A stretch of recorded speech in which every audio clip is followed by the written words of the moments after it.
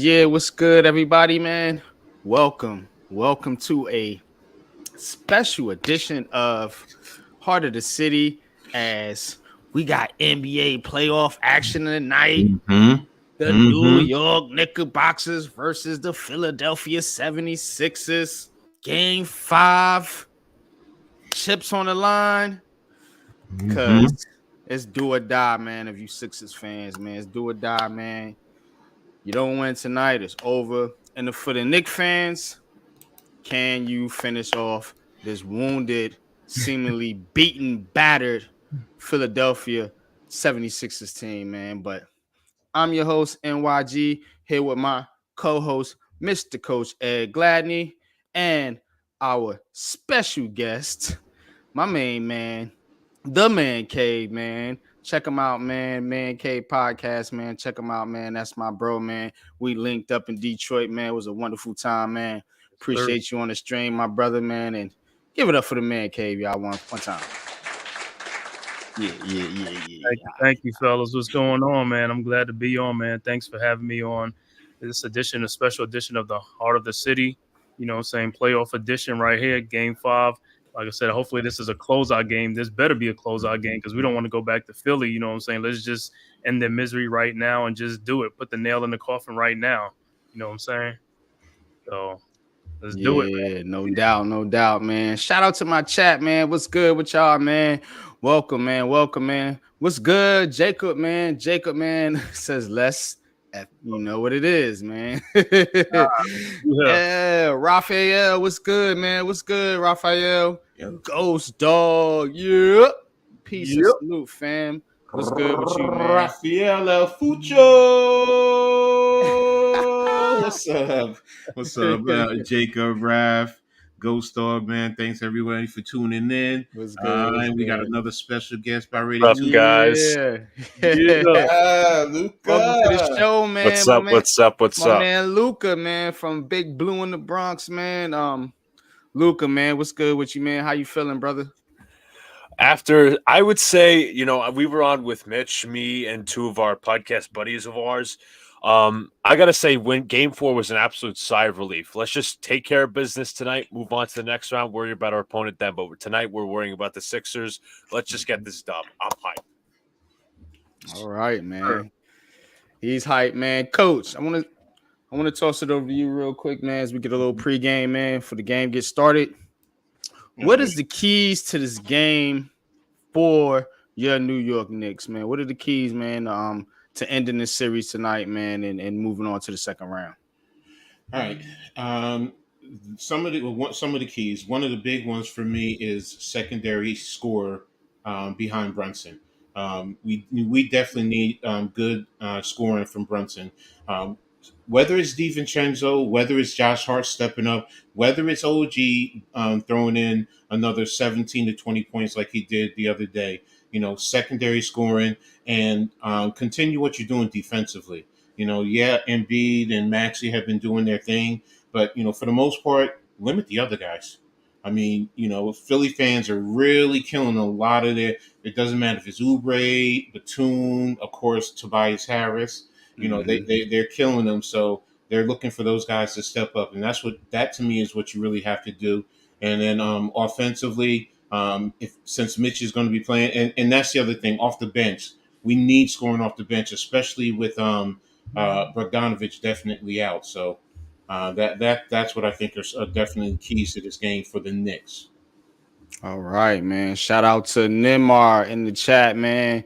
Jalen Brunson gonna ball out again. Mm-hmm. All right, looks like we're about to tip off here. Mm-hmm. Coach, you got the call? Yeah, I might be behind you guys, but I got it. So, That's cool. but yeah, they're ready to tip off.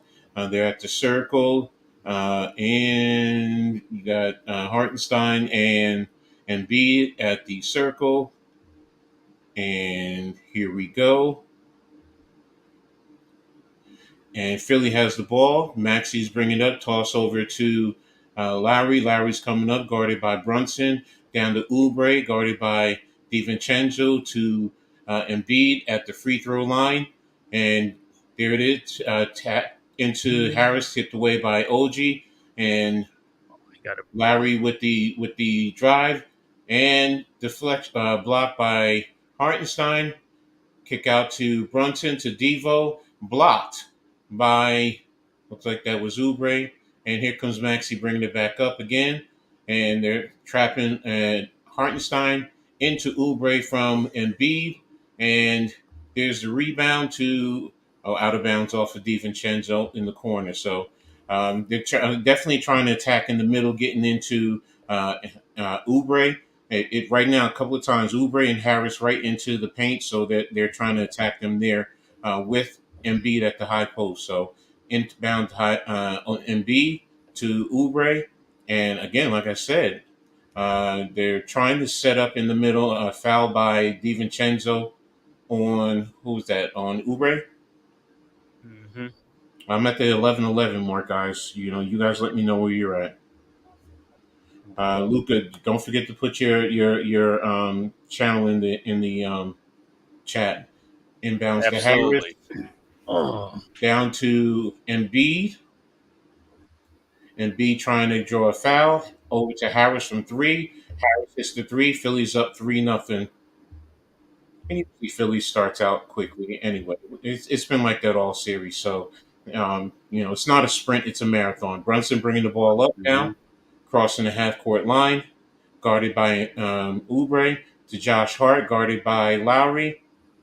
Right over at the three-point line, Brunson coming around, and Brunson to Josh Hart.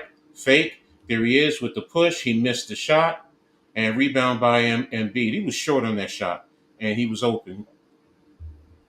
So, who's that? Maxi to offensive rebound by Harris. Embiid with the deep three, off. Rebound by Brunson.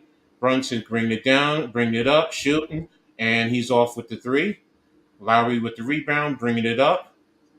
Oubre with the deep three, guarded by Hartenstein. Missed shot by Oubre. He's got to start stepping up. And Joel Embiid cannot do it alone for Philadelphia. Mm-mm.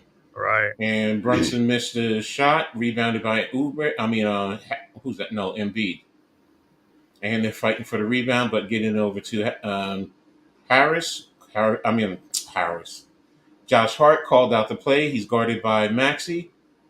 I like the fact that you got Hart now facilitating also. So over to Hart, to Devo. He's driving, picking. Blocked by Embiid. And he fouls him. That's 2 fouls on Devo. That was a dumb foul, man. Yeah, that was dumb. That was dumb. Devo. Getting too aggressive. Need to calm your nerves down. We need this guy, man. We need him. He should have read because you had driving the lane. You had what a shot by Harris. Okay. Mm-hmm. Yeah, that's another thing, man. We've been getting into a lot of slow starts in this series, man. And there goes Harris with the shot. Yeah, there he goes. 5-0. Oh, I must be ahead of you, Coach. Yeah, you're way ahead of me. I'm at the 9:05 mark now. I thought you were watching it on the broadcast. Yeah, I'm on TNT, but anytime I'm on the TV, it's always late. Really? Yeah, on the stream. I thought the TV was faster. No, I'm always late. The TV should be faster than the stream. Not me. I'm always behind wherever I go. You want me to call it? Go ahead. You can call it. It's fine. All right, we got Maxey coming up. Maxey dribbles. He's looking, flicks it over to Embiid. Joel Embiid passes over into the corner. That's Lowry, misses. Rebound, DiVincenzo. He slows it up. Out to OG. Dribbles. Drives to the lane, puts it up, misses. Tip, rebound, Embiid. 7:55 left in the first. Knicks are just Joel missing. Embiid dribbling. He's backing down Hartenstein. Kicks it out to Maxey. Maxey fakes, dribbles, spots, shoots, misses. Rebound, Hartenstein over to Brunson. Brunson to Hart. Hart dribbles. Back to Hartenstein. Puts it up and looks like it's going to be a foul. I'm trying to see how we can put the scoreboard up on the whatchamacallit on the stream. I forgot what they told me how to do it too. It's like too many bricks are going up right now, man. On the Knicks, they're playing kind of tight or something, man. Just play loose, bro. What is it? It's to bring the extra window in. I'm supposed to do what? Hit print? No. Never mind. Forget it. Share screen? No. The scoreboard, the ESPN scoreboard, usually. Like the game cast. Yeah. Oh yeah. Just go to your browser, ESPN, and share your browser. All right, Hartenstein makes both free throws. Thank you, NYG. No problem, bro. Maxey bringing the ball up. Share the ESPN. Passes it down to Embiid. He's down on a low block. Back out to Maxey. Back down to Embiid. 2-man game. Back out to Maxey. Maxey shoots and he hits. 3-pointer. Yeah, 8-2. Got you. No, I'm going to leave the. Oh, no. Oh, there you go. All right, my bad. Yeah, I'm going to leave also the other scoreboard on there too. So the ND. So, all right. So I'm with you guys now. All right, Hart has it. Hart dribbles to Hartenstein. Over to Brunson. Brunson loses it. Out to Maxey. Maxey on a fast break. Dribbles. Scores. Easy layup. Tyrese Maxey, 10-2. Philadelphia. Yeah, he got to call a timeout and get in these dudes, man, because these dudes are. I mean, they are not playing good, man. Not playing good at all, man. Missing too many shots. What's good, Iman? What's up? What's up with you? What's good, my brother? Special edition, Heart of the City. We going to do the Knicks, Philadelphia 76ers elimination game broadcast. Then we're going to get straight in the Heart of the City right after the game. So stay tuned, man. We got a special broadcast. Glad to be joined by my brothers. Of course, Coach Ed, you already know, and the Man Cave and Luca from Big Blue in the Bronx, man. Appreciate you, man. Also want to say real quick, I'm way ahead of you guys. That's why I've been very mute with my reactions. But the Knicks are just forcing a lot of shots and a lot of unhealthy shots. They're just playing too quick they're too quick of their own pace where they're making too many mistakes and turnovers. Yeah, it's early, Jacob, but I'm not really happy with the start. Mm-hmm. But like I said before, if you really think about it, every game for the most part, that's what's been happening with us. And I think we all know that, and the Knicks know that, and they want to let the Sixers wear themselves down, especially Embiid. You know, because every fourth quarter, I think if over the whole series, he's 3 for 20, something to that effect. Mm-hmm. Yeah, but you figure, man, if we can get out to a fast start, then we can put the Sixers on their heel, man. It's like they got to come out faster, man. They keep coming out slow, man. It's like, just like I guess too much pressure. I mean, not pressure, but it's just like they're playing tight, man. Exactly. And if you're Philadelphia, you just got to keep the pedal to the metal. Can't let the Knicks get comfortable. You got to keep attacking. Try to get some of the guys in foul trouble, and other guys got to step up. Can't be the Joel Embiid show. Not all the time, So a good start by Philly so far. Jacob, it would be the winner. Go ahead. I'm sorry. I was going to say MSG. They're showing the whole Embiid highlights with him tripping Robinson, him hitting Hartenstein in the corner. Oh man, he's been playing dirty. Yeah, they trying to get that crowd fired up. Of course. But Jacob, we would play the winner of the Indiana-Milwaukee game. Yeah. And let's see right now in terms of the box scores. Let's see. Harris is leading up. Harris and Maxey both have 5 points apiece. Yeah, everyone else is 0 for so far, and we only got Hartenstein with the 2 points. Yeah, Brunson, go ahead. I'm sorry. but Devo got like 2 fouls, man. He gonna have to Yeah. sit down. It's like, bro, we need him. That's a big part of offense, man. You got to be much smarter. We don't know what's the rotation going to be. Is Tibbs going to go 5? Is he going to go dip into and probably bring in Burks? Is he going to go that deep? Is he going to go 9 with Jericho Sims possibly? I mean, right now it's a 7-man rotation, especially with Bogdanovich out. Yeah, so I mean, I know it's gonna be Precious and McBride. At least those two's gonna come in, but you're right. If it's gonna be Jericho and Alex Burke, he might have to play Alex to see what happens, man. Who knows? He might be the shooter that we need right now. You know what I'm saying? Yeah. What's up, Mosley? Thanks for tapping in, man. Appreciate you. Everyone, if you're in the chat, just make sure you go to each one of the channels, like, subscribe, hit the notification, and also share this episode on all your social media platforms. All right. Tip by Lowry. Hart recovers. Come on, DiVincenzo. All right, to Hartenstein. Dribbling, trying to find Brunson. Maxey's all over him. Pause. Hartenstein pulls up and he hits. Good job by Hartenstein. Recognizing the defense. Maxey bringing it up. Hartenstein over to Lowry. Get shots. Inside to Harris and an easy layup. Knicks got caught slipping on that one. 12-4 Philly. Brunson bringing it up. He's double teamed, slips past Embiid, drops to the hoop, and no foul. Nice layup by Brunson, 12-6. That was an and one. I thought it was too. Embiid backing down hard. Oh, he loses it. Josh Hart has it. Fast break Knicks. Over to Brunson. Brunson fakes in the Ojanibi, and he scores. OG Anunoby with the score. Knicks down 4, 12-8. Kyle Lowry bringing it up. Brunson guarding him.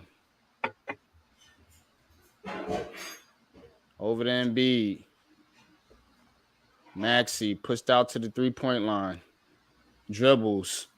Drives and up and in. Maxey looking for a foul. No foul. 14-8.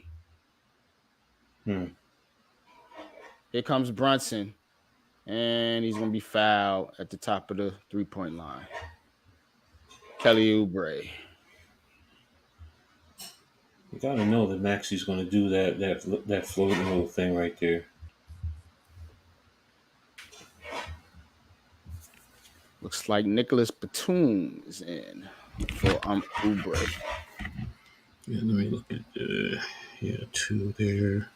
No if y'all want to give like the subs and stuff like that, because okay, OG fakes, foul shot jumper, and he got it. That's what we need. You definitely need OG to be consistent with the scoring. So yeah, like I said, I keep saying we need Devo to Maxey wake with up, the dribble. And B back over to Maxey. Maxey dribbling. 10 on the shot clock. Maxey behind the back 10B, 3-pointer, passes it up, dribbles to the hole, and it's blocked by OG Anunoby. Brunson. Oh, he lost it. Traveling. Had the fast break opportunity. And the Knicks cough it up. 14-10,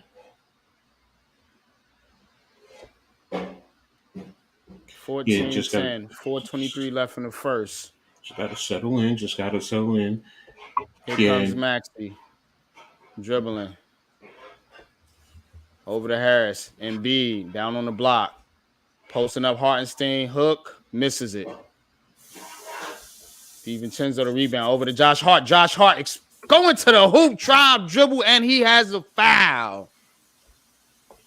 What a move by Hart. Mm. I love that aggressiveness. That's what we got to do. That's what he got to do. We know he's going to get the rebounds. We know that. Mm-hmm. Took it straight to the hoop. Gets the bucket, and the Knicks are within one. 14-13. It's the other thing. You got to hit their free throws this game. So far, they are. That's a good sign. That's a good sign. Maxey bringing it up.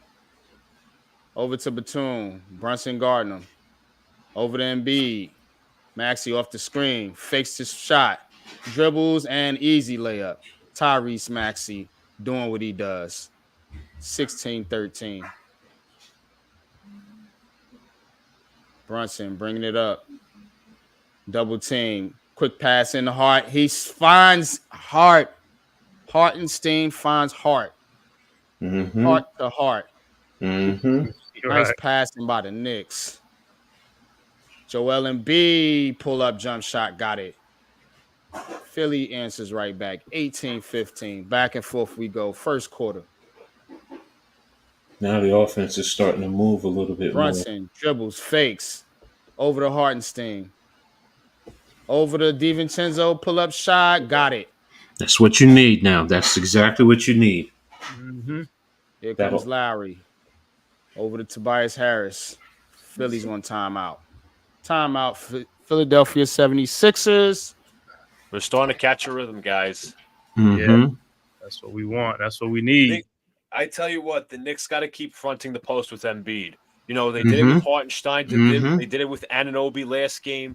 You know, put somebody, make sure, and also when you're fronting the post or three-quartering the post, make sure somebody is in and out of the paint so he doesn't get that inside position to catch those lobs inside. Deny him the ball inside, deny him the ball outside. If you're having him catch the ball, catch him, make him catch it way out of the post. Yeah, what's up, School? Thanks for tapping in. Really appreciate you. What'd she say? I want y'all to win so bad. Thanks, School. Yeah, we want to win. We want to end this too, man. I mean, especially with all the injuries. So, you know, we're like you guys. Scoob is a Celtics fan. Mm-hmm. Oh, okay. Yeah, you know what I'm saying? I mean, I like Embiid as a player, but after watching this series, man, he's a dirty player, man. I could see if they was playing dirty with him, but he's just making things up and acting like people are doing things to him. And I mean, come on, bro. You know what's funny as well? What's up to Tudo as well? He always, to me, it's like surrounding him. Let's just say he loses the series, which there's a good chance he does. Obviously, this game's not over. The series is not over. There's always an excuse as to for why he can't succeed. Oh, it was Ben Simmons. Oh, it was this. It was the Kawhi bounce. It was his injuries. This, and this. It's like, to me, like, I respect Maxey more as a star because he's more accountable. You see Joel Embiid in Game 2 blaming the officials. So, to me, there's always an excuse when it comes to him. That's just my personal opinion. Well, you see, he already got an excuse already because in the Philly paper, he was talking about some. Well, he said they're the 2 seed, we're the 7 seed, we're not expected to win, so there's no pressure on us. I'm like, bro, come on. Exactly. It looks like it might go down that way too, Scoob.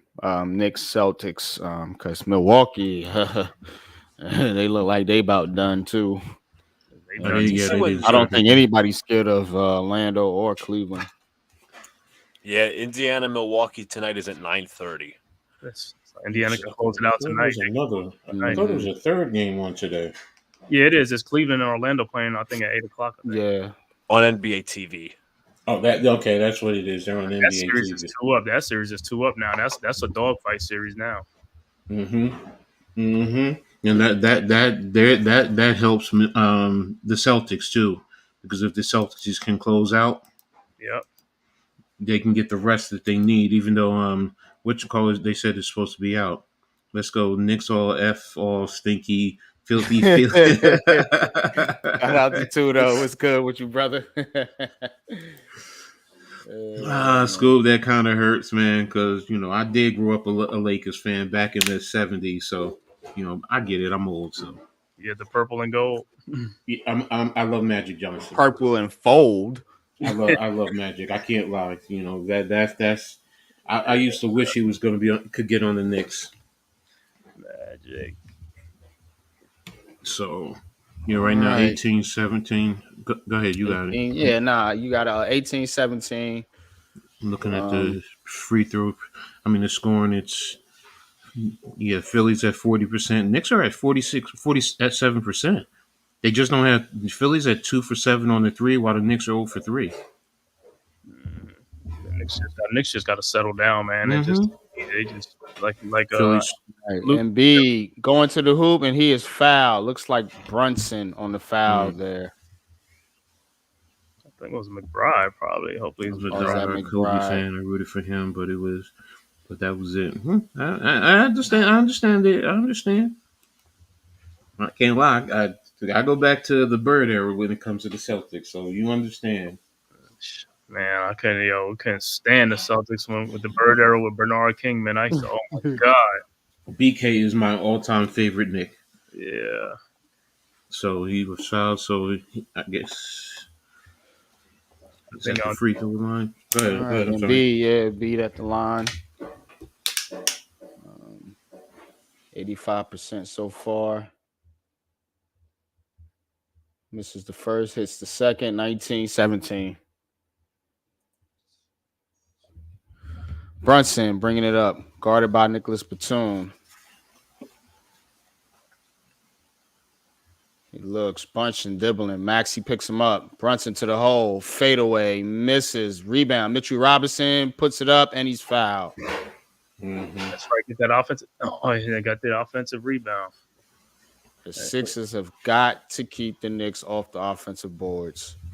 Dunk it, Mitch.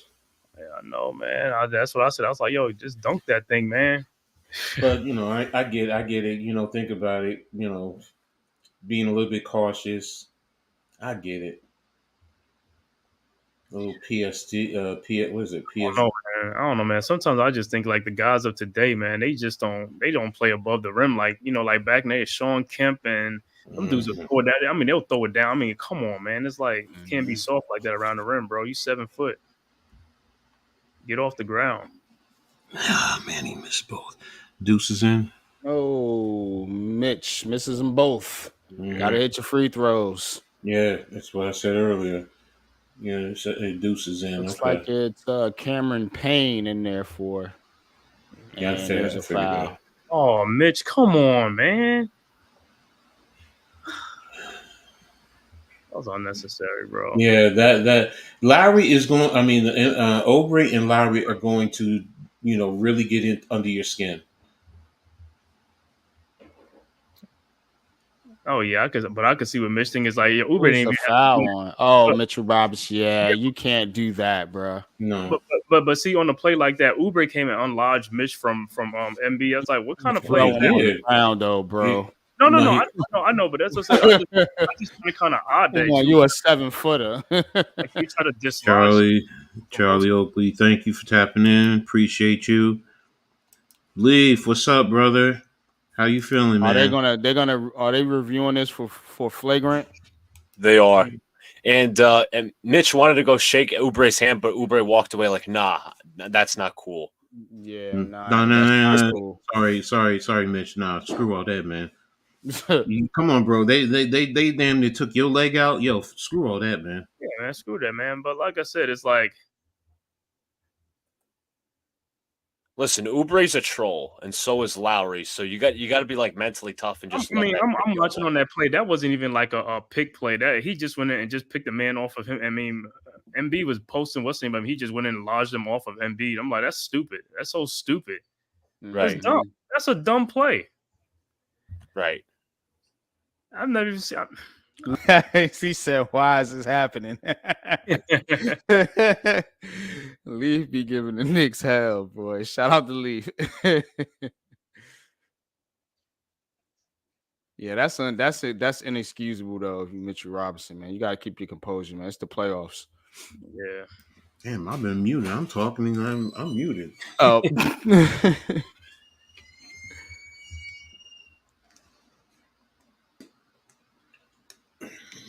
Yeah, like I said, Mitch, we need your fouls for MB, not for stuff like that.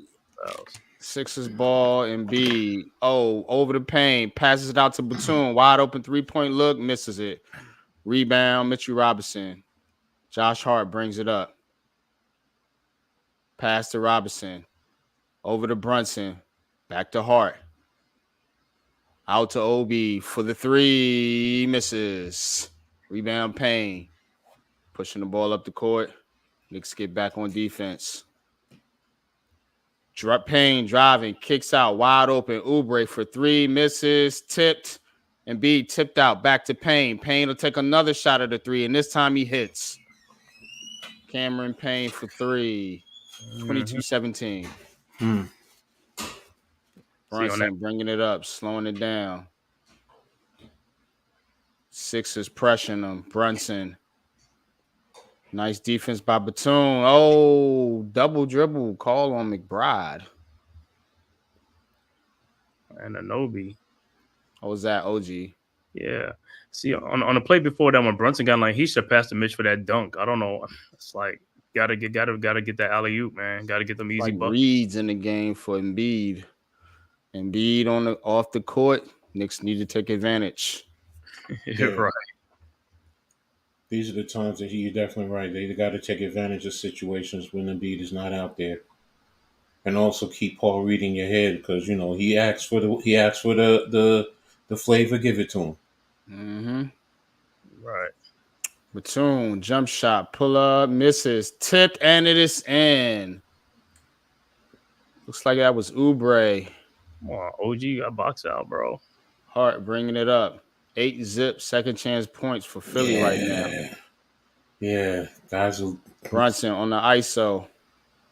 Backing down Payne. Brunson spinning. He's double teamed. And he throws it. Or was that tip? Are they going to say Knicks ball? Nah, man. Was it tip?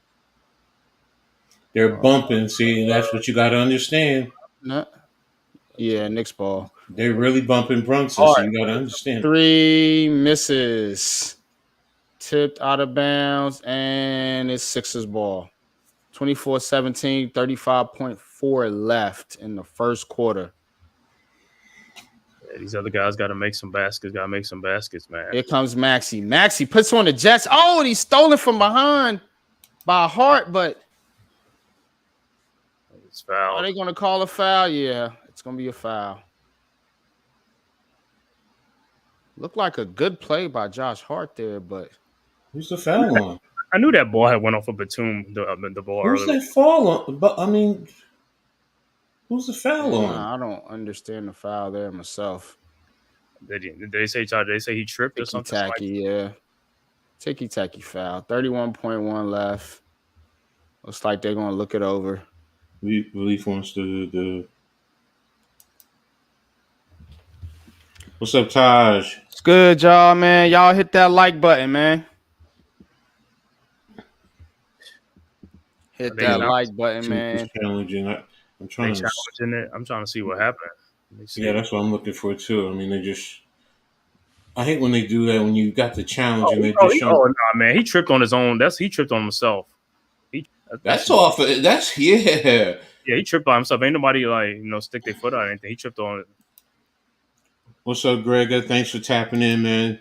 Everyone, make sure you hit the like button and follow each of these great content creators, man. Make sure you subscribe and hit the notification. Yeah, we're gonna get into the draft in Heart of the City, Jacob. So just stay tuned. It's gonna be kind of a marathon episode. We're gonna do this and then we're gonna get in the Heart of the City. So definitely wanted to shed some light on the playoffs. Basketball, man. I ain't called a basketball game in a minute.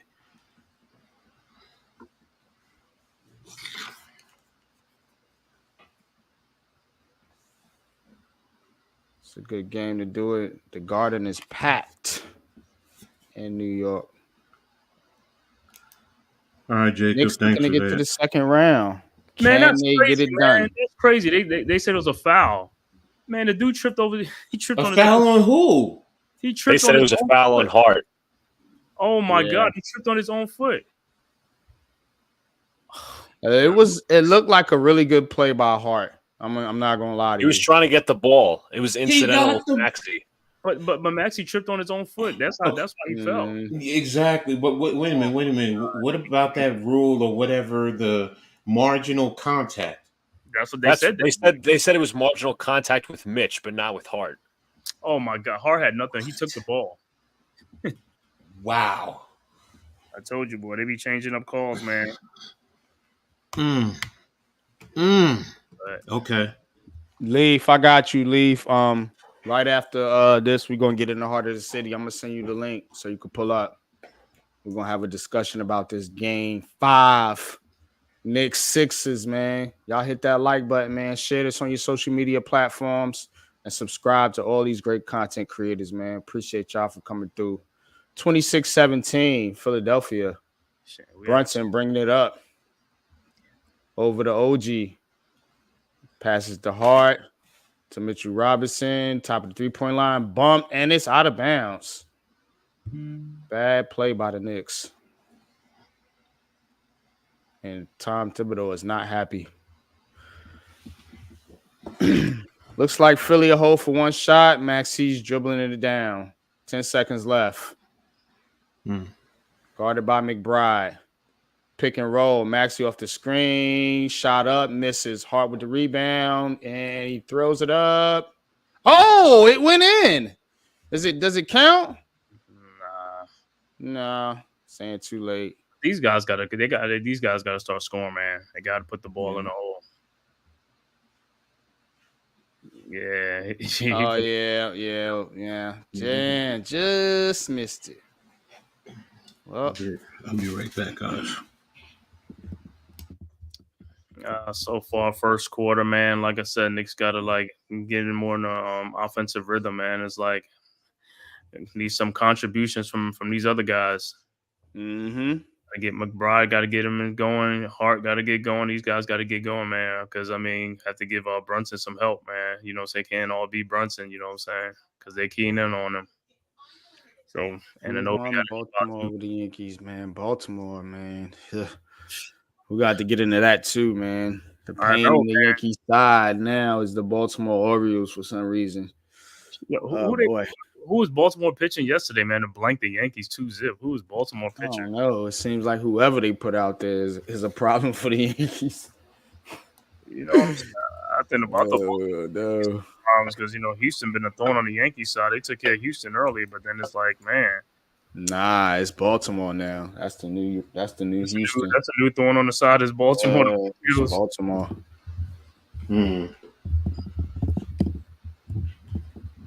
Baltimore's got a lot of young talent, to be fair, and they were favorites for the division. They're pretty much running up behind the Yankees right now. So, oh yeah, I know they ain't no scrub team at all.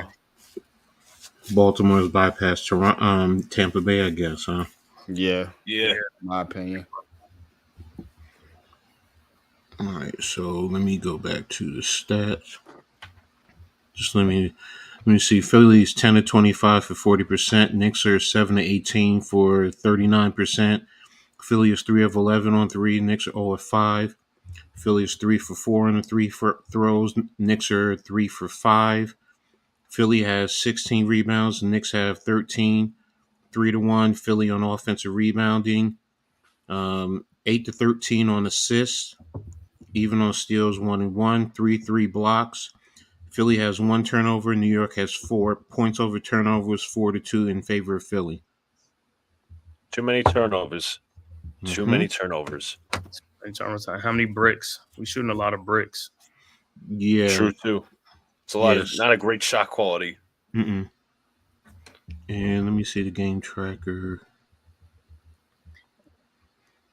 Yeah, he's right. Their closer did have Tommy John. His name was Batista. Batista. Felix Batista. Yo, they sent him back down, right? Holiday, they sent him back down. Started 2 for 34, yeah. Yeah. Cat dog. By the way, there's a crap ton of Knicks alumni. Ewing, Canby, Mello, Larry Johnson, Sprewell, Starks. I was talking about Sprewell the other day, man. Mr. Chokum. Y'all need Oakley. Well. Y'all need Oakley. I'm sorry. Yes. Get Oakley in there. Trail Spreewell. Oakley got the thing with Dolan, man. I don't know what Yeah, Dolan. I know. Dolan just got to stop with this thing, man. John Starks. Diamonds in the paint. Look at this game. It's not nothing that they're really doing. We just beating ourselves. We just got to get these guys got to get loose and come on, man. It's like play with some energy, man. It's like the Sixers are bringing it. Bring it, man. Bring it to them. Luca, did you say the tickets were $1,000 plus? Yeah, I think they are. 1,000 for two. The tickets now went to 600 per person. Oh my god. Damn. Whew. Yeah, and I think the nosebleeds are like. All right, start of the second. Knicks get the ball. Philly showing some little pressure back in the full court. Brunson brings it up. Passes the Hart. Back to Brunson. Ice on to Tobias Harris. Takes the jump shot. Got it. That's easy money. Mm-hmm.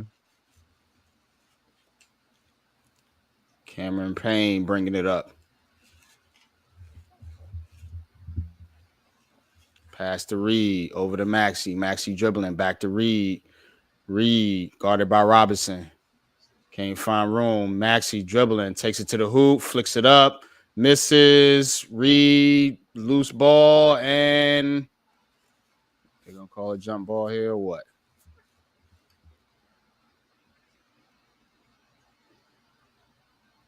Yeah, Knicks got to get. It's like, yo, it's like around three dudes. Like, get the ball, bro. Got to get the ball. Got to get these loose balls. Get you in a situation like that. Get your hands in there too, man, so you can possibly get the jump ball. Right. Need you to jump ball against. Who's this going to be against? Brunson. Tipped. And DiVincenzo gets it on a fast break, puts it up, and he's fouled. Good play by DiVincenzo. Oubre. Yeah, fouls on Kelly Oubre. But DiVincenzo with the tip to create the turnover and then to take it to the hoop. That's what you want to see. That's 2 on Oubre right now. 2 fouls. Yeah, we can get Oubre and foul trouble. That'll be good. He can sit down and I don't care about Tobias Harris too much. You know well, it's more of take away his aggressiveness. That's what you want to do. Course. Yeah. And he knocks down both free throws. 26-21, Philadelphia. Knicks 5 for 7 from the line right now. Harris is going to take a 3. Bad shot. Rebound, DiVincenzo. Brings up the ball. Over to Brunson. Brunson dribbling. Crossover. Step back. He's going to reset. Brunson guarded by Payne. Brunson spins. Puts it up. And he's got it. Jalen Brunson with the move. Yes, sir. Sixers back down the court. And it's Oubre to the hole. Knicks did not get back on defense, and Thibodeau knows it. He is upset. Who fouls? Who's the foul on? Don't tell me it's DiVincenzo. That'd be 3 on him if it's on him. I think it is on Diva. Yeah, it looks like it's probably going to be on DiVincenzo. He should just moved out the way. He's Devo. He got 3. He has to sit for the rest of the. He should have moved out the way, bro. We need you, bro. You gotta move out now. the way. OG Anunoby comes back in. You gotta understand and too. Oubre misses the free throw. Hart with the rebound. Hart guarded by Oubre. Oh, he reaches and he gets called for a foul. Good. That's a foul on Oubre. Yep. That'll be 3. That'll be 3 on him. Good. Go sit down. What happened? Oh no, they got Maxey and Brunson tangled up over there, I believe. Oh, they called that other foul. Yeah. Okay, that's a good foul. McGraw inbounds and Oubre knocks it, and it looks like it's off the Knicks. What a play by Oubre! Wow, this guy's all over the place, man. It's like these out of bound plays, man. They just like they not. Reed drives on Mitch Robinson with the block. And it's Knicks ball. Man, Reed. That's a dude that was Brunson talking. bringing it up. 28-23 Philly. Robinson. Way back, almost near half court. Big Pat. McBride with the 3. Wide open. Missed it. Gotta hit those. Out of bounds. Looks like Knicks are going to keep possession. Oh, I see Luka. Luka happy. Yeah, I can tell. I'm watching. You'll see it. Brunson with the drive and score. Jalen Brunson taking it to the hoop. That should have been another 28-25. Payne, long 3. What was that?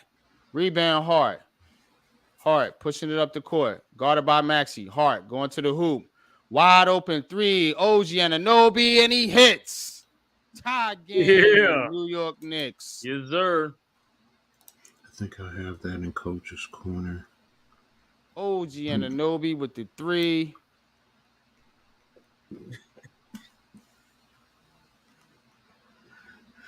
And the Knicks, like I said, taking advantage of Embiid being off the court. Yeah, sit him down. Taking advantage of Embiid being off the court.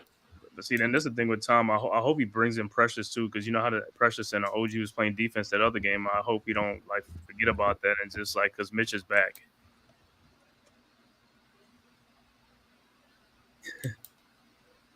OG is going to be big, not just defensively, but as you guys said, he's aggressive offensively. You saw him, for that small dribble pull up in the mid range. That's low key underrated in his game. So let him take advantage of those open paint drives. He's not just a 3-point shooter. No, he gonna get them rebounds because the last game he had 13 or 14 rebounds. I need them rebounds. Him and Hart get them rebounds, and Mitch back too. Let's crash these boards. OG has 7 points. Hart has 5. Hartenstein 4. Devo 4. Brunson 8. Okay, balance. So good balance for Philly. You have Harris with 7, Embiid with 3, Oubre with 2, Lowry nothing, Maxey with 11, Batum with 2, Payne with 3. If you're Philadelphia, you can't let the Knicks out hustle you. And that's what's starting to happen. Right. You start getting it to the loose balls. You start getting the tips, the rebounds, things like that. That leads to fast break points, easy buckets. That's what you want. If you're the Knicks, you want easy baskets. And if you're Philly, you want to control the pace.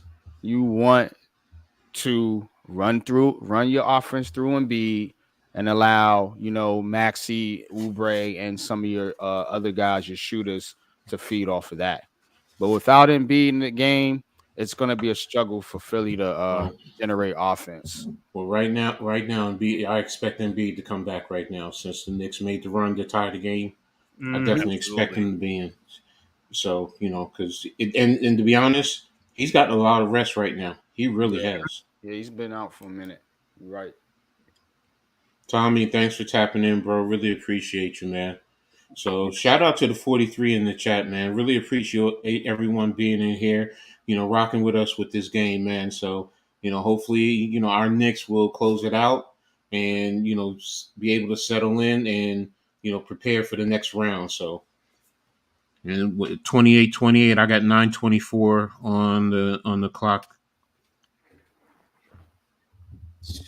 Yeah, it's kind of crazy because if we win and Indiana win, it's like that series probably gonna start like what's today? Tuesday, probably gonna start Friday. That's a classic matchup too, man. Old Knicks Pacers rivalry. Remember those rivalries back in the day? That would be a good matchup to see. A little two different teams, obviously not the rough, rugged teams like the '90s, but nevertheless, should be a good matchup. But Knicks got to take care of business first. Yeah, we got to take care of this first, man. I forgot to put this into Discord. And if you Philly, you're just trying to hang on and extend it to a game 6. All right. Hey, Luka. Payne in the game. Over to Oubre. Embiid, yeah, he's back in. Guarded by Mitchell Robinson. Dribble left side. Over to Maxey. 2-man game. Back to Embiid. He's doubled.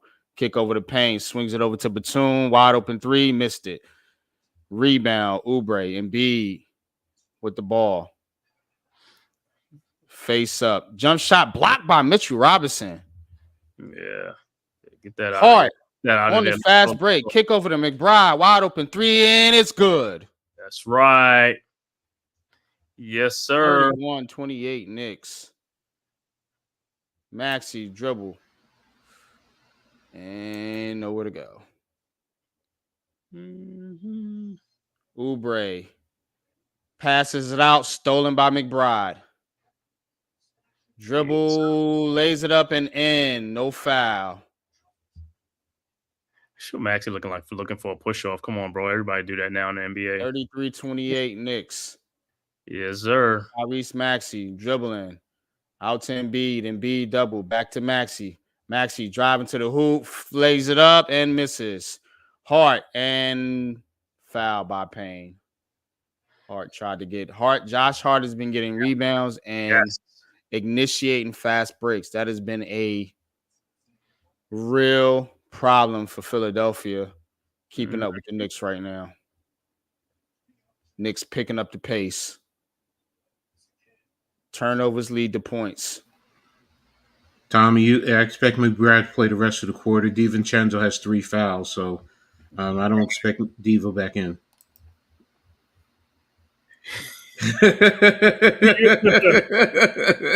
I love this. Yes, Luka. All right, Brunson over to McBride. 3-point shot misses. Rebound Oubre. Push the ball. What are you doing? Lazy. Stolen by McBride. Pushes it up the court. Knicks got numbers. Brunson. Pick Robinson. Brunson off the pick. Jump shot good. Knicks starting to take control of this game now. 35-28. So that's all Brunson got to do, man. Just don't, what I'm saying? Don't try to get all the way to the paint. Just get got Maxey, Lowry in the backcourt. Harris out there with Oubre and Embiid. Embiid being pushed out by Robinson. Over to Lowry. Swings it over to Oubre. 3-point in the corner. Misses. Rebound Mitchell Robinson. Here comes Josh Hart. Pushing the ball up again. This time Sixers get back. Pass it out. 3-point line Brunson. Picked by Robinson. Brunson dribbling to the hoop. Flicks it up and it's foul.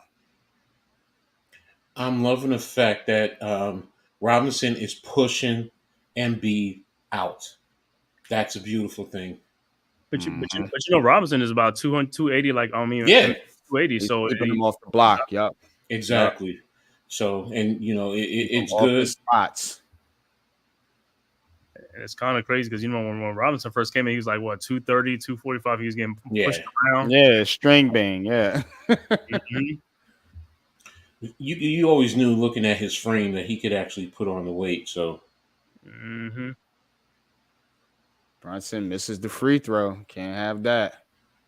Yeah, come on. We need that, man. 6:57 left in the second. 35-28. Knicks up. Philadelphia trying to fight off elimination. Brunson, second shot. Up and misses the second one. Yeah. 0 for 2. Getting bit by the free throw again. Maxey dribbling, guarded by McBride. McBride putting the pressure on Maxey. Embiid with the screen. Embiid now at the 3-point line. Robinson guarding him. Maxey trying to good D by the Knicks. Embiid just throws it up. What a ugly shot. Yeah. Shot clock running down. Ugly possession by Philadelphia. All Robinson got to do just stay on your feet. Don't go for the fakes on Embiid and just stay on your feet, bro. They should have let that go because Josh Hart was about ready to break out with that. Right. I'm kind of surprised you haven't seen Embiid 1 for 7. All right. Hart over in the corner, dribbling, drives, fadeaway jump shot, misses. Kyle Lowry with the rebound, bringing it up, pushing the ball over to Maxey, back over to Lowry in the corner, dribbles, puts it over, wide open Harris, and he hits the three. Yeah, he's Tobias Harris. All right, Tudo, I ain't mad at you. NYG22, my mates are asking you a favor to do the game in fridge and send all stinky, filthy Philly losers home, please. Oh, what a dunk! Mitchell Robinson with the tip dunk. Yes, sir. Like I said, that's there And all the time. fired up now. 37-31. That's Standing ovation in the Garden. Here comes Maxey. And Philly's going to take a timeout. Mm-hmm. Mitchell Robinson got this crowd up on his feet right now. Got him fired up. In my opinion, the two keys to this run: Deuce McBride and Mitchell Robinson. But if you really look at the lineup that's out there, Deuce caught him on the alley. Got Deuce, Mitchell, Josh and Hart. defensive players out there, and Hart. That's a good defensive lineup for the Knicks right there. That's a great defensive lineup. And Coach Ed, I know, I was on mute and everything. I still heard everything you said. Great, pickup of the analysis with Mitchell Robinson pushing Embiid out of the low post. Like, he was catching it so far out of the post. And you saw a great ball. I think it was Deuce on Maxey. Great ball denial on the handoff where he wasn't able to complete it. Shot clock winding down. Embiid bricks the three-point shot because of the great contest for Mitch. Let's fucking go. Same script, all playoff, slow start, then wake up. Yeah, you're right. The Knicks have been starting slow, so, and it's I get, and the level of physicality in this game really favors them too. Tudo. Yes, Thanks, sir, Tudo. Unpopular, but most popular. Yeah, so I mean, this is, you gotta love it, and right now you want to keep pushing them, and let the thanks a lot, Tudo. Let the fans get into this, because once the fans really get into this, I'm going to look for Philly's mental fortitude. Are they able to sustain, or are they going to crack? Because it just seems like they start to crack sometimes. So, well, to Philly's credit, to get what they've gotten out of Embiid right now, which is what he has 3 points, and only Good be point. down 6. That is a win so far in this game. But again, they cannot continue, to allow the Knicks to out-hustle them. No, you're right about that, NYG. But that's why I said, to keep pushing on them. And when I said mental fortitude, I'm going to be honest. I was actually targeting Embiid. That's who I was really targeting, because he does start. He hears everything, and even with his own fan base, he hears everything, and it starts to get into his head. And you'll see as the game goes, especially come the fourth quarter, especially running around, he's going to be tired. It's to the Knicks' benefit. And I hope he's not sitting here trying to pace himself, because, like you said, as you see, your team needs you right now. So you can't try and pace yourself and think you're going to turn it on in the fourth quarter, especially letting the Garden crowd get into it. So I know you got the call. Go ahead, bro. No, I'm still on a commercial break right now. Okay. All I want to say is, like, the way the Knicks fans turned out in Philadelphia was crazy, man. I was watching all those things. That was crazy, man. I was loving it. Exactly. Ghost in the city of stinky Philly. They don't sell that deodorant. Damn. Mitchell Robinson, 2 points, 5 rebounds, 2 blocks in 9 minutes, doing a heck of a job on Joel Embiid. Now, on the same token for the Knicks, they're 5 of 9 from the free throw line. They got to hit those free throws, man. Yeah. Last game was the same thing. You got to sustain that.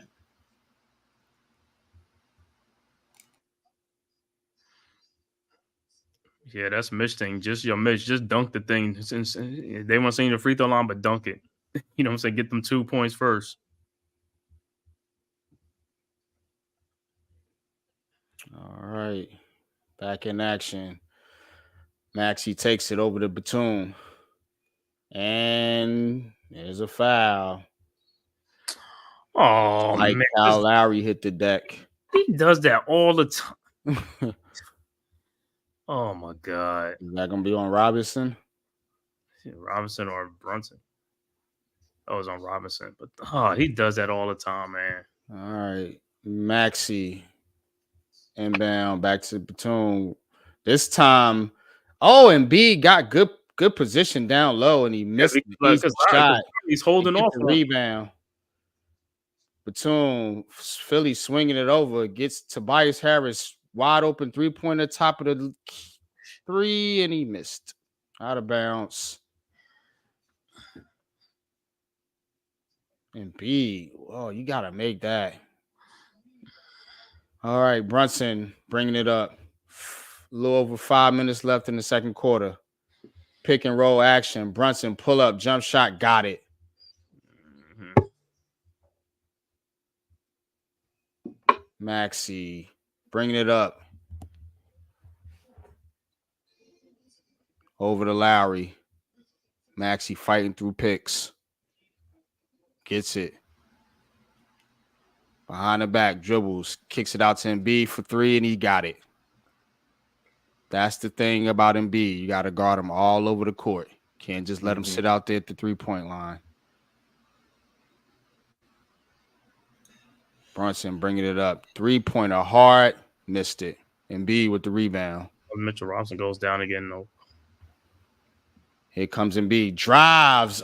Flicks it up. And are they going to? They're going. That's an offensive foul. Yeah, man. All he does is just barrel into. All he does is just barrel into people, man.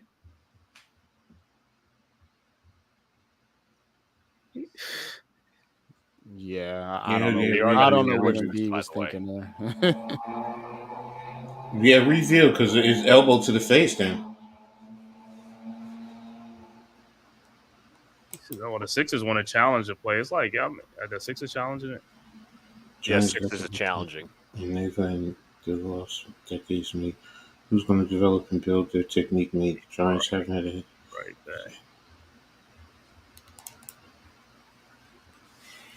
back. Y'all tell me, is that elbow to the face?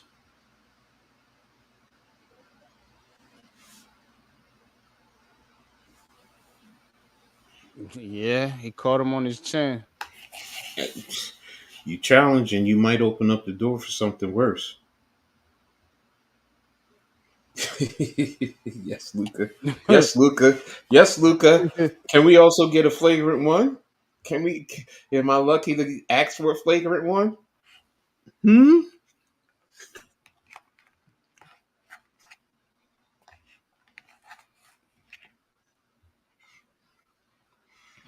I just don't understand that move by Embiid, man. I'm like, you playing out of control. Oh, wow. Here it is. Field goals. Philly, 13 of 40 for 32.5%. Knicks are 17 of 32 for 53%. So they're starting to make their baskets. They got to hit the free throws.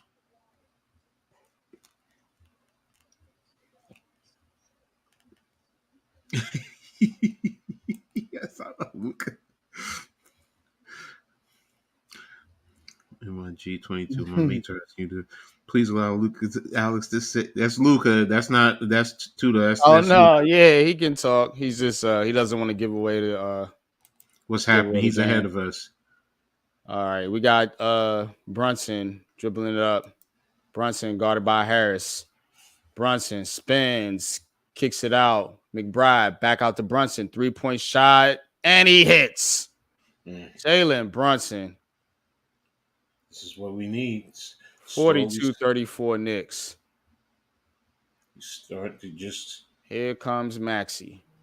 Slowing it up. Kicks it out. Embiid at the 3-point line. Dribbles, and he's guarded heavily.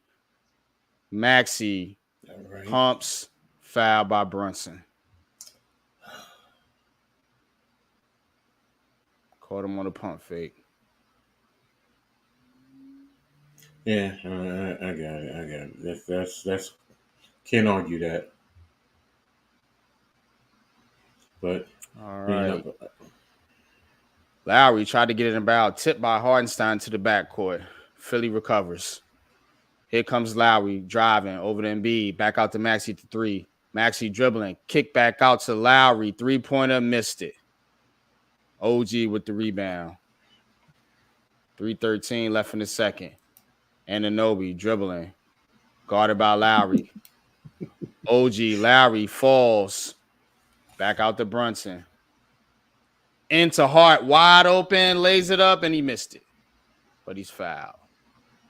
Foul on, no, that's Kyle Lowry, looks like. And here comes Lowry. He's always going to think he didn't foul. Always. I like that wraparound right there by Hartenstein. Mm-hmm. First free throw. Oh, got it. Whoa, really? Really? 450 foot? Ooh, okay. 4-2 Yankees. Let's go. Okay. All right. Hartenstein makes both of them. 44-34. Mm-hmm. Here comes Kyle Lowry. Embiid trying to get low, making a move, doubled up. Batum, and they call out of bounds. The Knicks are not allowing Joel Embiid to be comfortable on the court at all. Every time he gets the basketball, they're being active and they're being physical. Yes, make him work. Spots. Exactly. That's what you want to do. OG dribbling. He bottled up. Into Hartenstein. Tried to dunk it. Blocked by Embiid. Here comes Philly. Tobias Harris. Brunson back. Kicks it over to Maxey. Maxey gets past Hart. Dribbles to the hole and he got it. Tyrese Maxey just with the speed. Tough to deal with. Leading Philly right now. 13 points. Brunson with the ball. 2 minutes left. Guarded by Batum. Switch off to Harris. Over to Hart in the corner. 3-pointer off. Tip, rebound. Harris has got it. Philly with the fast break. Back out to Maxey at the 3. Over to Lowry. Knicks get back. Batum open. 3. Got it.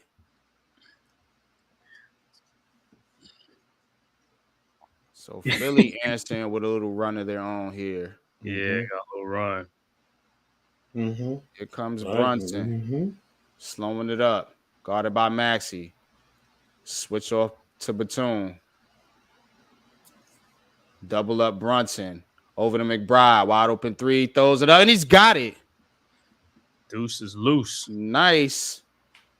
Nice play there by Brunson to find McBride for the wide open 3.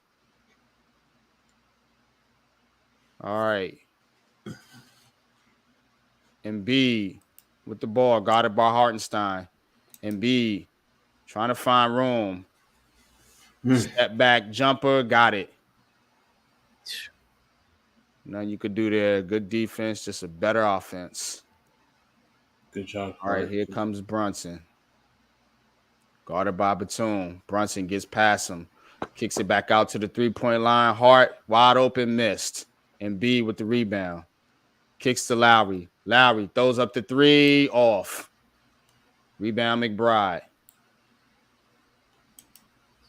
McBride's going to slow it up wisely. 20 seconds left. Kick over to Brunson. That was a bad shot by Lowry.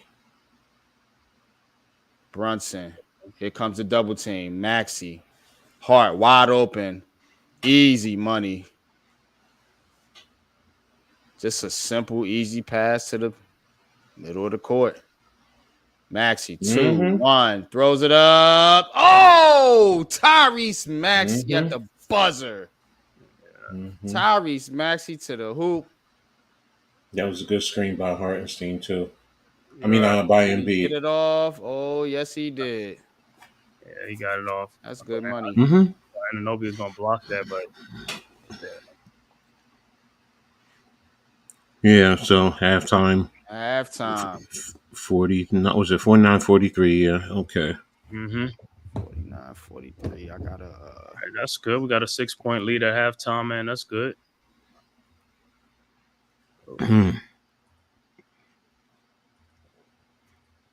Both are not doing two. The Knicks have 11 free throw attempts, 7 for 11. Philly's only 3 for 5, but Philly is shooting 37%, 17 of 46. The Knicks are at 51. Great coach. 19 of 37 overall. 3-pointers, Philly is 6 of 22 for 27%. The Knicks are 4 of 14 for 29%. Philly is out rebounded by 127 to 26, but they have 6 offensive rebounds to 1 for the Knicks. Assists 12 to 10 in favor of Philly. Knicks have 3 steals. Philly has 1. Knicks have 6 blocks. Philly has 4. Both teams have 5 turnovers. The Knicks have 9 points over turnovers, while Philly has 4. So this is really an evenly matched game, and you know what? You have to say, because Maxey leads them with 15 points. Tobias Harris has 10, his typical 10, and then he disappears. But Joel Embiid has 8 points. He's 3 of 10, 1 for 3, 3 of 10 from the floor, 1 of 3 from 3-point, 1 of 2 from the line. Aubrey 2, Larry no points. Batum has 5. Payne has 3. So, and for the Knicks, Anunoby has 7. Hart has 7. Hartenstein 6. DiVincenzo 4. Brunson 15. Robinson 2, and McBride with 8. So, it's balanced for the most part. Yes, you have Brunson leading the way, but it's pretty balanced across the board with everyone else. So, this is an evenly matched game, man. It really is. So, and now we cannot let Embiid get hot in the second half. Right. That's the biggest thing. So, what's up next shift, my brother? Thank you, man, for tapping in. Liked up all the streams. What a game is so far. Definitely one of the top YouTubers out there.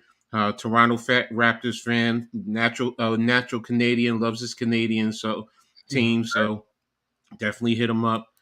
Great game, school. My sister. Great game, fellas. Y'all can keep this momentum going. Yeah, definitely. Great work, fellas. Keep killing it. Thanks, man. So, that's the biggest thing. Now, go ahead, man. Cave. What's your thoughts so far? I mean, so far the guys are playing great. Like I said, we just need some more production from from Josh Hart, from open shots. His rebounding is great. Hopefully in the second half, DiVincenzo can come back in and and get hot. You know what I'm saying? Because we're gonna need his scoring. You know what I'm saying? So hopefully he can do that, man. And Deuce is doing great. You know what I'm saying? Being out there, for the time that DiVincenzo's been out, he's helped us greatly with defensive pressure, things like that. Still, so that's a great pickup for us. Like I said, I ain't see no pressure to Chua, so it looks like to me it's like a 6-man. It's like 6-man rotation. See, that's what I'm saying. Don't play some more guys. It's 7. Mitchell Robinson and Deuce are the 7 guys playing. Right. Okay. All right, Luca, what's your thoughts so far? Thoughts? Mitchell Robinson's had one hell of a game, especially that he missed game 4 with that ankle injury. I think he's taking it to Embiid. He's being physical. I really like that. Obviously, the alley-oops, he's getting some of those rebounds. Deuce McBride's also played a big factor. I think he's hit maybe 2, maybe 3 3-pointers already. He's been aggressive. I like what OG Anunoby has done this far. He hit a key 3-pointer. His defense has been key as well. Jalen Brunson obviously doing his thing is key. Scoring, being aggressive. He's 7 of 10 from the field. But I think everybody's like kind of in their niche, except a guy like DiVincenzo. We need DiVincenzo to get going. If DiVincenzo gets going in the second half and everybody's playing their part, we can wipe out Philly. No, I agree with you, and that's a great point. I mean, the last 2 games, well, 3 if you count today, he really hasn't been as productive. And I don't know if he's really pressing too hard, and instead of just letting the game come to him. But we definitely need him to step up offensively and be more productive in that regard. So, but yeah, across the board, I mean, Mitchell Robinson has 5 rebounds. Everyone else has either 2 or 3. And Anunoby, Josh Hart, Hartenstein, and DiVincenzo have 3, and Brunson and McBride have 2 rebounds apiece. So, they're balanced across the board. They're making it very difficult defensively for Philly, to really key in. And I think that's also opening it up for Brunson to be able to do his magic. So Kenny busted his face on the floor yesterday. They got Oh body. yeah. Okay. So, but I am expecting Philly to come out fighting. I'm expecting them to get the ball into to Embiid. Especially against Hartenstein. He's going to try and push him down. Now he's going to see that you really can't do it against Robinson. So what do they do? Are they really going to set screens? The one thing I do want to say, that one shot that Embiid missed in the lane where he was literally wide open.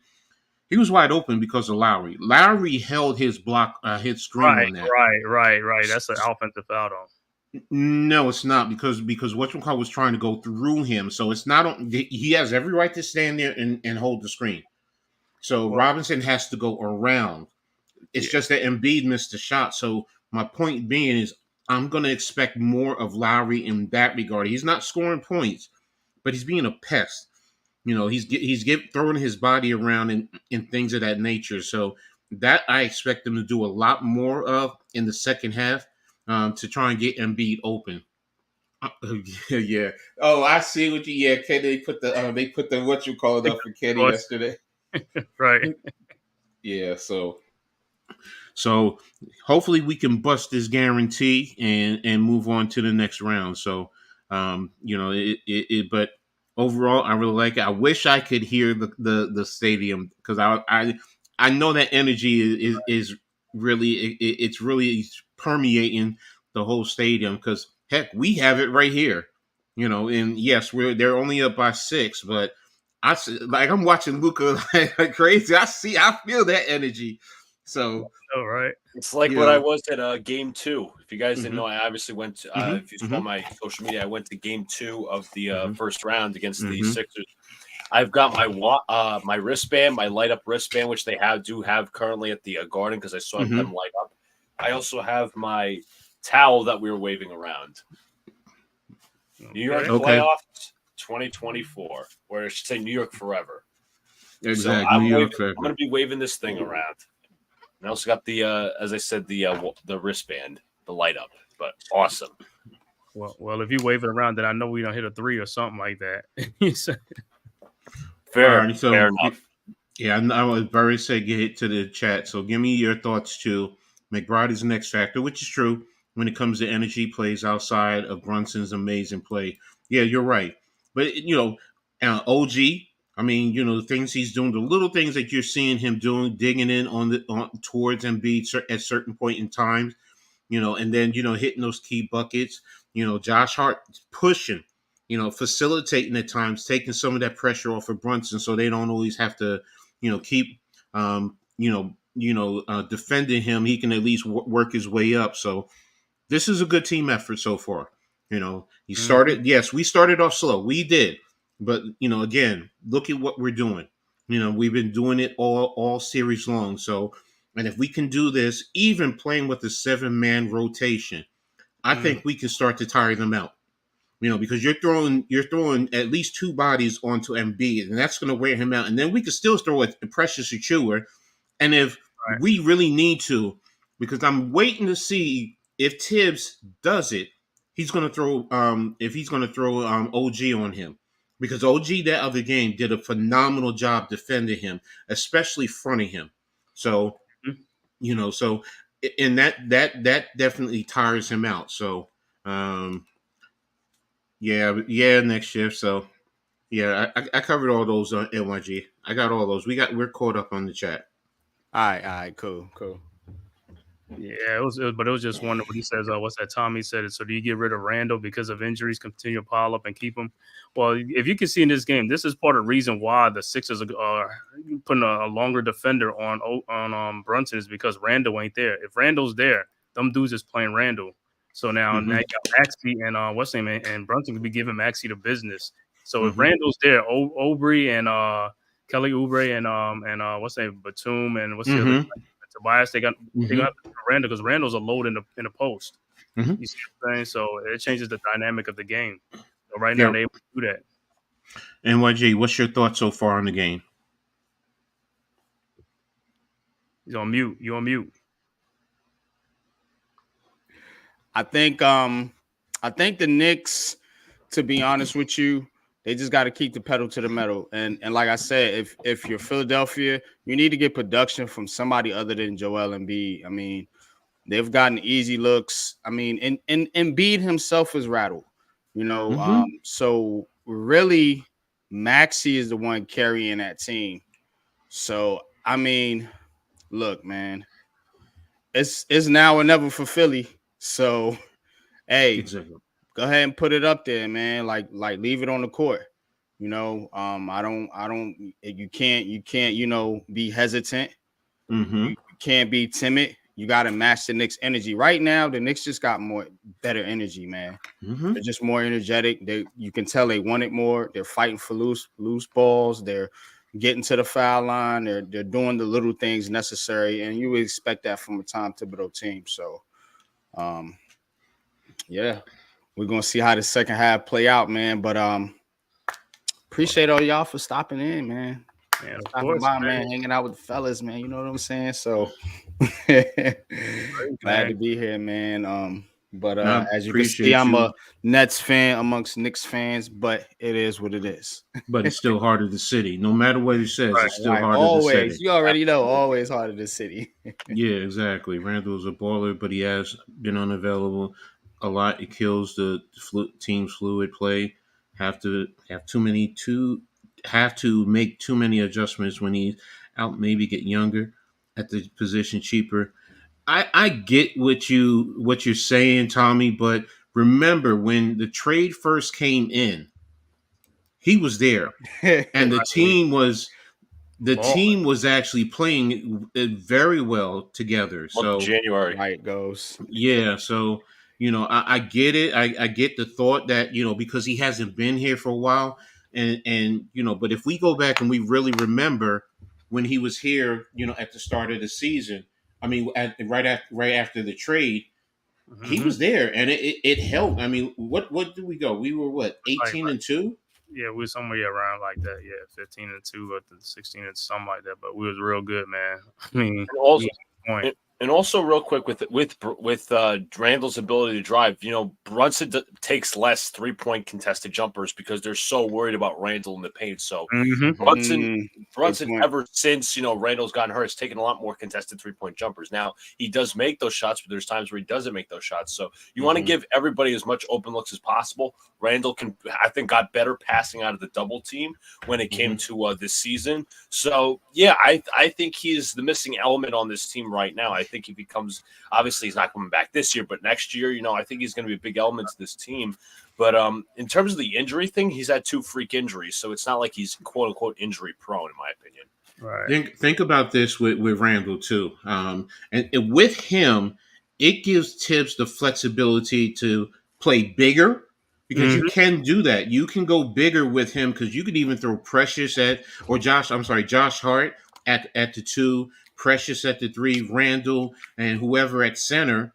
So you still have a big lineup, and then if you want to go small ball, you can even go as far as putting Randall in a sense at a small ball center just to give it a look, because against Philly, remember, Precious Achiuwa was key in that game because what most people don't realize is he pulled Embiid so far away from the paint because when Robinson and Hartenstein were in, I was watching him. He was literally just camped in the paint. He'd step up to the free throw line or step out and then come back in.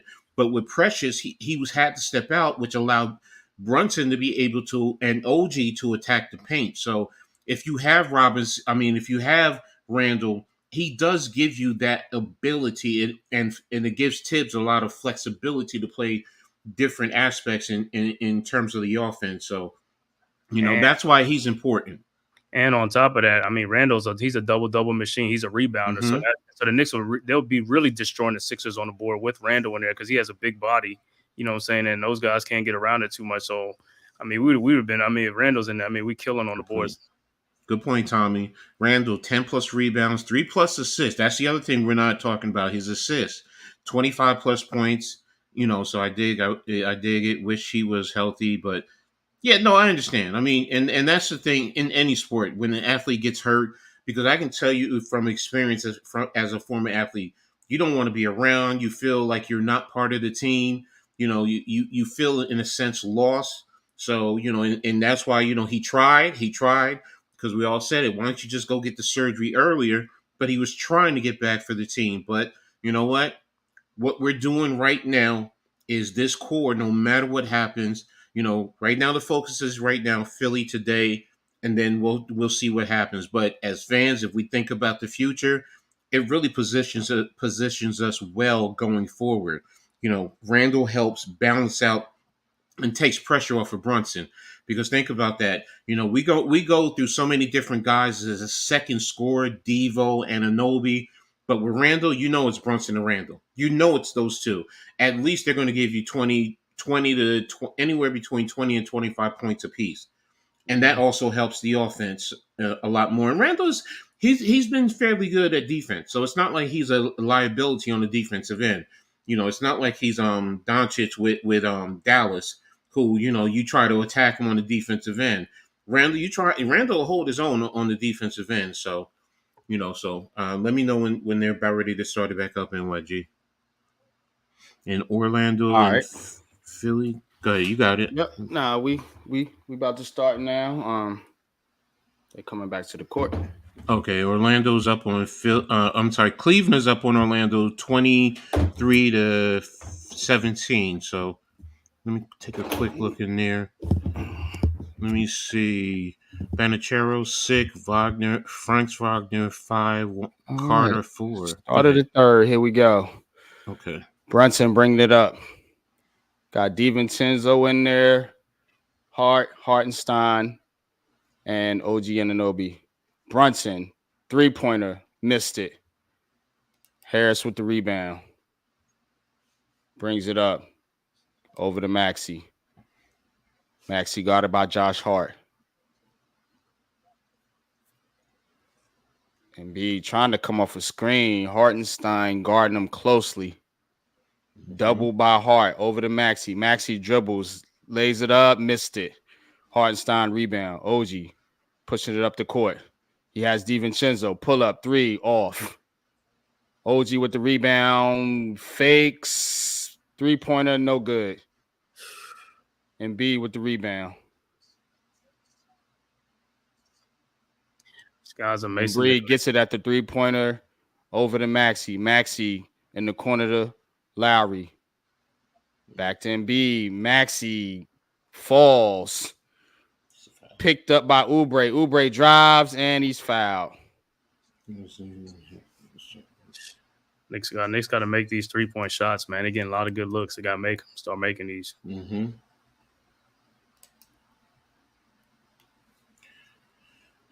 He definitely has to make the shots and limit the fouls. I mean, that's the other thing, Right. Careless fouls, you can't be having. So now at least we're not in heavy foul trouble, except for DiVincenzo. All right. Oubre gets the first. 49-44 Knicks. Mm-hmm. Second free throw coming up. And it's good. 49-45. Tibbs, take a timeout. DiVincenzo bringing it up to Hartenstein. Back outside to Anunoby. Hart coming off the screen. Can't get the ball to him. In the Hartenstein. Anunoby drives and is stripped. Tobias Harris. Slows it up. He's going down to the post now. Easy money. Just back down. DiVincenzo offered very little resistance. Mm-hmm. They got foul trouble, but that's what I'm saying. It's like these guys got to be much stronger with the ball. Got to score, man. It's like, they got the opportunities, man. You got to make these shots. Mm-hmm. Mm-hmm. Wide open shots is killing us. I think what scared me a little bit was OG was holding his right elbow. On that strip. Oh, You think he got hit on the let me go back and on the look. He strip, got hit on the Luka? wrist, but I saw him holding his elbow. That's what caused me to be a little concerned. That surgery, the elbow that got a surgery on. Let me see. Let me see. That's what we don't need, another injury. We need that. I am looking at it now. OG's driving.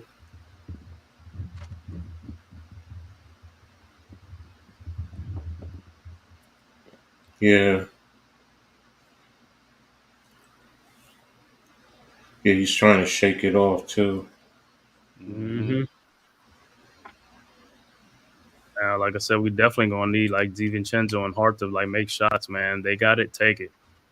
Okay, go back to live action. All right. Knicks have bigger problems ahead.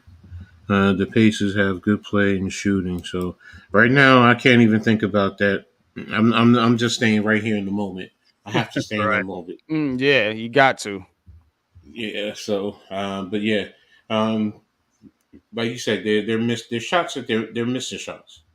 You know, and some good ones that they're missing. So, you know, I mean, they that's just it's just as simple as that. You got to make your shots when you have those opportunities. So,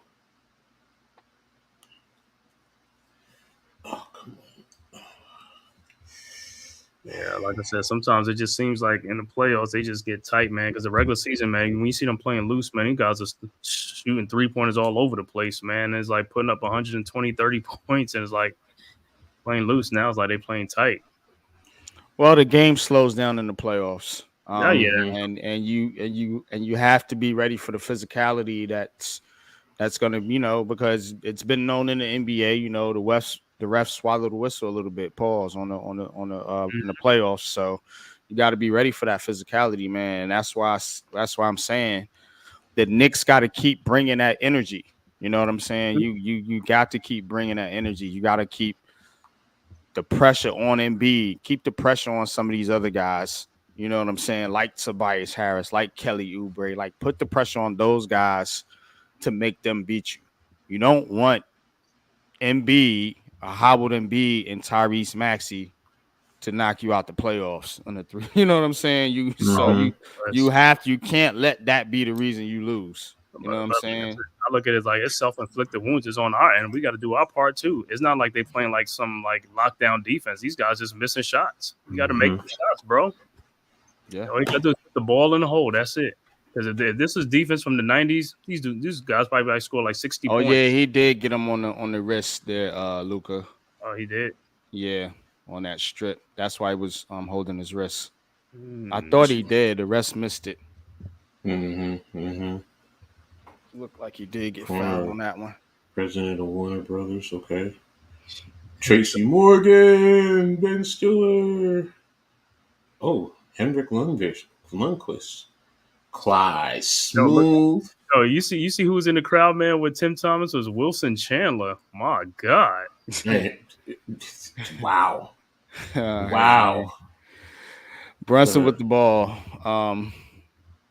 Guarded by Tobias Harris. Brunson dribbling. ISO. Brunson dribbling. Brunson spins. Jump shot. Got it. Smooth. Operator. Jalen Brunson. All right. Maxey with the ball. Ooh, nice height. To Lowry. Embiid. Pick and roll. Maxey good. Backdoor cut. Nice. Backdoor cut again. Easy baskets, man. That's what I'm saying. Those backdoor cuts have been killing them. All right. Pick OG. Brunson with the ball, dribbling, and looks like kickball. It's going to be Knicks ball. Out of bounds on Maxey. 9:20 left. 51-49. I see. That's the thing. That's the thing with Hartenstein out there. It's like he stays near the basket. That's why Embiid is always down. They got to bring him out by the three. Brunson takes it out over to DiVincenzo. Back to Brunson. Guarded by Maxey. Kicks over to Hart. Hart dribbles. Bumped. Guarded by Embiid. Back out to OG. Three-pointer. And they're going to call a foul for the shot.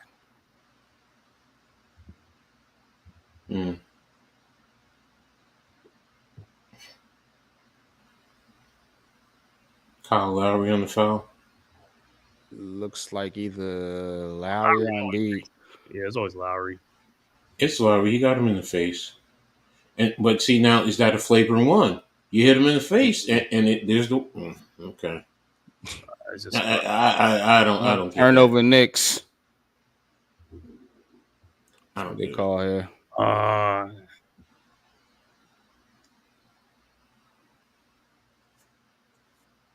Now the Knicks ain't scoring now. They in a scoring drought. All right, here's Maxey dribbling up over to Harris.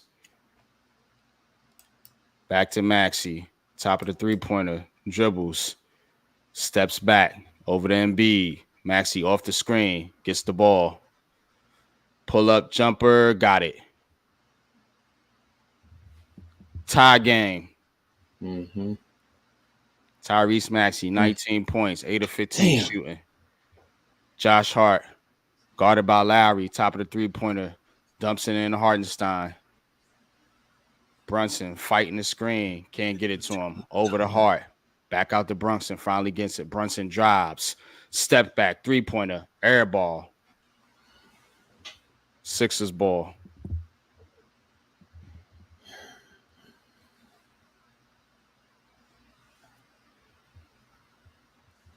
And Knicks out of sort right now. Like I said, they need to take DiVincenzo out and bring McBride back in the game. He's not doing nothing really. Here comes Maxey. Dribble, drive, lays it up and in.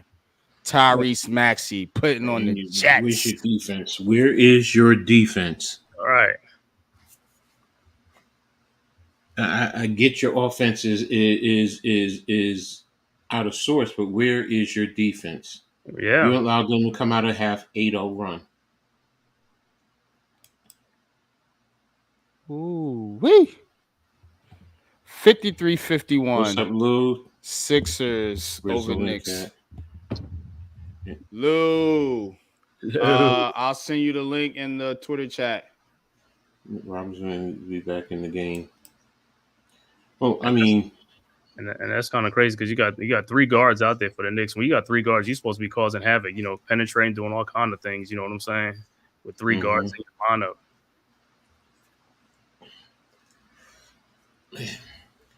So what NYG? What would you do if you're Tibbs right now in terms of an adjustment for the Knicks? I think Man Cave said it. Put McBride back in there. Okay. That lineup seemed to work a little bit. It's a little bit faster, a little bit of a quicker lineup.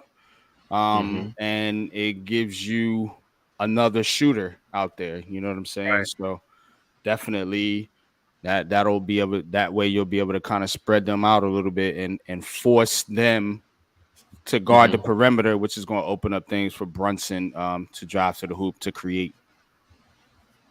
I actually think Mitchell Robinson and McBride need to come back in. Hartenstein is good, but he ain't giving us too much right now. You know what I'm saying? I need that defensive pressure and stuff like that, man, back in the game. Yeah. DiVincenzo, I don't know what's going on with him. Is like, dude, you got to perform. I mean, there ain't nothing going on. He's the one I would take out. Exactly. Right. Yeah, he's not doing real well right now. Yeah, he's 1 of 5, 0 for 3 from 3. Yeah. When you got a deep team like the Knicks, you just got to go with the hot hand. You can't just keep guys in there to keep them in there. You got other players that you could rotate in, right, and see who gets hot. You know Brunson's going to do what he does, and without you having that other dominant scorer, which in this case would be Julius Randle, you're gonna have to get production from these other guys. So you pretty much you just got to ride the hot hand, which in this case seems to be Hart and McBride. Lou, what's good with you, bro? What's good? What's cracking, man? What's good, bro? That's Luca, not Alex. Yeah.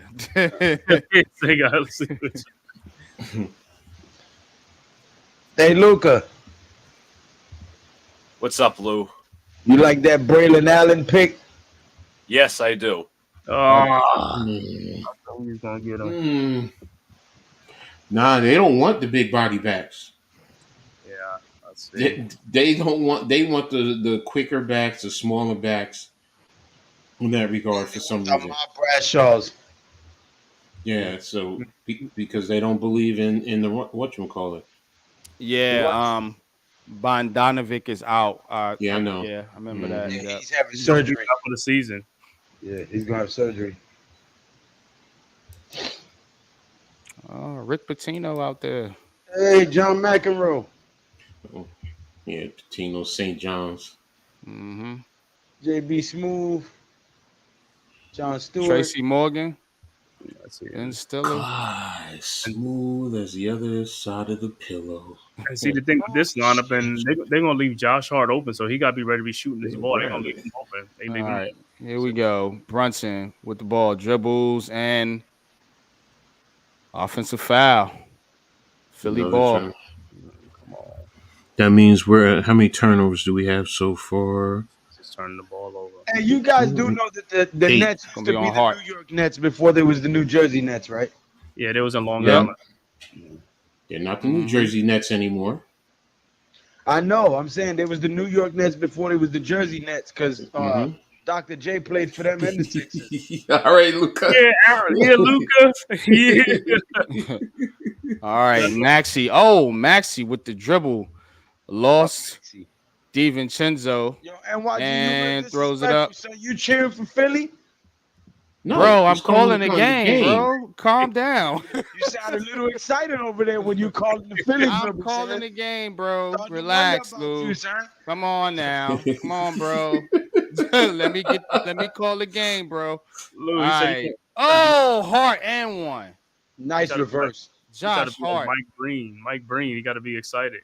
I'm trying to bring excitement. I'm not rooting for either team. You know that. I'm a Nets fan. Ooh.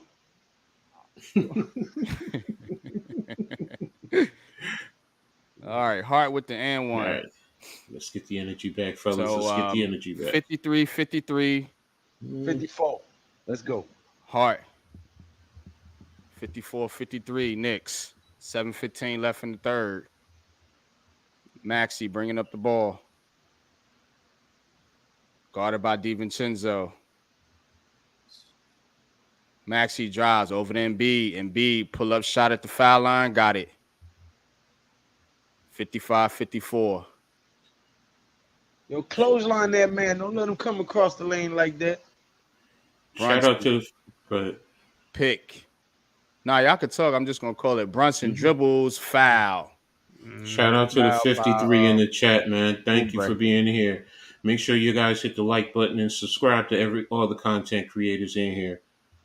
Yes, sir. Oh, Lou, I gotta put you. Looks like the foul is on Joel Embiid. Elbow my man on the side of the side of the back of his head. Unblocked that man when he went up. Brunson 17 points. Make that 18 points. 5-5. 5 apiece.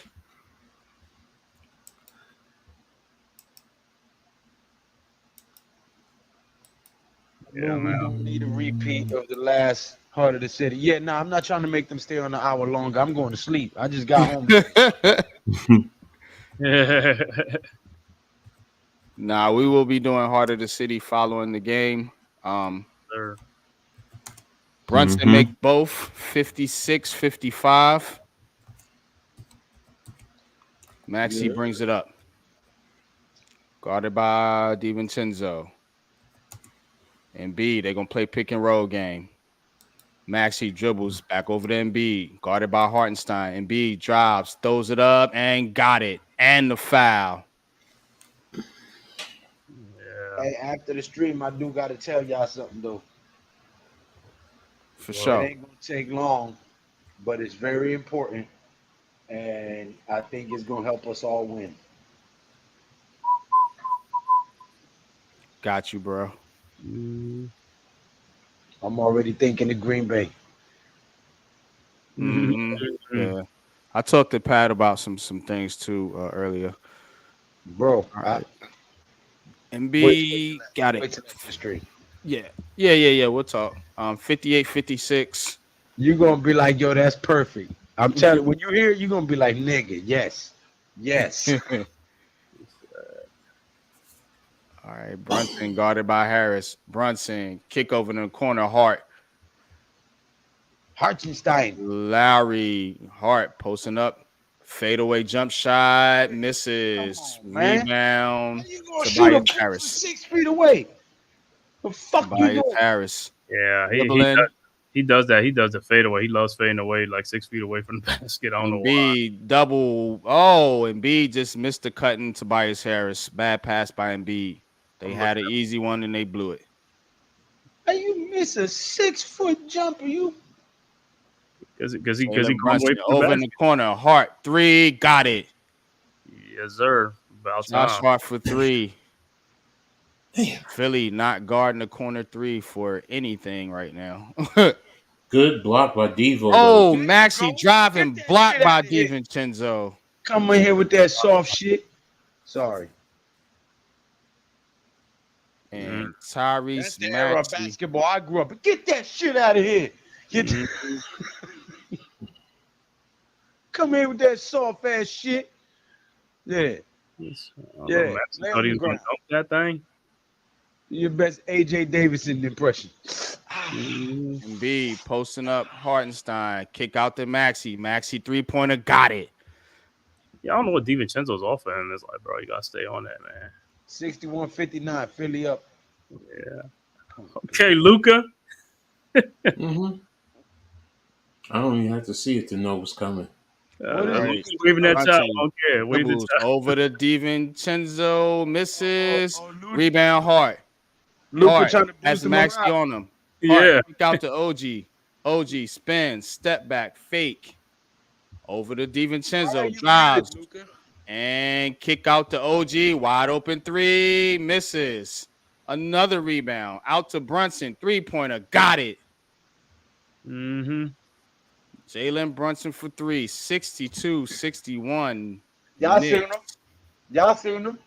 A word, you gonna cover me? Nothing. Maxey, guarded by DiVincenzo. To Embiid. Embiid, Hartenstein on him. Backs him down. Bad pass out of bounds. And yeah, tried to get it to Tobias Harris. Went off his fingertips. Knicks ball. Let's go. Let's go. Let's go, baby.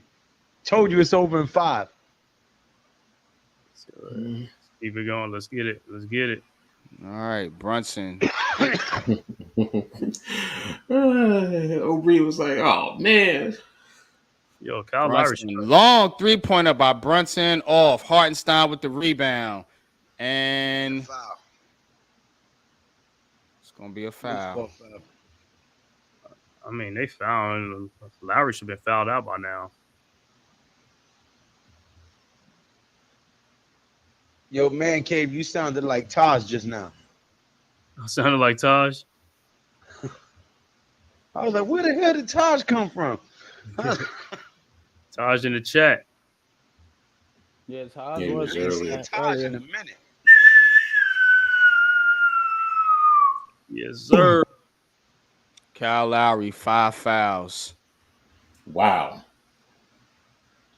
All right. Inbound pass to Brunson. Brunson Yes. runs off the Hartenstein pick. Brunson dribble, throws it up off the backboard, misses. Rebound Philly. Tobias Harris pushing the ball up the court. Knicks get back, pull up jump shot, missed. Hartenstein with the rebound. Let's go. DiVincenzo has it. Guarded by Batum. Brunson. Into Brunson. Brunson around Embiid. Brunson dribble back out to the 3. Over the Hart. Over to DiVincenzo. 3-pointer. Got it. Mm. Money. 65-61. Money. 3 left in the third. Orlando's closing in on Cleveland, 41-37. Okay. That's gonna be a dog fight. That's gonna be a dog fight. Playoff action. It's fantastic. For those of you who don't know, that's old school. Yeah. That's old school, man.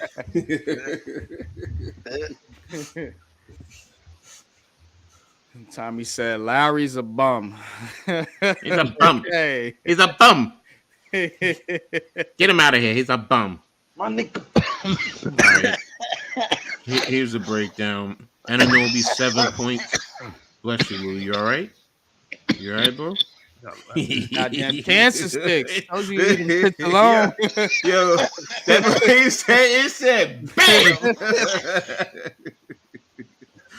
Adenobie was 7, Hart with 13, Hartenstein was 6, DiVincenzo with 7, Brunson with 22, That shit out of here.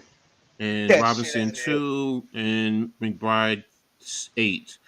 For Philly, That shit outta here. Taj Harris is 12. Embiid has 13. Embiid with a double-double, 13 and 11. Aubrey with 4. Lowry, no points. Maxey with 24. 5 for Hey, your man been Batum. getting And blocked all night. 6 for Payne. So, Feels like Embiid's not having that much of an impact on this game. well, I mean, he got an impact every time they block his shot. well, he's also Yeah, he's getting but- those rebounds though. He's Yeah, but it's not a you know what I mean? it's not an Embiid type It's of not thing. it's not a big impact like he should have on a playoff game like this. Let's just say. Let me see. All right. Oubre Long dribbles distance out to dribble. the 3-point line. Picked by Embiid. Oubre doubled up. Embiid has Hart on him. Defense, baby. Let's go. Embiid, oh, blocked by Hart, throws it up, and he misses. Good defense by Josh Hart there. Josh Hart pushing up the ball. Over to Brunson. Brunson thinks about it, changes his mind, dribbles. Back out the perimeter. Back out to Hart. Into Hartenstein. Oh, Damn. Oh, stolen. Here comes Oubre. They got numbers. And drives and easy money. See, that's what I'm talking 65-63. my heart always Oubre been with the layup. give up the wide open shots. He be passing up the wide come open on, shots. let's end this shit right here tonight. All right, Brunson has it. Picked by Hartenstein. Brunson gets to a spot, jump shot off. Come Nicholas on, Batum man. with the rebound. Here comes Come on, Maxey. man. Get it back together. Maxey What's up, guarded by Butterfly? DiVincenzo. Maxey Oh, over to Embiid over to Harris. 3-pointer, got it. the fuck? Tobias Harris for 3. And it is 66-65 Come Philadelphia. on, bro. Slow it down. By the time Deuce about to come in. All right, here comes Brunson. Set it up. Fuck y'all doing? Brunson guarded by Harris. There you Over go. to DiVincenzo, fake. Over to Hartenstein, back out to OG, and he got a 3-pointer. OG Anunoby, corner 3. It is 68-66 Knicks. 148 left in the third, or 140 left in the third. Maxey dribbles. Foul. Knicks too aggressive there. OG Anunoby. Here comes McBride and Mitchell Robinson coming in. Nice move to get him to jump on that one step. Money. Panties. This is like a heavyweight fight, man. It really is. Yeah, because the Sixers Back are and forth. Mm-hmm. Oh, Robinson took one to the nuts. No. So Mitch Robinson Let's in, go. Hartenstein down. Steal the ball. Steal the ball. He too slow. He shouldn't have it. Maxey dribbling. Maxey back out to Payne. 3-pointer. Mm-hmm. Got it. You gotta stay on him. 69-68. You gotta stay on Payne. You can't give him those open shots, man. He had about 8 feet of clearance, man. Yeah, I know ain't Yeah. nobody out there. I know he's like, yeah, I gotta. Come on. Hart dribbles, puts it up and in. Josh Hart. 70 70 to Hart's 60. playing great, man. Hart's playing Great great. game. Knicks on top. Less than a minute in the third remaining. We got back to scoring Hart now. All right, Maxey dribbles. Maxey off the Block pick. that Maxey shit, goes man. around, throws it out to Payne. Payne with Right. another 3 off this Damn, time. where's the Tobias rebound Harris at? rebound. Payne Put your kick hands out in to his Maxey. Maxey wide open 3 off. Rebound, New York. Tip. Here comes McBride. McBride out to Hart. Hart back Brunson out for to 3. McBride. McBride 3-pointer off. Embiid rebound. 30 seconds left in the third. Here comes Joel Embiid. Mitchell Robinson guarding him. Double by Brunson. Over to Batum. Back to Maxey. Back to Batum.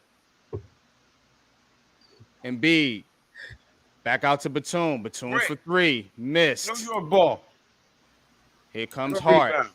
8. Slow it down. 7. You Hart dribbles. Hart almost lost it. Back out to Brunson. Good pass, 2 Brunson. seconds. Back out the heart for three. Air ball.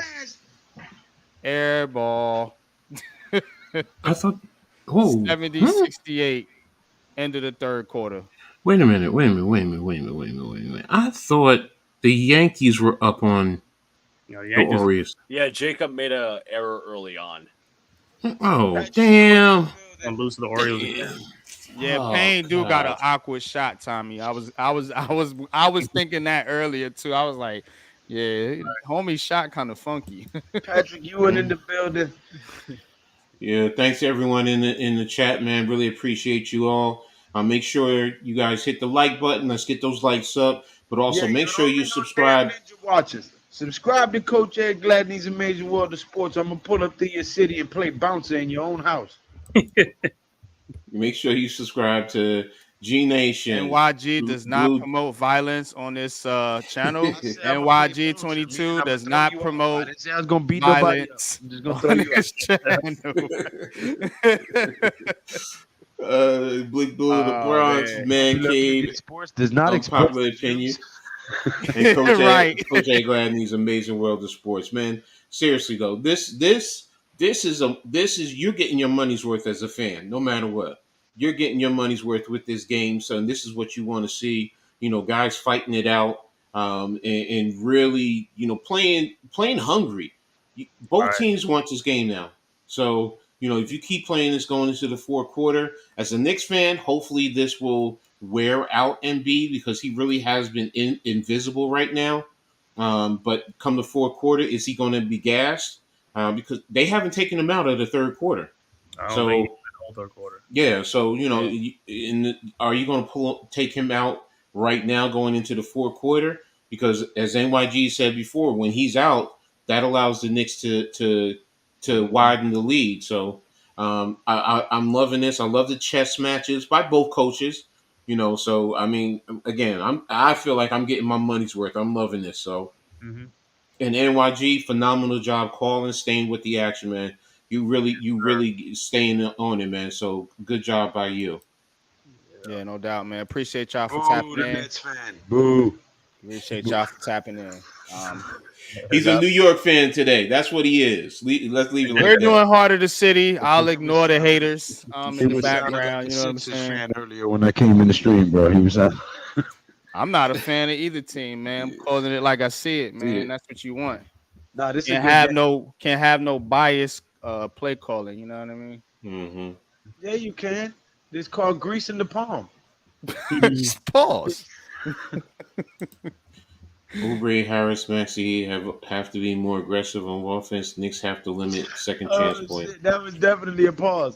That's what's keeping the Sixers in the game is some offensive rebounds. What, Yeah, because it's 37-37 in terms of rebounds, but Philly has 8-4 in terms of offensive rebounds.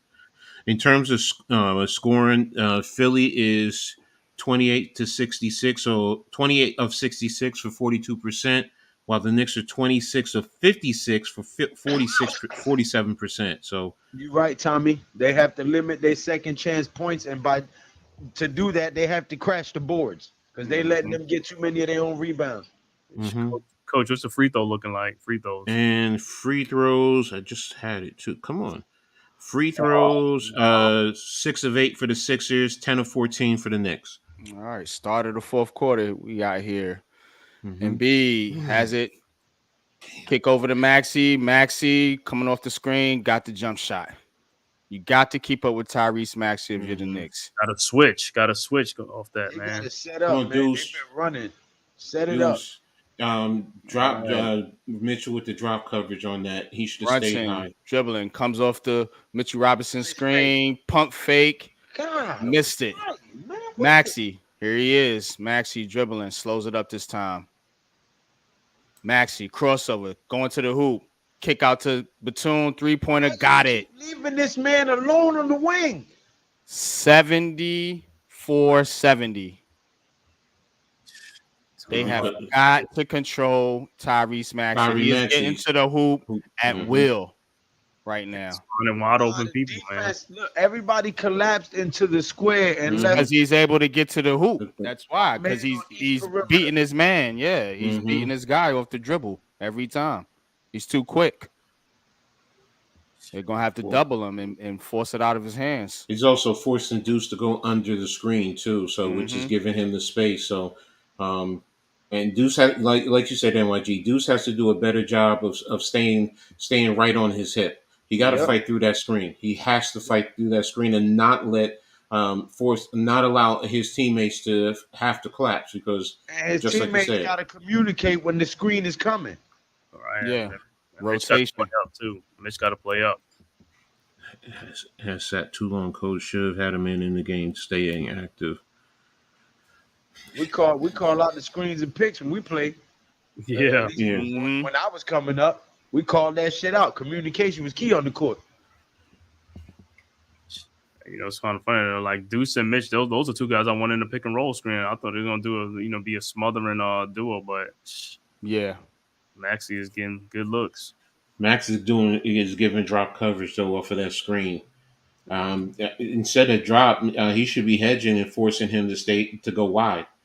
Yeah. Yeah, absolutely right, Coach. Force Maxey out to half court. Have OG and backside help, and let the rest rotate. Mm-hmm. Well, hey, they making their shots. So Batum made that shot though. They making a shot when they kick out to him. Exactly. You got to rotate quicker, truthfully. Yeah, Batum is up to 8 points. He's 3 of 6 and 2 of 5 on the three. So, yeah, you're leaving him open. He's going to score. So, and Cameron Payne is 6 points, 2 of 4 all his shots are from 3-point. He's 2 of 4. Well, yeah, overall. that's what you're gonna get. You're gonna get Payne. You're gonna get Batum, Tobias Harris. Those guys are being set up by Tyrese Maxey. Once you slow Maxey down and keep him out the paint and keep him from breaking down your defense, then you're going to be able to stay home a lot easier on those other guys. Scoob, no, I've never coached any type of basketball, period. I've only coached football in my life. Batum is an underrated contributor. Yeah, he's underrated. He's just not consistent. Yeah, it's a solid veteran. He's been around the league for a while. So, hey, and just for the record, Scoob, I'm not as proficient in basketball as I am in football. Now, NYG is more proficient in basketball than I am. Let me at him, Uncle Scoob. Let me at him. And Scoob, I hope you're feeling better, sis, man. Seriously, I like to see you, out there giving Greek energy as always, especially the Giant Nation. So, Chua hasn't played yet. I wonder why. Shout out to Scooby. You know what, Tommy? I part of me is fighting that, but Mitchell has been playing fairly well. And Hartenstein, well, he was scoring in the first half. He hasn't scored since. So it's kind of catch-22. If you bring him in, if you bring Achua in, the thing he does give you is 3-point. He can spot up in the 3-point, which will bring out Embiid, which allows the paint to be open. So, all right, DiVincenzo has it out past the 3-point line, guarded by Maxey. Over to Robinson, passes back to DiVincenzo. They pick and roll over in the corner, kick to Hart, kick back out to McBride. There you go. Drives out to DiVincenzo, throws up a 3, misses. Come on. Cameron Payne with the rebound. They're missing too much shots, bro. That was a forced shot. That was a forced shot. All right, here comes Maxey. Maxey again dribbling. Out to Payne. Payne for 3, misses. McBride with the rebound. Here comes Brunson. Set it up, man. Stop playing all antsy. Brunson off the pick. Ran right into 2 instead of stays home. Brunson pull up 3-pointer off. Batum with the rebound. They forcing it. Over to Maxey. Maxey guarded by McBride. Maxey comes off the pick. It's like we got 4 guards out there, man. 4 guards.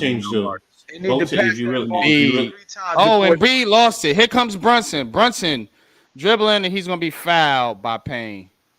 If you really look at it, I think both teams have 4 guards.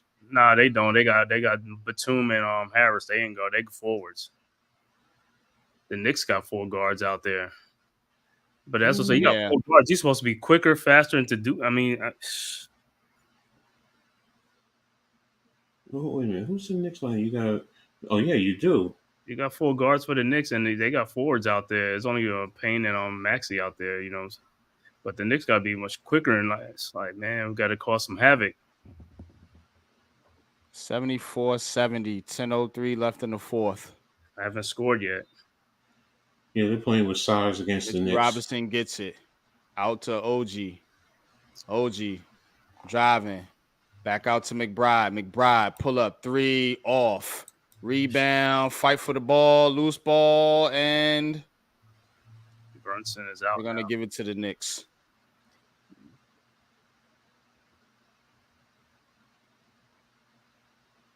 Yeah, Brunson's getting a breather right now.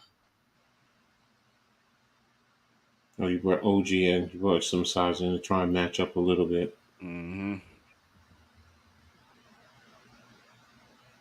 I think that's the first time Brunson has been out all game. Yeah. I think you're right. I don't recall in the first hand him being out. Is he out? Yeah, Look at his minutes. How many minutes he plays? Do they give me? Oh, they do give me minutes. 37 minutes. Yeah, 37. Josh Hart is at 38. Yeah, Hart probably. Yeah, Hart usually this is doesn't. his first breather. If he's 37 minutes, yeah, because you about 10 minutes left, so 48-minute game.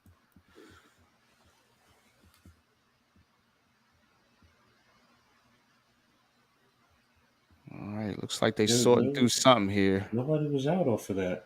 I don't know what's going on here. All right. Anyway, Knicks ball. All right, DiVincenzo gets it. Reverse layup, easy money. Really fell asleep on that one.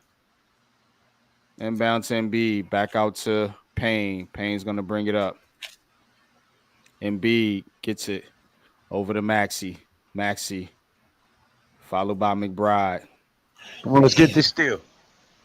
Steal the ball. Maxey. Kick out to Embiid. Pull up. Nope. Hart with the rebound. Slow it down. Hart to DiVincenzo. DiVincenzo. Cool it down. Cut the slow. Over to Obi. DiVincenzo. Pull up 3. Missed. Embiid. Knicks look like they rushing their shots. Yeah, bro. That's why I keep saying they need to stop playing antsy. Crossover. Maxey. Oh, what a move. Woo. You just breaking, man. Broke him down. Dang. All right, McBride dribbling, guarded by Batum over to DiVincenzo. DiVincenzo going around Batum, dribbling the lane, back out to McBride. McBride, Maxey falls. McBride, open jumper, got it. Maxey looking for a call, looked like a flop. 3-point game, 74-77. Philly on top. 8:28 remaining. Fourth quarter. 1 point. Yeah, Luka. Here comes Maxey. Luka, why you muted? What the heck is going on? Because he's ahead and he doesn't want to give it away. Maxey. Oh, okay. Over to Embiid.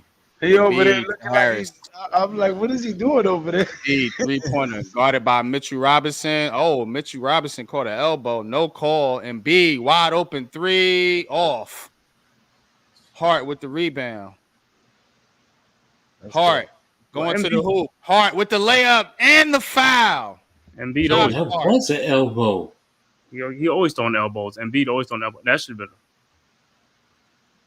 Oh my goodness, that should have been a yes. Oh, I know. I agree. Even though Mitch is playing, Mitch still ain't. He still ain't right. And that was not a smart foul by Maxey. You don't reach in.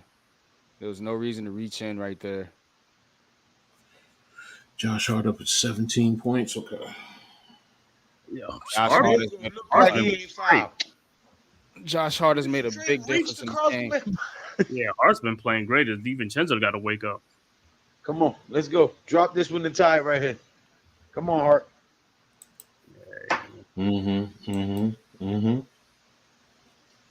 Shout out to the 57 in the chat, man. You guys are amazing. Hart misses the free throw. Batum with the rebound. Again. 77, Free throws. 76. Come on, Shaq. 10 of 15. Everybody hit that like button. Smash that like button, man. Maxey over to Payne. Payne dribbling around to Oubre. Back to Maxey. To Embiid.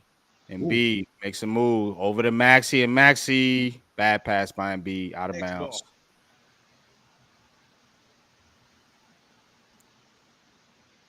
Philly playing hot potato with the basketball. Not going to cut it. 10 turnovers for the Sixers. 9 for New York. Embiid, Philly, a lot of Philly fans said Embiid cracks under the pressure because that pass, was bad. Brunson guarded by Batum. Brunson dribble. Brunson spinning. Batum sticks with him. Out to Hart. Hart dribbling. Hart gets in the lane. Up, under, missed it. Robinson rebound. Nice pass, though. Sixers ball.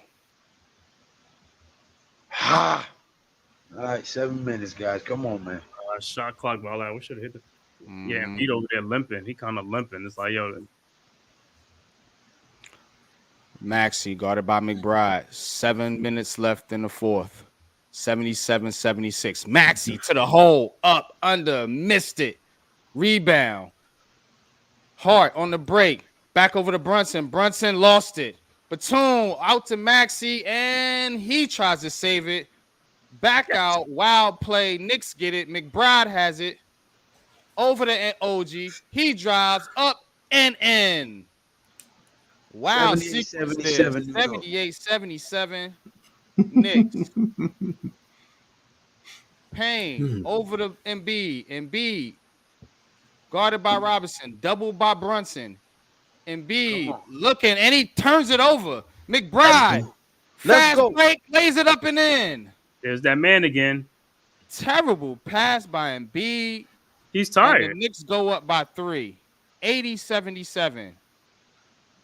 Patrick Ewing in the building, baby. Do it for Ewing. Hey, thank you, Deuce. Because the last time Deuce went up, Deuce looked like he wanted to dunk. He didn't know if he wanted to dunk or lay the ball up another. Finger roll. Finger roll. You made exactly that last time. The other game, he went for the dunk and then tried to finger roll. Yo, you just His knees were shot, bro. yeah, Tommy Rucker Park. Take him to the Rucker. Yeah. Yeah, what's up, Gideon? Thanks for tapping in, bro. What up? Salute, bro.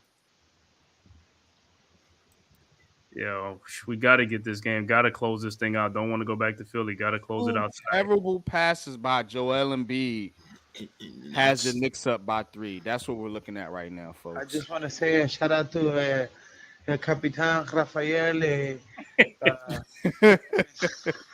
Is El Capitan Rafael El Fucho? Get that part. He said Knicks defense are totally electric and Oh, I get it now. I'm sorry. He's Lou, you got that off, man. You got that off, man. Yeah, Tommy. He's tired. He's beaten up. His body. I mean, he's in pain. Yeah. We need to bring him out by the 3-point line and make him work on defense. Get in high, spike the leg. Yeah, thank you, Butterfly. True And supporter. you think the Knicks are on this run now without Brunson in the lineup, so Deuce is doing good. Yeah, he needed a breather. He was forcing shots. I did too. mm-hmm. I did predict the Knicks in 7 too, but once they got game 3, I changed. I'm not gonna lie. I said now it's going 5. Knicks in 5. Knicks in 5. I said Knicks in 5, but out of respect for Embiid, I said 6. Yeah, I told y'all the other day when I was watching y'all Sunday that the game this series was over. No, exactly. So, but I'm also, I'm old school. I'm superstitious, man. I get it. I mean, hell, man. When I played, I told you I wore the same damn the exact same socks. If we won the next game, I was wearing the same next. Cuban dude on Major League. Yeah, that was me when I played. Yeah, Serrano. So yeah, exactly. I'm very. I was altar in his locker. Oh, I didn't go that far. I mean, No, I'm talking about the dude. He had yeah. in his locker. And then they gave him the marbles, Funny, the kahunas, Oh, flashback to Sprewell and Allen Houston. I remember those Knicks. Yeah, choke the coach Knicks. Yeah. Sprewell. Well, he didn't choke the Knicks coach. He choked the Golden State Warriors coach. No, that's what I said. Choke the coach Knicks. Yeah, he Pretty well, PJ yeah. Carlissimo, Yeah. former Seton Hall head coach. Marcus Camby, Chris Dudley. Wow. Damn, Chris Dudley. Yeah. Damn, Chris Everybody in the Dudley. house. Chris Mister. Dudley couldn't hit a shot for shit. He was Everybody in worse. the house. But He's the, worse than Mitchell Robinson. That's how bad he was. For everybody real. in the house but Oak. Oak is not allowed in the house. Yeah, man, and that's my. Yeah, that's bullshit. Yeah. He said, "I don't sound like this, Tommy." All right, Maxey has it. Maxey to the hoop again, and he's fouled. Maxey is just getting to the rim at will. They cannot guard this dude. And just you do sound just like this, El Capitan. Tyrese Maxey having himself a game. OG going for the OG, fake. Man. OG is. You switched it when you guys switched it. Stay with him. Yeah. 29 points, 6 assists, 41 minutes for Maxey. Carrying the Sixers. And he misses the free throw. Wow. Let's go. We'll take that. We'll take that. We'll take that. Even Embiid is go not- back in the game. Mitchell No Robinson out. Embiid. Okay, no Embiid. Now it's So it's no Hardenstein or Mitchell Robinson in the game for the Knicks. So no big guy. They're going small here. See, the thing you see on the other end when the Knicks is OG, if he got that And he shot, missed both of them. Wow. You can, man, you Let's got to go. hit those. okay. Wait a All minute. right. Still 3-point game. Here comes Precious. Brunson. Guarded by Batum. Pick. They switch. Harris is on him. Brunson. Oh damn! Backing yeah. him down. Harris knocks it away. OG Anunoby at the 3-point line, dribbling. Tobias Harris switch on him. OG pull up, jump shot, got it. yes, sir. All right, let's go.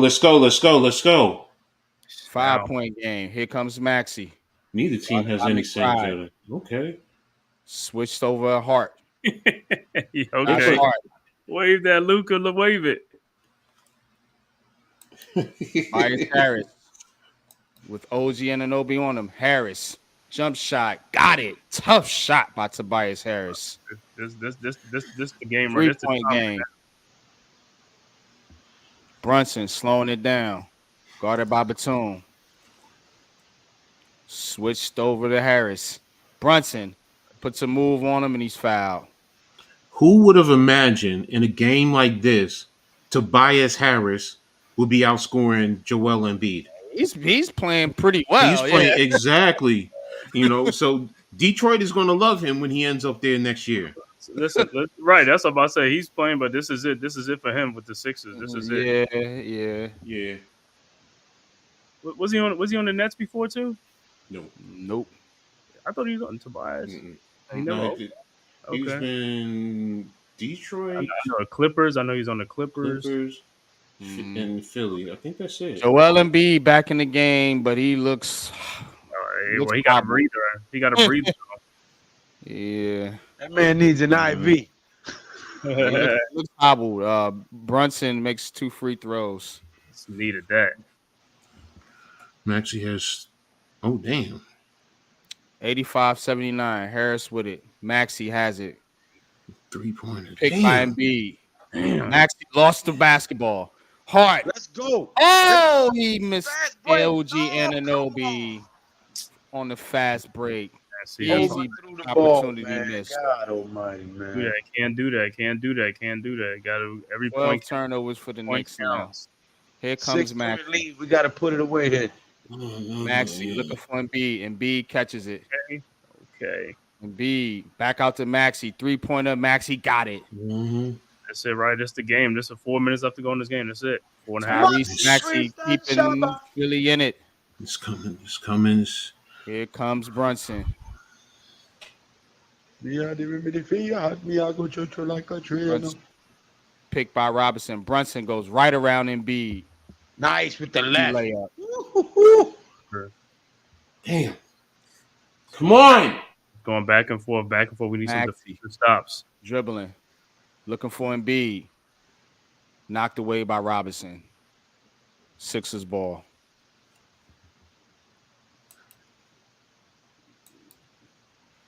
Embiid could be looking for a job on Indeed after this. Oh, Embiid gets it. Puts a move on Robinson, and he strips him. Loose ball. Maxey has it. Back inside. Oh, jam. Kelly Oubre.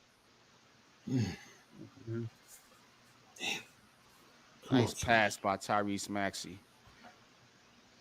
Thanks, Tudo. Thanks for putting everybody in there. Anunoby drives, and he's fouled. God dang, man. I got a fun fact for y'all. Go ahead, bro. Embiid has more turnovers than field goals made. Ooh. That sounds about right from what I've seen. It does. He's not playing well. He's not playing well at all. Embiid is going to be looking for a job on Indeed after these playoffs. He's clearly hobbled, though. You can tell. The dude's clearly hurt. He's clearly playing injured. What are they doing? Challenging this? No, it's just going to call time out. Okay. I'm out to get Embiid some rest. Yeah, I mean, this is the money time. I mean, what, 344, right 334? Yeah, this is it. Shots got to be made. This is when everybody got to step up. The intensity is going to step up. You know, will the Knicks and Brunson be able to put them away now? Can they step up the defensive intensity and really put the clamps on them and really run them out of the court? Or can Tyrese Maxey continue to carry them, because Joel Embiid, he just doesn't have it today. He really doesn't. Yeah. So right now, this game is honestly looks like it's going to fall onto the shoulders of Maxey. It's not going to be Embiid.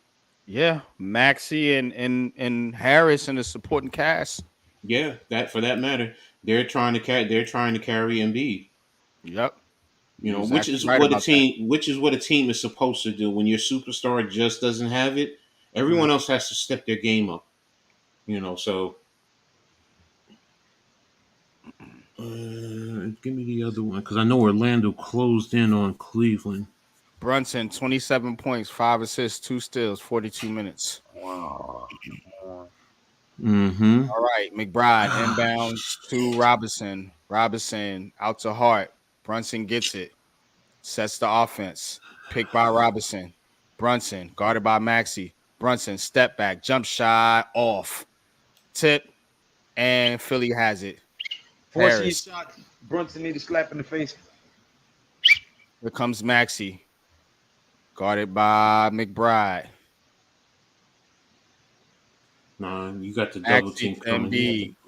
Rotated that. Double. Oh, and almost tipped out to Batum. He fakes, pump, shoots, 3-pointer off. Embiid rebound. Embiid back up, and he hits. Embiid with the offensive rebound and put back score. 87-86. 15 for Embiid. Slow it down. Stop with these turnovers, man. Here comes Brunson. Brunson over to OG in the corner. OG drives, has Maxey on him. Tries to get it to Robinson, and it's out of bounds. Bad turnover by OG. Stupid. All right. Guys, got to settle down. Maxey. See on that play, he should just turn and just shot over Maxey. Backing in Robinson. Embiid hook shot. No good. Tip. No good. Rebound hard. Here comes Brunson. Slow it down. Wait for your team. It's 4-on-2. Wait for your team. Here comes Brunson, and he falls and looks like he got tripped up. 2 minutes to go in the fourth quarter. All right. Crunch time, y'all. Hit that like button, man. Some good stuff here, man. Hit that like button, bro. This is what it's about. Brunson on that free throw line. Brunson, 85% on the season, 3 out of 5 tonight. He's got to make these free throws. Mm-hmm. Cha-ching. Now we need some defense. We need defense. Yes. 88-86. Playing like I got cement in y'all fucking shoes, man. Knicks trying to close it out. up 3-1 in the series. Philly trying to stay alive. Come on. Send the series back to Philadelphia. No, we don't want that. Next shot is up, and it's Damn. good. Damn it. 89-86. Maxey has it. McBride guarding him. Embiid comes off the screen. He gets it. Guarded by Robinson. Embiid backs him down. Embiid tipped away by Robinson. Here comes OG Anunoby to the hole. He dunks it. That's what I'm talking about. That's what I'm talking about. Yeah. Mitchell Robinson just poked it away from Embiid, and here comes Maxey. Maxey dribbling. Throws it up, and the foul. Tyrese Maxey. And one. All right, this last minute in the season for these dudes. Send them home. Send them home. Come on. Dudes home. Let's send these dudes home. Chance to bring it to within 2. 59 seconds. And he missed the free throw. Tyrese Maxey has missed his last 3 free throws. And that is the difference in this game right now. 91-88. You got to make your free throws. Philly is 6 of 11. Slowing it down. Pick by Anunoby. Guarded by Batum. Brunson dribbling. Brunson gets to a spot. Free throw. Jump shot good. Jalen Brunson. 93-88. Let's go. Come on, 5-point your game. timeout, coach. Call your timeout, coach. Tyrese Maxey. Don't leave nobody open. And it's stolen by OG Anunoby. Bad pass by man. Philly is falling apart. That's right. What did I say? The pressure. Let's go. 95-88. Pressure breaks pipes. Always remember that. Let's go. Eat clock and let them foul you. That's all we got to do. Eat clock and let them They foul ain't you. count the dunk? No, he fouled him in the backcourt. Fouled him. That should have been. Is that a breakaway or no? No. Somebody was in front of him. Okay, I'll take that. Look at MB. Get out of here, bro. No, nobody was in front of him. Hit the road, Jack. OG And don't you come back no misses the more, free no throw. more, no more, no more. Hit the road, Don't jump Jack. the chickens yet. Mm-hmm. Knicks are still missing free throws. 93-88. Oh, come on. All we got to do now is make free throws. Just got to make free throws. It's like Pretty much. so you got to bring Star Wars. Come on, baby. Don't do that to me. Don't do that to me. Don't do that to me. And he gets the second. 94-88, 6-point game. Oh, Still yo. a minute Oh, shit. left. Oh, shit. Yeah. these dudes are going home. They going Still a home. minute left. Send them Max back to the turnpike. over to Oubre. Oubre throws it up and in. Kelly Oubre with the shot. 90-94. In the backcourt. Guarded by Batum. Batum on Brunson. Brunson trying to shake free. Brunson spinning. Running down the clock. 8 seconds left on the shot clock. Brunson. Wide open foul shot line. Jump shot. McBride and good. 96-90. 28 seconds left. 90. Told you going to close them out in 5.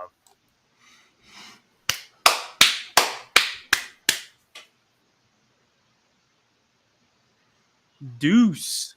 See, Deuce got a nice shot. Deuce. Calm down, Ed. Madison Square I'm too is much rocking right now. I'm too much. Yo, coach, that other game was tight, boy. Cleveland. Yeah. Well, Embiid is not right. They are going to kill him in Philly. It doesn't matter. They're going to kill him in Philly.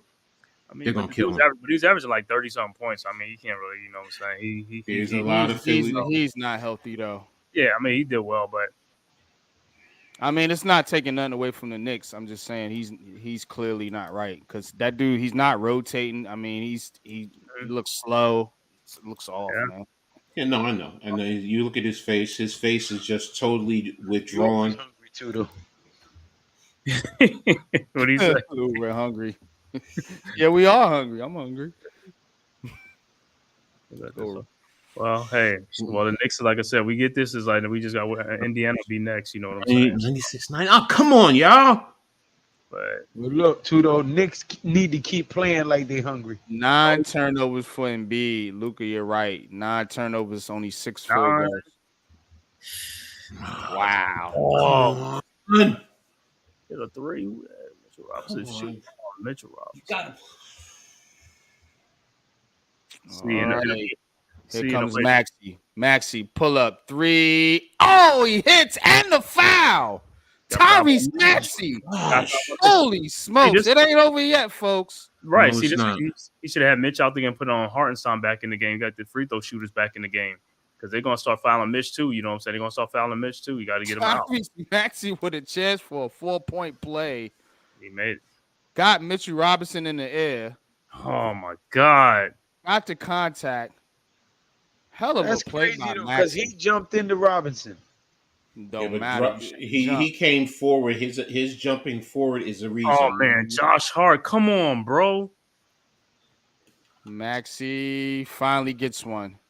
2-point game. 25 seconds left. Brunson being pressured in the backcourt. Maxey on him. Over to Damn. McBride. Over to OG Anunoby. Over to Hart. Over to Brunson. Brunson. No, they're going to call What it the timeout. hell? Looks like a timeout on the court. All right, it's a 3-point game. It's like, yo. Oh, no. What is this? Is this a defensive 3 seconds? Oh my God. Yep. Oh my God. Oh my God. Oh! Oh, Josh Hart missed it. He missed his one for, and see, that was the thing. See, No! yep, overtime.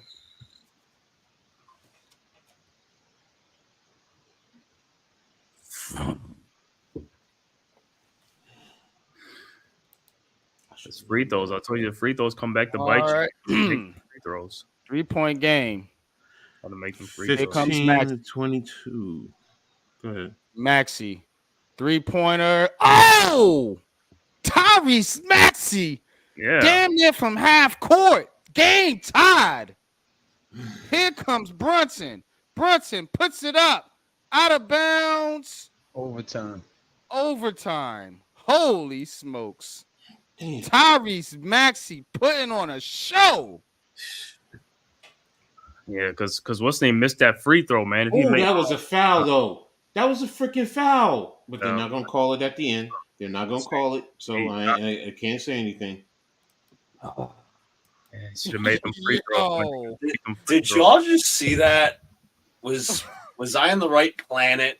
Did y'all just see that? Yeah. It was. I mean, the Knicks was up by 6 points with like Wow, yes. 30 some That's seconds. what I said. Don't Just count like your game chickens. 2. Yeah, you're right. Can I You're say right. that? You're right. You're Can I right. say You're that? right. I was wrong. I admit it. I'll take the egg on my face right now. He said Luca's reaction is the best part of the stream. Oh my gosh. And the other game is also tied. Oh Jesus! But basketball fans, you love this. 72 in the chat, man. Let's get 72 and we only got 10 Overtime, likes. baby. Come on, y'all. it. Overtime. Get them likes up. Nick Shaky is fuck 16. Coach, you think they should have intentionally fouled? foul who? Good question. Now, if you're talking about in the backcourt, this is This is really about to end in an overtime period. Wow. So now you're giving Embiid. Well, you're putting it in Maxey's hand. Maxey right now has 41 points. Yeah. 41 points, 3 rebounds, 8 assists. Maxey doing that damn thing, boy. He's carrying that team. Yes, he is. I mean, Brunson has 31 points. But other than that, Josh Hart, 18 points. Free throws, like you said, to close out the game. That's the money time. You know, and that's what did I just say earlier? Pressure breaks pipe. Both teams are Yeah, Leaf. They ain't got no business being in. I'm with you, bro. This game should be over. It should be. Yes, you're right. Miz, what's good with you, man? Appreciate you tapping in. I'll tell you, Mitchell Robinson should have never left his feet on that 3-point attempt. Yes. Exactly, True. Luca. You That's don't do that, bro. On the Like, I and know- at I the know end the- of a game, that's basketball, bro. That's basketball 101. At the end of a game, on a 3-point shot, you never leave your fucking feet. Just put your hands up. That's all you gotta do. Put your hands Hands up. up. Man, I don't even believe this crap, man. Josh Hart misses a free throw. I was like, it's always the free throw, one free throw. Mm-hmm. Yeah, well, hey, You left them in the game. now you get another 5 more minutes. Mm-hmm. Maxey's hitting shots. It's almost like they're not even like he's getting some good looks too. It's like you got to send somebody over there. Overtime. Okay. Tyrese Maxey. Okay. 97 apiece. Here we Good go. Good way to start. Soon with it. Embiid over the Batum. Back to Embiid. Maxey comes off the pick. Maxey for 3. Missed that time. Hart with the rebound. Over to Brunson. All right, Deuce, I like your defense. All right, now set it up Brunson. and play your game. Dribbling. Stop fucking rushing Picked by your shot. Robinson. Brunson for 3. Got it. Jalen Yes. Brunson for 3. Yes. But we got to just play good Tyrese defense. Maxey. These guys Dribbling. Throws it in Embiid. Embiid guarded by Robinson. Double. Maxey gets into the lane. Flicks it up. No good. Out of bounds. Knicks ball. No foul. Good no Let's call. stay in the Ref. game. Shut up. Stop Let's stay in crying. the game. Shut up. Good rotation. Good rotation. Here comes Brunson. What you crying for? You clothesline my man in midair on the last shot in regulation. I don't want to hit nothing. Guarded by Batum. Brunson drives past Embiid. Lays it up and in. Yes, Jalen sir. Brunson. Just too much speed. 102.97. 5-point game. Yeah, Jalen Brunson putting the Knicks on his back right now. we got foul ball. We got pushed out. And these is Tell me, yeah, everything has to wait. I know better than that. Well, like I said, most of it, like I said, man, these guys, like I said, you got to make these free throws and box out. And Mitchell Robinson, that 4-point play, that's really killed us, the 4-point play. Mhm. Yeah. God. Just got to be smart, man. Just walk out. You don't even got to walk out there. Just put your hands out there, man. Tyrese Maxey and Jalen Brunson putting on a show at the Garden, boy. Brunson Boy, got them 30. guards doing their thing, man. I like this kind of basketball. Maxey must have like 36. something. 41. Yep. Mhm. 41. Maxey 41, Brunson 36. Yep. And then supporting cast, OG has 17.6 rebounds. Josh Hart 18 points, 9 rebounds, 4 assists. Hartenstein 6, 7, and 4. DiVincenzo 9, 4, and 1. Brunson 36, 3 and 6. McBride 14, 4. Oh. Okay, game's back on. I'm sorry. Nah, you good. 102.97, 3:56 left in overtime. Why am I worried? Here comes Maxey. Pass the Batum. Out to Embiid. Maxey. Step back. 3-pointer. Got it. Tyrese Maxey. Maxey's killing, bro. 102-100. 44 for Maxey. Brunson. That drop Trying to answer. for Mitchell. I told you. Brunson, Batum on him. Batum on him. Brunson trying to answer with his own 3. Missed it. Maxey with the rebound. Maxey pushing it up court. Brunson trailing him. Maxey stops. Over to Embiid. Back to Maxey. Guarded by Robinson. Switch. Doubled up. Embiid. Open 3. Fakes. Drives. So Inside to Oubre. Missed it. Embiid gets it back. Up. And he's fouled. Out of bounds. Oh, what's the name? Yo, Mitchell Robinson even healthy himself. I mean, He's still jumping. Mm-hmm. Got him on a pump fake right there. You too tall to be jumping up in the air like that. Just put your hands up, bro. That wasn't no damn foul neither. yeah, I mean, you just got to put your hands up. You ain't got to You jump out. goddamn tall, right? You don't need to be trying to, you know what I'm saying? Just put your hands up. Shot contest. That ain't supposed to be no foul. That's out of bounds on Philly, man. That's some bullshit. OG bound. OG bodied him. Yeah, he bodied him. He was vertical. Don't they got the verticality rule? No, when he closed out on Embiid, he fouled him. Hey, the ball hit the top of that backboard. That's out of bounds. What do you say? He got fouled before he hit. It should No, it's the be out of side. bounds. Unless if he got fouled before the shot, then yeah. It looks like they called a foul before the shot. But I don't see no foul though, man. That's some soft shit.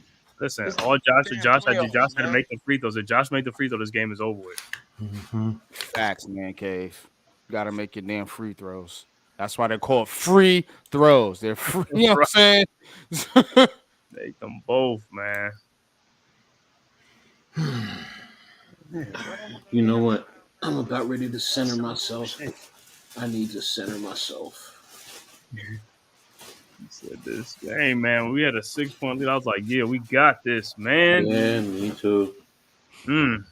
Oh, and B shooting the shots? All right, I feel much Embiid. better. 2 shots. He gonna miss them both. 3:01 left in the overtime. Give First him shot is Shaquille off. O'Neal. There you go. Give him that old Shaquille O'Neal. Come on. Oh, Brunson keeps shooting these 3-point shots, man. Yo, lay off the 3-point shots, man. Let's just get to the basket. Missed the first one. Here we Okay. go. Philly Come on. Damn! Yeah. Damn it! makes the second. Yeah, man. It's like, All right, Brunson bringing it up. Guarded by Batum. Jalen Brunson setting up. Off the pick. Switch. Harris with the switch. Brunson, 3-pointer, no good. Batum, rebound. Why are you still shooting threes, bro? why do I keep saying? You don't need the 3-point shots, man. We need to go to the basket. Here comes Maxey. Maxey lost it. Brunson. Come on. Brunson back. Hart to the hole. Missed it. Maxey. Wide open down the court to Oubre, and he dunks it. Kelly Oubre gives the Sixers a 1-point lead. I'm like, how's that a foul with Embiid on Josh Hart? A lot of contact there. You're right. No call, though. Man. 2:11 left in overtime. Here comes Jalen Brunson. Picked Damn. by Hartenstein. He keep Brunson, guarded by Oubre. Mm. Jalen Brunson dribbling. Comes off the pick by Hartenstein. Dribbling and turns it over. And B with the ball. Here comes Maxey. Maxey slows it up. Guarded by McBride. Maxey goes around the screen. Drives in the lane. Missed it. Offensive rebound by Batum. Back out to Embiid. Embiid pulls up, jump shot. And they're going to say it's before the jumper. Oh, man. Oh, no. It's a continuation. Yeah, Maxey is man. hurt. He's just shooting threes is like turning the ball over. Called a continuation on Embiid. Foul on McBride. Maxey's down. But Embiid has 5 blocks. Get the fuck out of here. Maxey limping. That's not good news for Philly. 3-point game, though. Yeah, he has 5 blocks. Come on, man.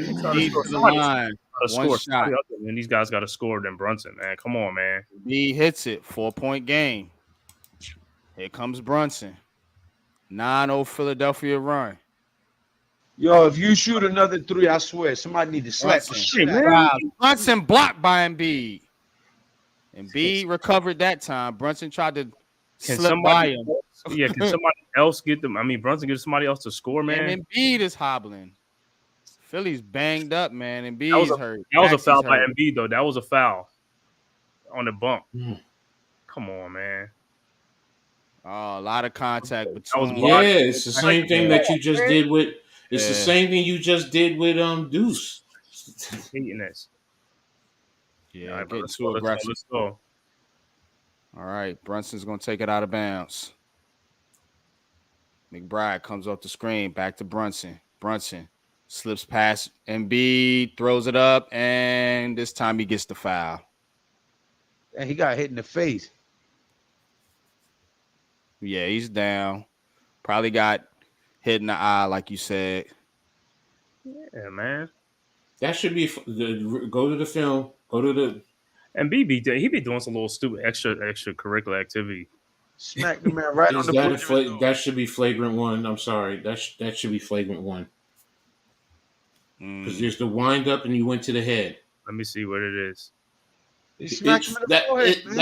That's flagrant one. Hit him in the head. I thought he went for it, but he hit him in the head. Yeah. Nah, Lee, come on, bro. You know better than that. You know basketball, man. You got the wind up and the hit in the head. That's a flagrant. It is because he didn't even go for the ball though. He didn't even go for the ball. Right. You just straight smacked the man in the nose. Yeah, I mean, he didn't even go for the ball. He just went straight for his head. That's crazy. I mean, I understand you don't like the Knicks, and that's all, but you know, right is right. Well, I don't like the shape of his face, bro. His haircut. In my opinion. Yeah, what's up, NYG? In my opinion, it will be a flagrant one. Yeah. Exactly. But the thing about it is, he's been playing dirty all series long, and nobody's been dirty towards him though. That's my whole thing. You see what I'm saying? He didn't make a play on the basketball. That's what you got to look at. Yeah, go out there and hit him in his swollen knee. That's how you solve that. Yep. If somebody start going after his knee, then he's gonna be like, "Oh, that's dirty." Huh? You out here smacking people in the face. What you think? I'm a hood nigga. Hit me. I promise you. That's where it's going to start and finish. Is that what they're calling?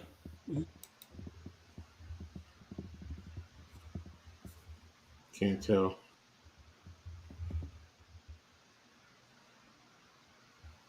Let's see. Flagrant one. Yep. Yeah, flagrant one. That's what I thought. So 2 shots in the ball. Yeah. Look, the referee just demonstrated it to him. Like, man, you can't be smacking people in the face. Yeah.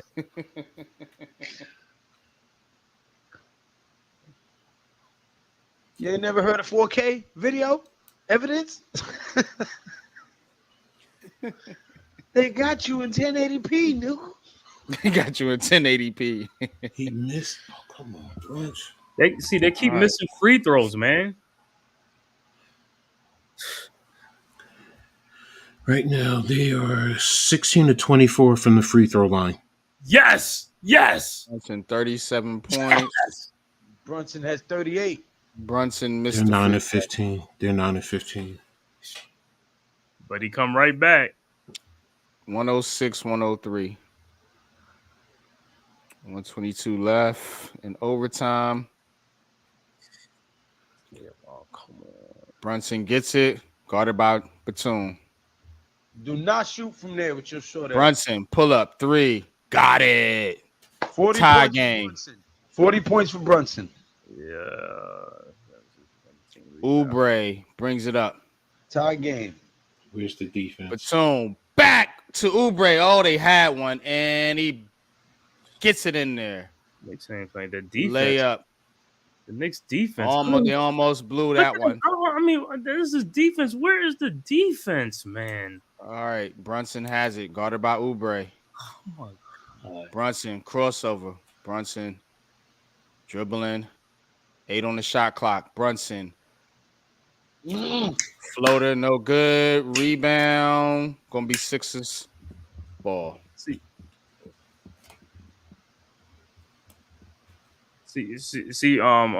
Coach, you see what I was talking about with Hartenstein? He stays underneath the basket. Man. That's what speed is down there, man. That's the problem. You're clogging up the lane. All right. Oh, Hart tipped it, and it's gonna be Knicks basketball. 6 Philly just playing sloppy with the basketball. Just wow. All right, here we go. Brunson has it. 23 seconds left in the overtime. Brunson fakes the 3, and he just throws it out of bounds. It looks like he was looking.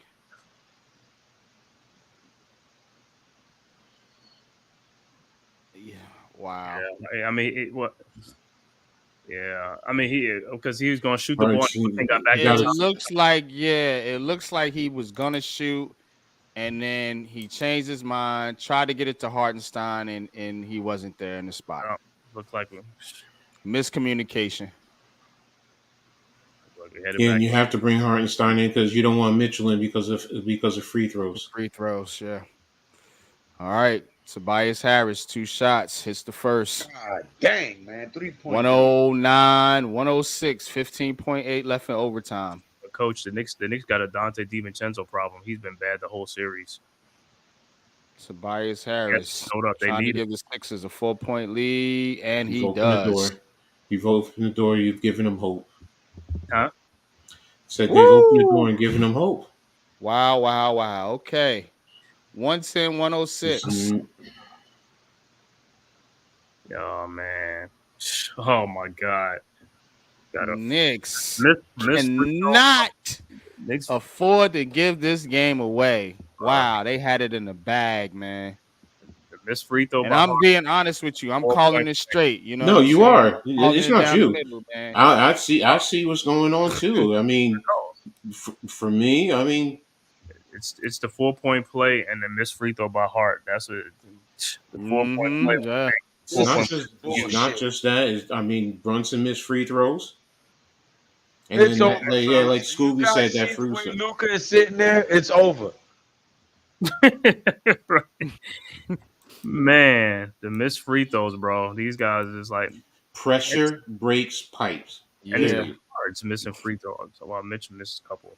But the Knicks shot themselves in the foot, though, man. Like Man Case said, they pretty much shot themselves in the foot.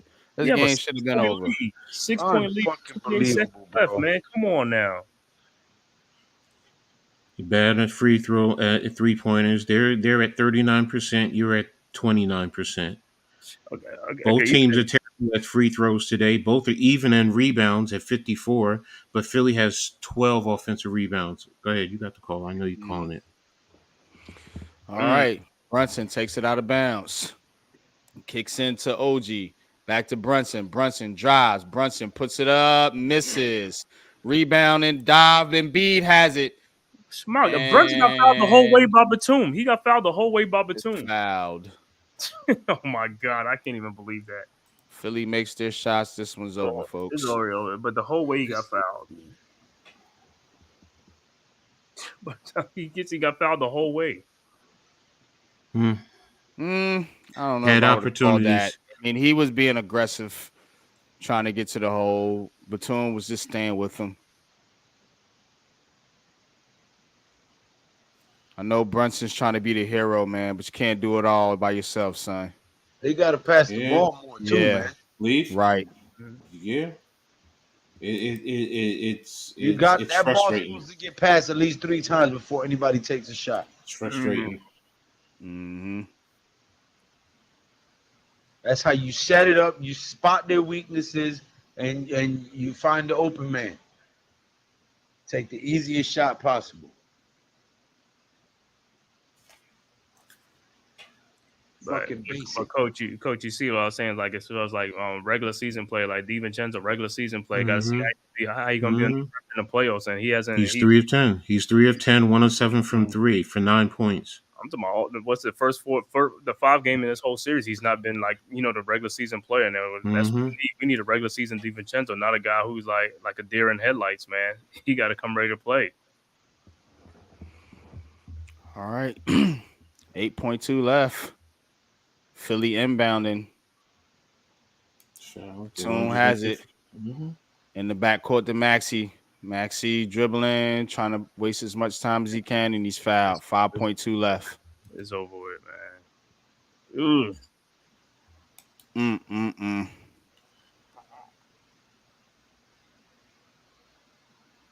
Well, I mean, I know y'all Knicks fans, but you got to give credit to Tyrese Maxey and Philly, bro. Yes. They brought it, man. Oh, no, they brought it, man. Tyrese Maxey did his thing. That little dude played his ass off, man, for real. I mean, Maxey and Brunson, they You are not tuned into the greatest fumbling ass team in the history of basketball. Here you go. Here's the box scores. Tobias Harris 19 point, Embiid 19, Maxey 46, Oubre 14, Batum 8, Payne 6. Where's this Knicks at? I'm looking for the Knicks. Yeah, he should have been in the game for rebounds, Tommy, but when he was in there, he wasn't getting none. So that He shit makes goes no Ananobi Yeah. 17, 6, 40, 18, 9, Mitchell Robinson 2, McBride 14. difference. How many It rebounds said Robinson Luca's got? at a loss for words. You all right over Yeah. there, Luca? How Look, many here's rebounds You can Robinson got? unmute. The game's over, bro. Robinson had 7 rebounds. Josh Hart had 9. Hartenstein has 7. But if you go to Philly, I mean, it's really Joel Embiid 16. He had a triple. He had a triple 16 double, rebounds, 16, 10 assists, and 19 points. I can't kill him. He 19 might have scored, but he got the rebounds and the assists. double. Triple double. Yeah. Oh yeah, he got triple. 19, 16, and 10. Uh-huh. And then Maxi, where's And he Maxi? didn't play well. That's what I'm Mm-mm. saying. You get But a not great game from Embiid scoring wise, and you let it you let it slip. I'm gonna send Leaf Diggy the link. let me close this out too, because I know we've already started Heart of the City. Yeah, we can go ahead and get into the post game. I want to get you guys' thoughts, of course, on the game. I'm gonna add Leaf to the stream, but y'all can go ahead and get into it, Coach. Man, I'll start with you. First of all, I need to be ashamed of myself, and I'm going to take it. Getting that excited when the Knicks were up. The Knicks down the stretch, they did not handle it well. Jalen Brunson, for everything we give him credit for, he took some bad shots down the line. I mean, he wasn't playing smart down the stretch. He was trying to carry the team in a sense instead of just being a little bit more fundamentally sound. So He was Daniel Jones in it. if you want to That's say the way that, to you can put say it. that. Yeah. So I mean, Trying to carry the Tyreek Maxey, you got to give that man all the credit. That boy balled And out. Yeah. Joel Yeah. Embiid, you know what? I was killing him in the game, but you know what? A triple double, nah, that's respect. And he even got 5 blocks. So he may not have been scoring, but he played his game. He did contribute. So and Triple all the double other as far guys. as that man move is phenomenal. Yeah, and all the other guys, Batum, Oubre, Tobias Harris. Come on, as Myers much Harris as stepped up. he He stepped up stepped big up. time. Word So up. Hey, he got a triple double and slapped somebody in the face. That's yeah. props. So, but seriously, the Knicks did not need to open the door and because now when you going back to Philly, Yep. it's going to be too hard. It's going to be Mhm. it's going to be too hard. So Now we got ourselves. So I was wrong. I'm gonna go ahead and admit I was wrong. The series is not over. It's clearly a series now. now you made my prediction come true because I said at the beginning of the series it was going 7 games, and then Yep. when they when they went up 3-1, I said it's going to be in 5. So Nah, I think that made it sweeter. We whooped their ass in but Philly to end it. okay, but the issue with this, right now Indiana is up over Milwaukee, so. You go to 7 games, you're now tied yourself out because now that's the Yeah, Indiana's exactly. And you're advantage. So, already but banged up. You know what I mean? yeah, we're banged up. You lost by Bogdanovich. You're down already. Why he didn't play a little bit of Precious or True? I did think Precious would get a little game. He Yeah, he didn't didn't play play at all. Precious. Nothing. So, but you know what? I don't want to take everything. Go ahead. Who you got next? Let's Then we'll hear. let's go over to Luca since he's been muted the whole stream, and then I'm gonna Yeah. get your thoughts, Leaf. I am lost for words, Jacob, but truthfully, honestly, I'll give my final thoughts and let you guys do your show. But thank you guys for having me on. But I'll just get in my final thoughts. The Anytime, Knicks bro. had this game won. The Knicks had this game won. They were up 6, with about 30 seconds to play. I think the true tide changer was that Maxey 3-pointer. Mitch Robinson jumped up in the air. They're going to call that. Let's be realistic. They're going to call that whenever the defender gets up in the air and whenever the offensive player with the ball goes up, draws the contact. He made the shot, the 3-pointer. Jalen Brunson had some mistakes in overtime. He was taking some bad shots. He obviously turned the ball over at the end. Josh Hart also missed a key free throw at the end of regulation. So we didn't need to give this game to Philadelphia. I hope it's sweeter when we beat them, or when we hopefully beat them in Philadelphia. But if you want my honest opinion, I did say my true prediction when I said, when the series started was Knicks in 6. So I hope that's true. You don't need to go to a game 7. Just win in Philly and move on to the next series. Tell them again, Luca. Knicks in 6. We're gonna bust their ass in their home stadium. Home damn center. Shit. So the Philly Knicks in fans, 6, I'm hoping.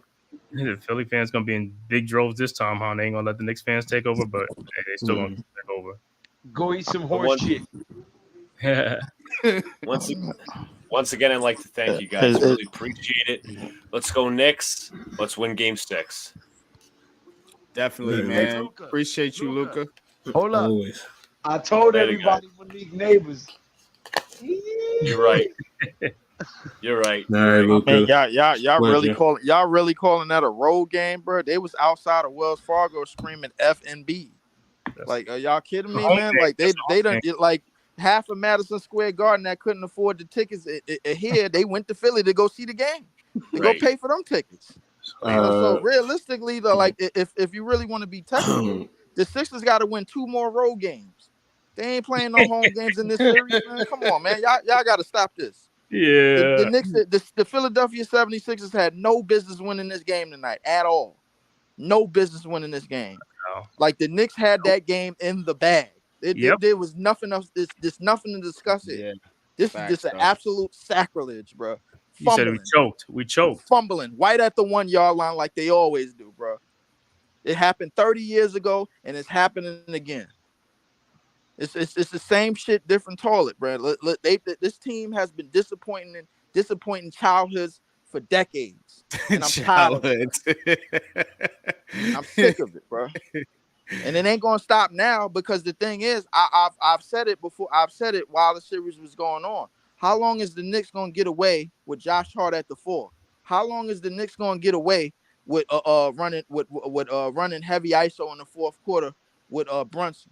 How long is the Knicks gonna get away with all of this with this physical play and all of this offensive rebounding and all of this stuff that they've been getting away with? It ain't gonna last that long. But I digress because the Knicks are gonna win this series anyway, bro. Because they going back to game 6. They going back to Philly to play another home game, like I said. And I'm gonna tell you like this: they need to bench DiVincenzo. They need to put McBride in the starting lineup and get Diva off the and come off the bench. Because I mean, the dude has been struggling the whole damn series, and that's the thing with Tom Thibodeau. He sticks with people too damn long. You know what I'm saying? Instead of just doing what's right. You know what I'm saying? Put him on the bench and see if he could do something off the bench. Put McBride in there, let him start, so we could get off to a faster start, and let's see what happens, man. You got to shake things up. And then today, you only going with a 7-man lineup. Sounds like good old Tom Thibodeau shit to me. Right. What is the deal with Precious Achua not playing? That's Can y'all Tom. explain That's that? Tom. No, maybe he don't think he play already. Because Mitch is back. When Mitch is back, that's what he does. That's what Tom does. It's like he gives back to his boys again. It's like, bro. I understand shortening your rotation in the playoffs. That's been going on in basketball for years. That's nothing new. Nice. But when you see a lineup adjustment that you need to make it. You don't need to say, okay, this is what I'm thinking, and I'm just gonna stick with it. You got to make those in-game adjustments. You know what I'm saying? So you might have originally had the plan to play Mitch and Hartenstein, but when you see what's happening here, and you see that you're kind of struggling a little bit, with Hartenstein on the court, you need to switch it up. Hartenstein did not play a good game. He didn't at all, and there was no reason for him to be out there over Achua. But that's just my thoughts on it from outside. I mean, with all of that being said, that still is not the reason why the New York Knicks lost. The New York they lost because they goddamn fucking fouled Maxey. They lost because they decided not to get the ball out of Tyrese Maxey's hands. They decided to go hunt Joel every time he got the ball. Joel on one leg can't beat y'all, bro. Like, when are y'all gonna figure that out? here's the thing. They got to make free throws. We got to make free throws. We make free throws. This game is over. That's what I'm saying. We got to make free throws. Excuse me. Sorry. Yeah, they missed 10 free throws. But here's the thing. To Precious Achua, Game 4 when he was in, Man Cave, we talked about it. I said that he's not right. Precious Achua will help open the lane. So no matter what, because that Brunson was shooting threes and shooting middies, but instead of attacking the lane, but that allowed with Hartenstein and with Mitchell in there, that brings Embiid no matter what into the lane. He had 5 blocks. Right. So now if you have Precious Achua, who at least will give you a 3 here and there, he gives you an outside shot. That brings Embiid out. That still opens up the lane. That forces them to collapse, and now our guys can hit open threes, or Brunson can take it to the rim and possibly get fouled. So to NYG's point in terms of the adjustments and questioning why Precious Achua didn't play, you already lost Bogdanovich when you were going 8-man. So now just replace it. He's not going to be a prolific scorer, but he still gives you other intangibles. So that's a bad adjustment by Tibbs right there. Well, listen, the Knicks got another home game coming up in Philly. I mean, they should be able to close it. I had the Knicks to win in 6 any damn way, man. So they should be able to close it out. I don't really think the Sixers. I don't really think the Sixers got another rabbit out the hat trick to pull. For the rest of the series, man. This series should be over, man. The Knicks basically got to ice skate through this series, man, and the rest of the Eastern Conference, which is basically the black and blue conference as we now speak of. The Bucks don't have no business being in this game. The Knicks somehow managed to dodge Orlando. I mean, it is what it is, man. The Knicks should win that shit, man. Easy, man. This Eastern Conference ain't really nothing to speak of. I thought the same thing today, and look what happened. And right now, what did you say? No, it ain't over until the fat lady sings. Period. Case closed. You're not gonna get me twice. You're not gonna get me at least. You're not gonna get me twice. No, I love my Knicks, but you're not gonna get me. I'm looking for the adjustments. I hope you guys are right. But my thing is this: all the Philly fans that I've talked to since Sunday have all said that people are going to go back and get tickets, or they're not going to sell their tickets, whatever the case, and they're going to flood that and make it a true Sixers home game. Will it be? Who knows? But man, I hope you're right, Leaf. I hope you're right, Leaf. I hope you're right. Oh, go ahead. I'm sorry, bro. My whole thing is like, listen, them flooding the spots and selling the tickets or whatever the case may be, they too little too late, because the Knicks fans have found out ways to get cheaper seats. You think them Madison Square Madison Square Garden tickets is cheap, man? No. This is why they they're $600. Yeah, this is why they show up to other stadiums, man, in other cities. You know what I'm saying? Because it's cheaper, and they probably live there and they reside there any damn way. We see it all over the league. When the Knicks is doing good, here come Knicks fans that look familiar to you. But like, yo, I've seen this motherfucker before. Hold up. Hell, yo, I've seen dude before. How he get in this? He in the Suns game with a Knicks jersey on, a whole plot of them. You know what I'm saying? So it is what it is, man. Everybody know the Knicks is one of those quote unquote feel good stories, man. But I mean, once the losses start piling up, man, they gonna go back to being pouty again, and that's what it's gonna be. Islanders losing tonight. The Islanders, yeah, ain't they down? What's the score in that? 5-3. I got it on the I got it on the what's the series score? 3-1. This is it for them. Yeah, they down. Oh, this is it. Oh, yeah, they asked. Rangers took care of their series. They beat the Caps 4-0. Oh, here, let me. We already closed out the what you call it. Yankees lost 4-2. Mets won 4-2. Now, I you know what? I usually go back and forth with a lot of the Giants fans, but now I got smoked with Philly fans, man, because they done took our cornerback. They don't even draft from Iowa, bro, but they took our corner anyway, man. I don't know what that's about. Dijon. Cooper Dijon was our corner. We are the only team known from picking from Iowa, bro, and then here they come. What are you talking about, man? The Giants have players from Iowa. Yeah, but we're the only team known for consistently picking from Iowa. But Oh, like that's consistently. Okay. yeah, Okay.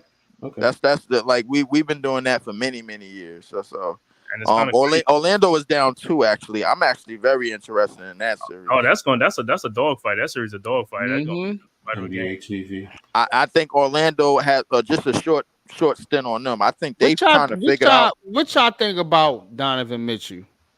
I think Donovan Mitchell, he's the You same think he's player that overrated? he's the same player that he's always been. I don't see anything changing with his game to where if he's not scoring, what is he affecting? What is he exactly what how I'm is he affecting games? Whoa! He missed the open layup. You know what I'm saying? How is he affecting games without scoring? So as far as the Nets needing him, man, I veto that just like I veto Trae Young. I don't. Yeah, we don't need none of that shit right now. They need to figure out what we need is a front line. That's what we need. What the hell they doing with this damn roster, man?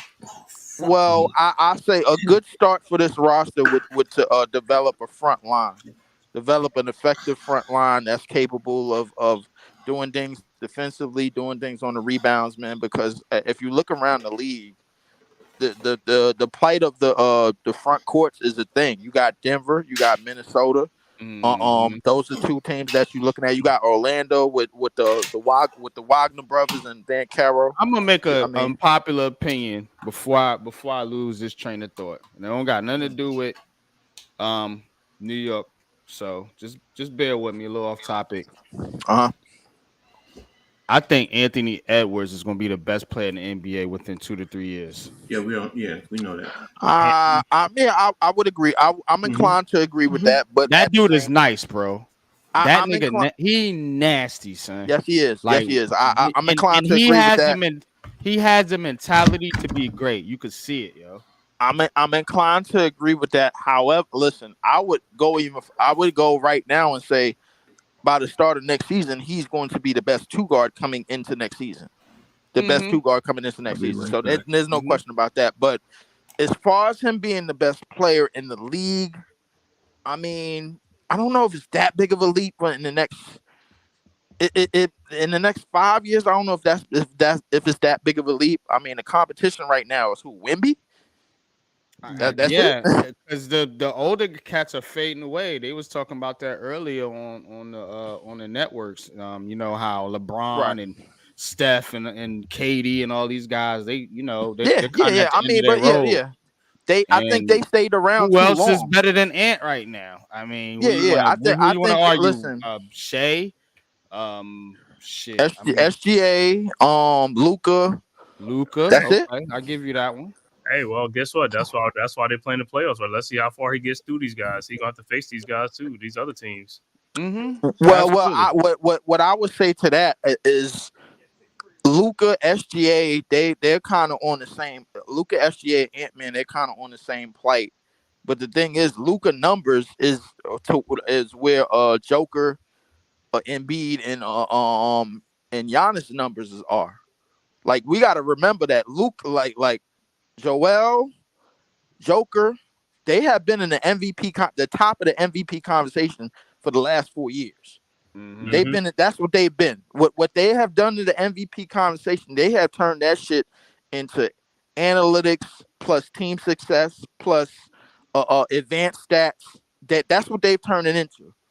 So basically, like, if you got 4 dudes averaging 28, 10, and 7, and you ain't doing nowhere near that, they ain't even gonna look at you.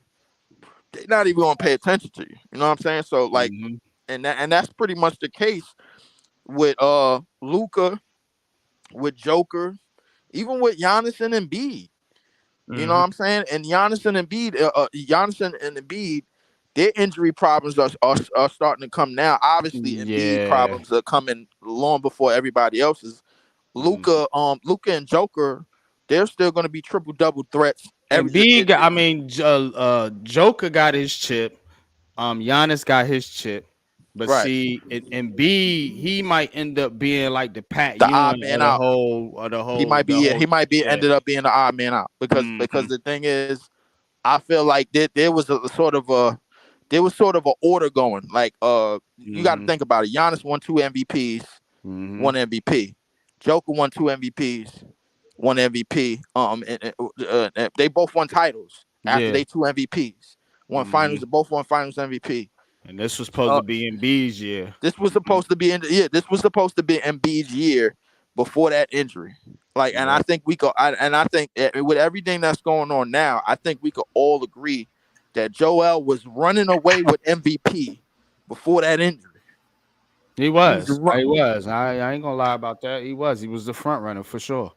He was averaging like 35 a game or some shit like that. Yeah, he was averaging 35, 12, and 6. Yeah, it's that shit. Like, I'm like, yo, bruh. Yeah. And I don't even want to talk about the. That's how I know he's not healthy. That's how I can tell. I'm like, this dude's clearly not fucking right, bro. Exactly.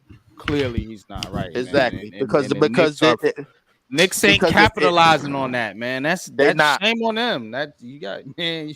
They not. But at the same time, I could honestly say, if any team in the Eastern Conference ran into that version of Joel, bro, in this postseason, bro, like, listen, I pray for him, because the thing is like we gotta look at the like him and Maxey was both averaging 30 at one point.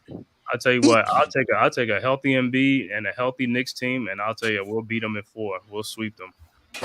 Yeah, all right. Embiid, I mean, y'all can't even get rid of him in 5, and they ain't healthy. What you talking about?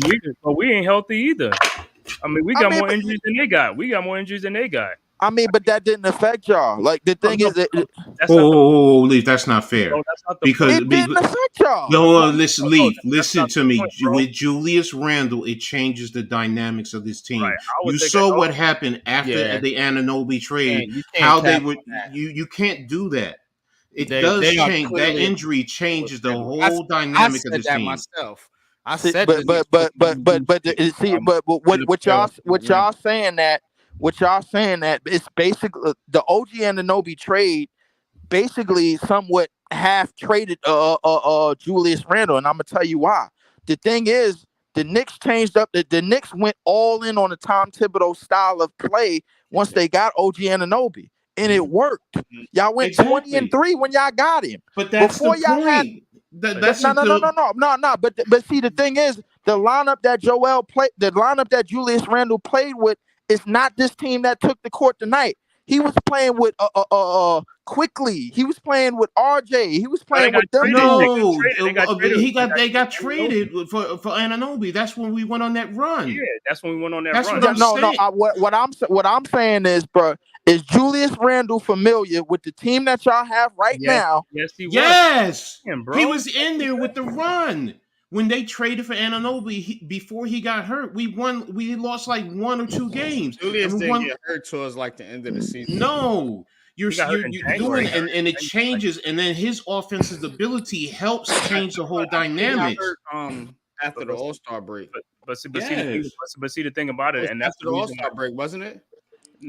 He got hurt like February, like right before February. It was before the All-Star break, because I know they were trying to evaluate. Yeah, he wasn't in the All-Star game. Remember, he got voted in and he didn't play. It was right before the All-Star game. Right before the trade. Okay. When they did the trade, and with Anunoby in there with Julius, it changed the whole dynamics, because it opened up the offense. Anunoby was able to do what RJ Barrett couldn't do, and that's hit those corner threes. And it helps spread the offense, where now you have Brunson or Julius Randle who can take it off the dribble and attack the paint. And Brunson, Julius can also play back down to the basket as well. He's a 3 level. So if you have him now, that changes this whole series. And that's what Man Cave is saying. We're not fully healthy either to get to this point. So yes, that's why Knicks fans as a whole, yes, you're looking at the future brightly, because you're saying as a core, if you have Brunson, Julius Randle, and Anunoby right there alone, that changes what you can do offensively. And then Anunoby adds a layer on the defensive side, and now you have Mitchell Robinson, you have Precious Achiuwa, you have McBride. I mean, DiVincenzo, even though he was lost, he does play defense. Josh Hart, now that enhances the defense. So Julius Randle is a big loss. Yeah, I have to we agree with the Knicks fans on this one, Leaf, and the only reason why I dispute that is because of the cause and effect of what happened in different situations. Now we talked about y'all injuries, right? And then we talked about the Joel injury. The Joel injury, bro, like we got to remember, Philly was top 3 in the league in the East. Philly was top 3 in the East, man, when Joel went down. They shot all the way down to the play-in. Well, we whipped Joel's ass by 30-something points with him there. Yeah, I know that. Okay, yeah, but that what was are that y'all? one What game. are you arguing though? Are you No, arguing the Leaf impact? is saying that Philly is a top 2. Well, that also pushes the Knicks up there into the top 2 because they were battling for the top 2 also. And then what it does, like I said, now that's the reason why. That's the defense. The reason why Kelly Oubre and these guys are able to defend Jalen because Randle ain't there. Randle's there. You have to put big bodies on him. He takes bodies, bro, and he's a double machine. He gets rebound. He's gonna be working them boards, and you know that. And I thought about that too, just real quick. I think we can sum it up real quick. I'm going back to the game. I was wondering why Nicholas Batum was constantly guarding Jalen Brunson. Right. Until Man Cave's point, if Randall's in the game, that matchup is different. It has to be. Exactly. And that's the thing. It's like that's why Knicks fans say losing Randall is a big. Now, I'm not saying factor. If you guys got Randall, you going to the championship. That's not what I'm saying. I'm saying that it is an impactful injury. I can't. Right. I'm just saying. Embiid ain't getting that. He ain't getting that much rebounds. He's not really jumping. If Randall's in there, we getting them all them rebounds right around there, bro. We getting them rebounds. I'll be honest with you, bro. Like in a perfect world, like if none of these injuries happen on both sides, y'all really wouldn't even be playing the Sixers. Y'all wouldn't even be playing the Sixers in the first round. Like let's be honest. No, either one would be 1 or 2. One would be 2. One would be 3. I mean, to be honest with you, Boston would have been 1. One of the 2 would have been 2. So, for argument's sake, so and it pushes everybody else down: Cleveland, Orlando, Indiana. So yes, into that respect, yes. Joel and injuries impact this whole league. I mean, look at LA. I mean, you can make the argument with Kawhi. I mean, that's injuries. Injuries are sports, so you just have to adjust. Now we in some respects tonight, bad adjustments in terms of the coaching, bad performance, bad play by players, including Jalen Brunson. And he'll probably say it in his presser. Free throws, they missed 8 free throws. I mean, you go down the line. Man Cave said you hit your free throws, you don't even go to overtime. Yeah. So and bottom line, kudos to Philadelphia. Game 2, they had the game 1, and we ended up taking it in the last few seconds. Well, guess what? This is payback. Yep. They ended up taking it back from us. So now we have in a sense. We have a 2-game series. You got a dog fight is what you got. Yes. And I'm going to tell you why you got a dog fight right now, because them dudes are going to be pumped up going back to Philadelphia. I don't give a damn what fans are there. Yes. Them players on that court, they smell, you know what I'm saying, blood in the water, so to speak, man. You know what I'm saying? And if they could get this team into a game 7, it's house money. Guess what? Because Philly ain't supposed to be here.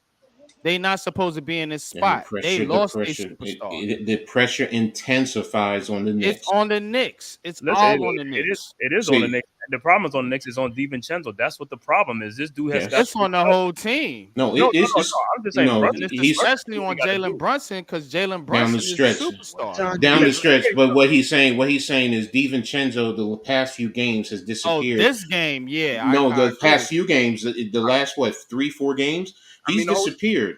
So bro. Yeah. I mean, he played lights out during the year. We all know that, we've seen it. But now in the playoffs, when the it's time for you to step up, that's when you really earn your money. And he's what not. Time is the game Thursday?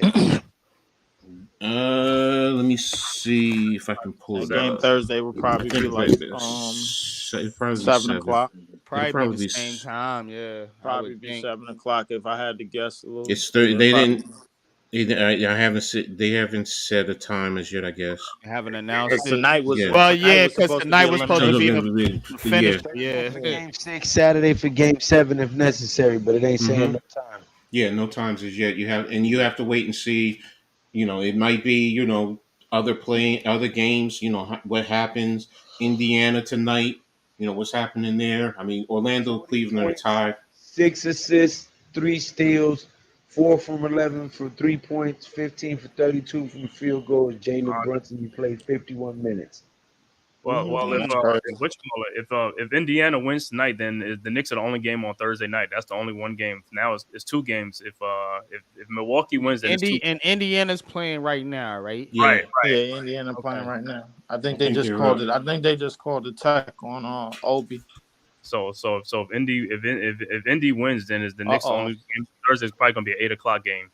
Yeah, Bobby Porter's going back to the locker room. I think he might be done for. He might be done for the game. Yeah, Lee, another injury.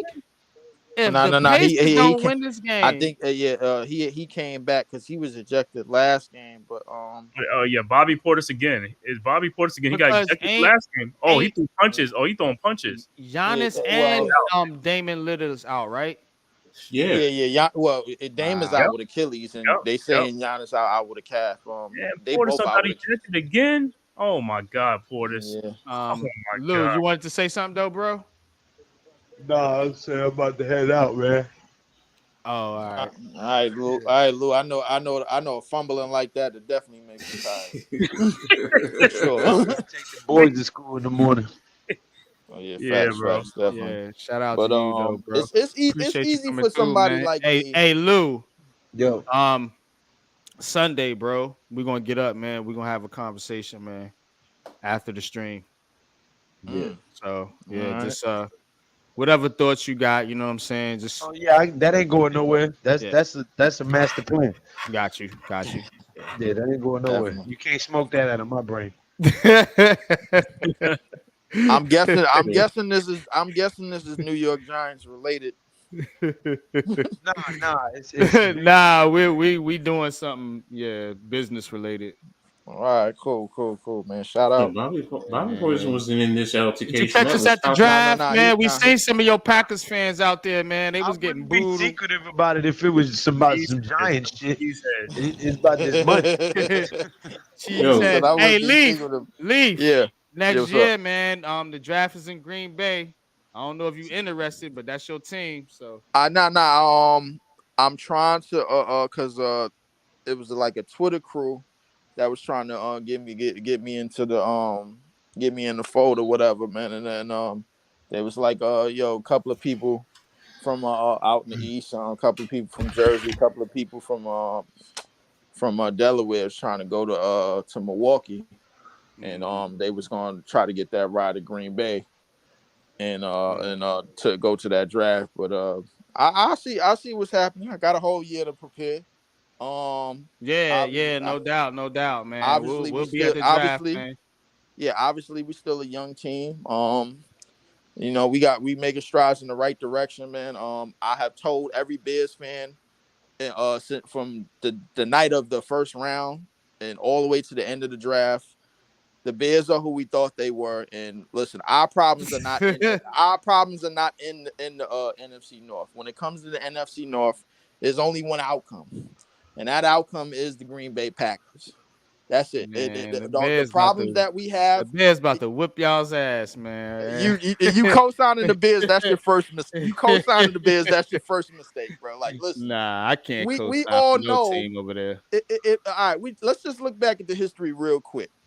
Only team I co-sign for is the Giants. The Megatron era. We all seen how that went. We all seen how the Lovie Smith, Brian Urlacher era went. Listen, the Bears ain't gonna be shit until next year. It'll be the 40th anniversary of the '85 Bears. That's when they gonna do something. Hey, but nah, next year's our year because it's the 100th anniversary of the New York Giants. New York Giants, yeah. Right, and that's why we're gonna beat their ass in the playoffs. So we're gonna beat the Bears. Because So y'all gonna beat the Bears on we their beat them 40th. on the way to the Super Bowl in '87. Look, I put it The to you this. '86 season, '87 Super Bowl. I put it to you this way: the only problem I ever had with Giants fans was the broken clock known as Eli Manning.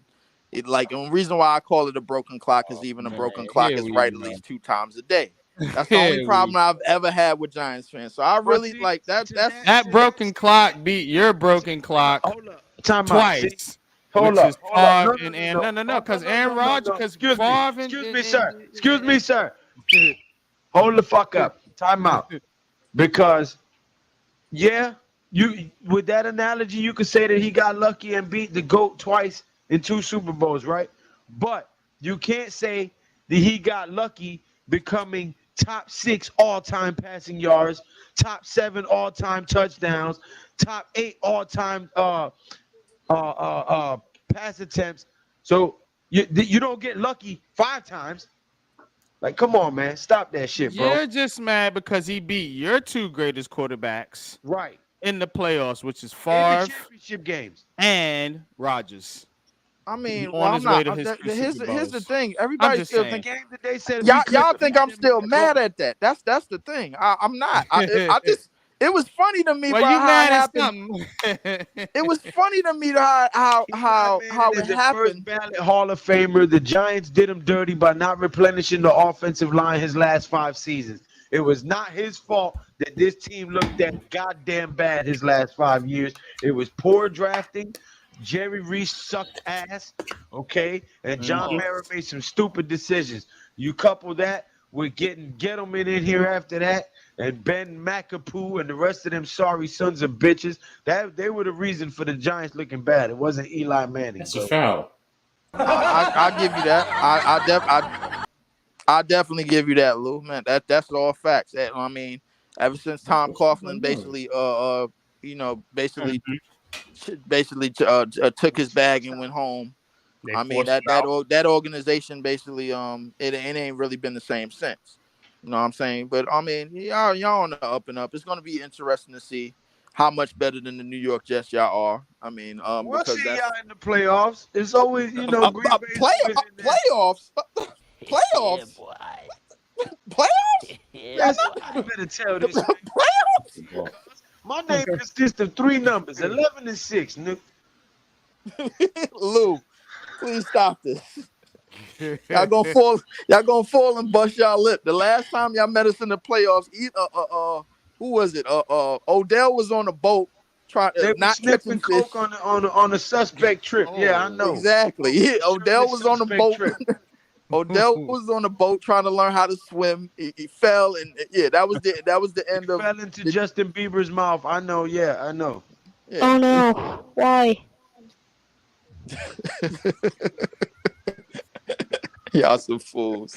But but listen, we not worried about the Giants in the playoffs. We damn sure ain't worried about the Bears in the playoffs, man. Like that's the only reason why we lost in the playoffs to begin with is because the NFL had to stick to their main character syndrome with the San Francisco 49ers, who ain't done shit since 1995 anyway. They stay losing Super Bowls, so we don't worry about them neither. But we gonna get back at it, man. I'm gonna try to make that trip to Milwaukee. Yeah, man. If you could make the draft, man, let me know, man. You know, Sure, Green bro. Bay is in Wisconsin, not Milwaukee, right? Wisconsin is in Milwaukee. Wisconsin. Milwaukee is in Wisconsin. Yeah, that's what I meant to say. All right. Wisconsin is not Milwaukee. I know that. I'll find it. Same thing, same difference. No, but he was saying, I'm gonna go to Milwaukee. I'm like, bro, we going to Green Bay. I'm gonna get to Milwaukee first, then I'm gonna get to Green Bay. That's what's gonna happen. He gonna come. Man. That's a 3. That's a 3. We in Green Bay.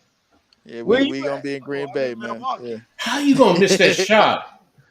Oh man. Yo, what's going on in that Orlando Almost. game? It's down to the last seconds. It's tied. Is a 2-point game. Sunday. Oh! All right, Lou. What a block!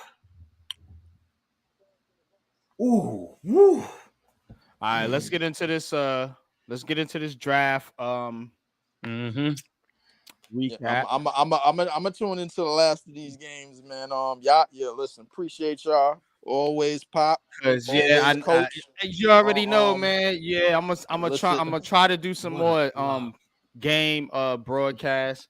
You know what I'm saying? Would love to have you join the stream for some of those. You know what I'm saying? You my bro, man. Shout out to you, man. Shout out to your stream, man.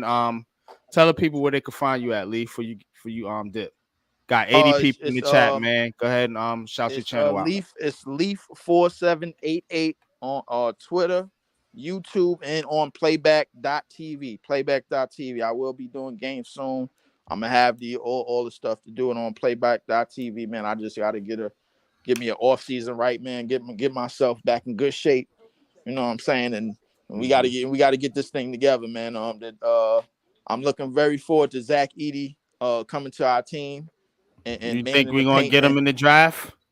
We might have to trade for him because we don't have no picks. But I We got think, a second round pick, right?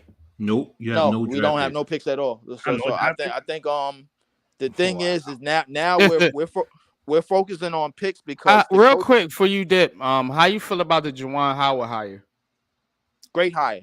I think it was a pretty good hire in terms of an assistant. I'm hoping that we would have kept. We are trying to keep Kevin Ali because Kevin Ali, he was the one that put the battery in the backs of the young players by putting them out there. He tried some things at the tail end of the season, man. With some lineups, Wofford was getting some runs at the lead guard. Clowney, who is basically like the golden They child. finally started playing him. Yeah, I Yes, noticed that. Clowney is the future 4-man for our team.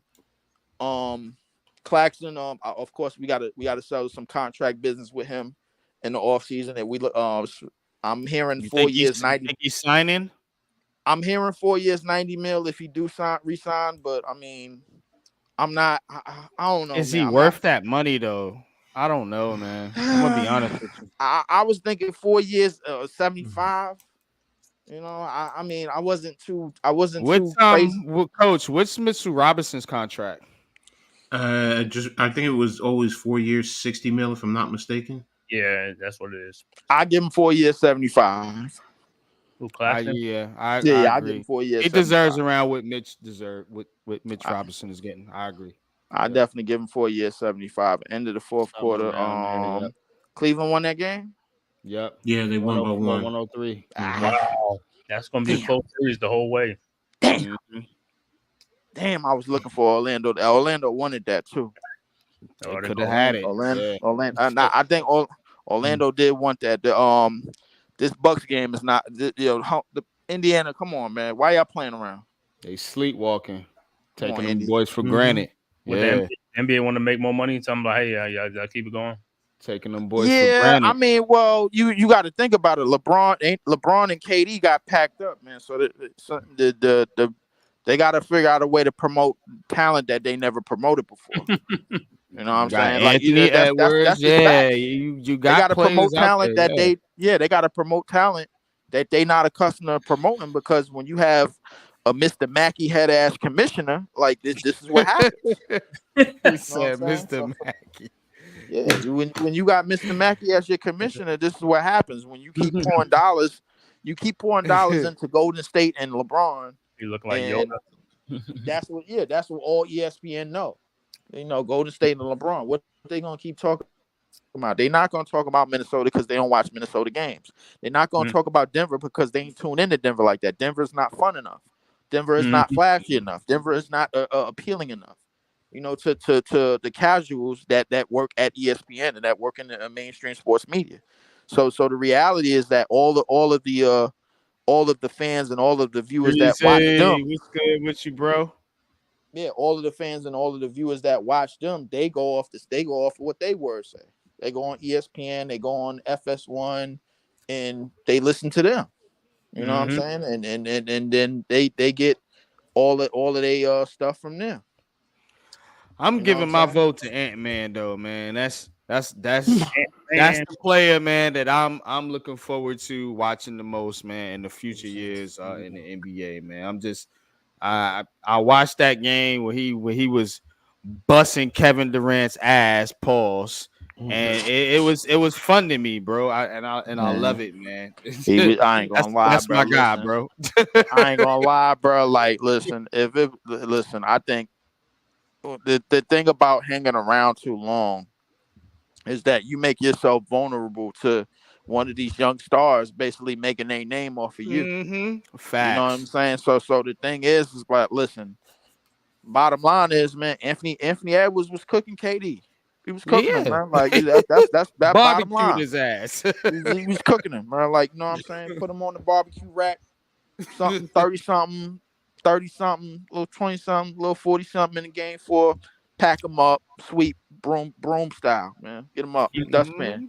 Get the Get him out dustpan, of clean here. this up. You know what I'm saying? Get him out of here. He's done. So the reality is that, like, when you listen, when the NBA starts pouring in all of these marketing dollars to the LeBrons and the Steph Currys, man, and then they can't be as dominant as they were in past years, then to me it's important that the veterans and the older statesmen, they make it known that, yo, the young talent in this league is special, and they're on their way to becoming just as big as just as much as a name for themselves as the guys in the past. You know what Now I I'm will saying? And say, KD, he does embrace it. He doesn't, like, you know what I'm saying, like, take it as something like, oh, I gotta try to prove myself. Nah, you gotta embrace that shit, bro. Cause when you got talent that's just better than you right now on the court, and you an aging star, you gotta humble yourself and be like, hey, yeah, look, you know what I'm saying?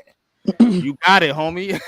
yeah. I think this group of veterans, they lack the humility, and basically they pride get too much in the way, because Yeah. the let's face it, the media, like, is still on them. Like the other day, bro, like Stephen A. Smith was calling the league front office to ask why Russell Westbrook wasn't suspended for a game when he got ejected. Like, how crazy is that? Like, What? yeah. I don't know if y'all, that was on TV. He called the league. He said it on live TV. He called the league office to ask why Russell Westbrook, who was kicked out, who was kicked out of the game, Yeah, I seen why he that. wasn't Yeah. suspended for next game. I'm like, what? Huh? I'm like, you know what? It's wild to me, because Too much. But it, it, hold, That's leave crazy. that what that is he's being a journalist, and that's all he's doing, because he has people that he has people that follow him, and as a journalist, those are questions, whether he's in a press room, but he has the inside access to be able to call the league and ask questions like that, and because that's all it is. If the commissioner was at his podium and having a presser, if Stephen A was in there as a journalist, he would still ask those questions. So I don't have an issue with that. It's just that he's asking, because also there are fans that ask those same questions. So that's what, sometimes when he does that, he just, because he has access, more access than other journalists. Okay, but he's just asking it. He's not doing it to be malicious. He's just asking a question. I Mhm. mean, my thing is like, I feel like something like that should be remain like behind the scene. All right, if you're a journalist, okay, fine, like, that's him being a journalist. But it's something like that shouldn't even be a topic of discussion on a 2-hour show. To me, that's just my personal thing, because the thing is, if Russell Westbrook played well and 30 they put up a triple double, 20, 10, and 10, or something like that, that news gets probably overlooked. Or James Harden, who put up a 33, 9 and 9, along with PG, who put up 37 and 8. By the way, that was one of the best playoff games I've seen in years. That game 4 with Dallas and the Clippers, one of the best. I'd never seen so much contested shots in my life. I ain't never seen said that much contested shots fall and ever in my life in one game, bro. Like, we had some of the greatest shot creators in the history of this league all on one court. Hmm. And Luka probably played the worst out of everybody. Let's answer this question Based on your by Breezy question, real quick. who's playing better in this After you series go. from the beginning to the end? Of course, it's Maxey has been playing better consistently. Brunson in the first 2 games, he didn't play a great game. But I mean, it's not like it's and I don't think you're saying that. But to anyone who might think he's asking, is it a big wide margin? No, it's very small. They're both playing very well. Nah, they It's both just playing well. I Yeah, agree. Brunson just didn't play well to start. Yeah, That's he's it. Brunson scored I more mean, points well, than Max. personally, I would give the edge to Brunson because he's figured out how to be effective in other ways. Mhm. He's figured out how to be effective without having a high percentage of scoring. And in the first 2 games, he struggled. I think he shot like 15 Mm-hmm. for 65 in the first But 2 games. this game, and I'm But only but but touching he off but he this didn't turn game because turn the I didn't. ball over. He shared the ball. You know what I'm saying? He distributed the ball. And that was one of the biggest things like on his name early in the season. We had seen him put up games where he had like 40 something points and like 4 assists or 30 something points and like 2 assists and something like that. Like just verbatim, not split saying that's the line. But a lot of people were saying, "Yo, you need to come up off the pill. You need to move that ball around. It's time to get the others involved." I think he heard that. Excuse me, Miss Becky Hammond.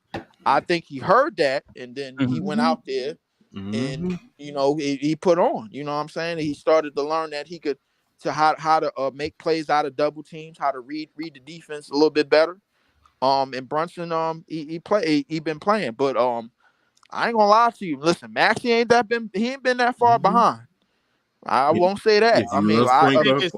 I think it's. To be honest with you, I think Maxi has played better. mm-hmm. And especially in this game, because I really got to like watch this game thoroughly and analyze it.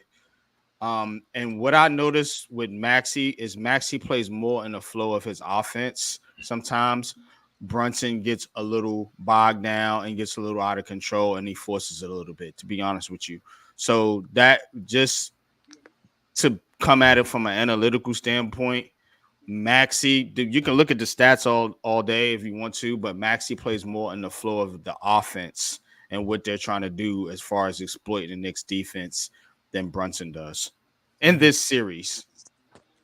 I would definitely agree with that. Maxie definitely plays within the flow.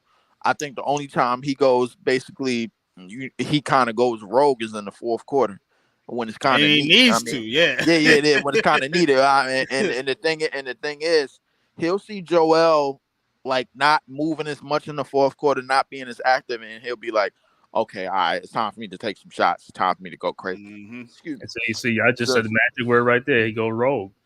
That's a Brunson got to go rogue all the time. He ain't got a secondary option right now. You know what I'm saying? Yeah. I mean, To your yeah, point. That's They really for don't. And that's why I told people they was gonna miss Randall. That's why I said that. Mm-hmm. I knew this was gonna I happen. thought the game was over after that McBride jump shot at the free throw Me line. too, man. I thought so too. And then Maxie came down, got that 4-point play. Hart missed the first free throw, Mm-hmm. made the second, and then Maxie came down and they didn't foul.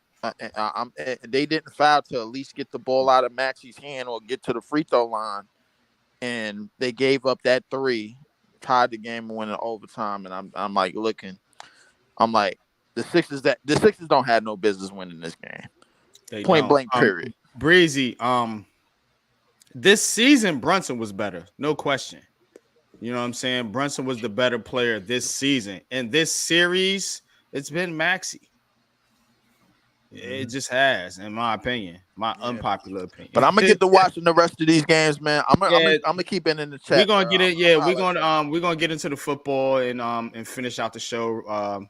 Like I said, wanted to do this special edition, man. Shout out to Man Cave, man, for coming through. Shout out to Luca. Shout out to Leaf, of course. Shout out to my brother G Nation Inside Sports, Big Bro Lou.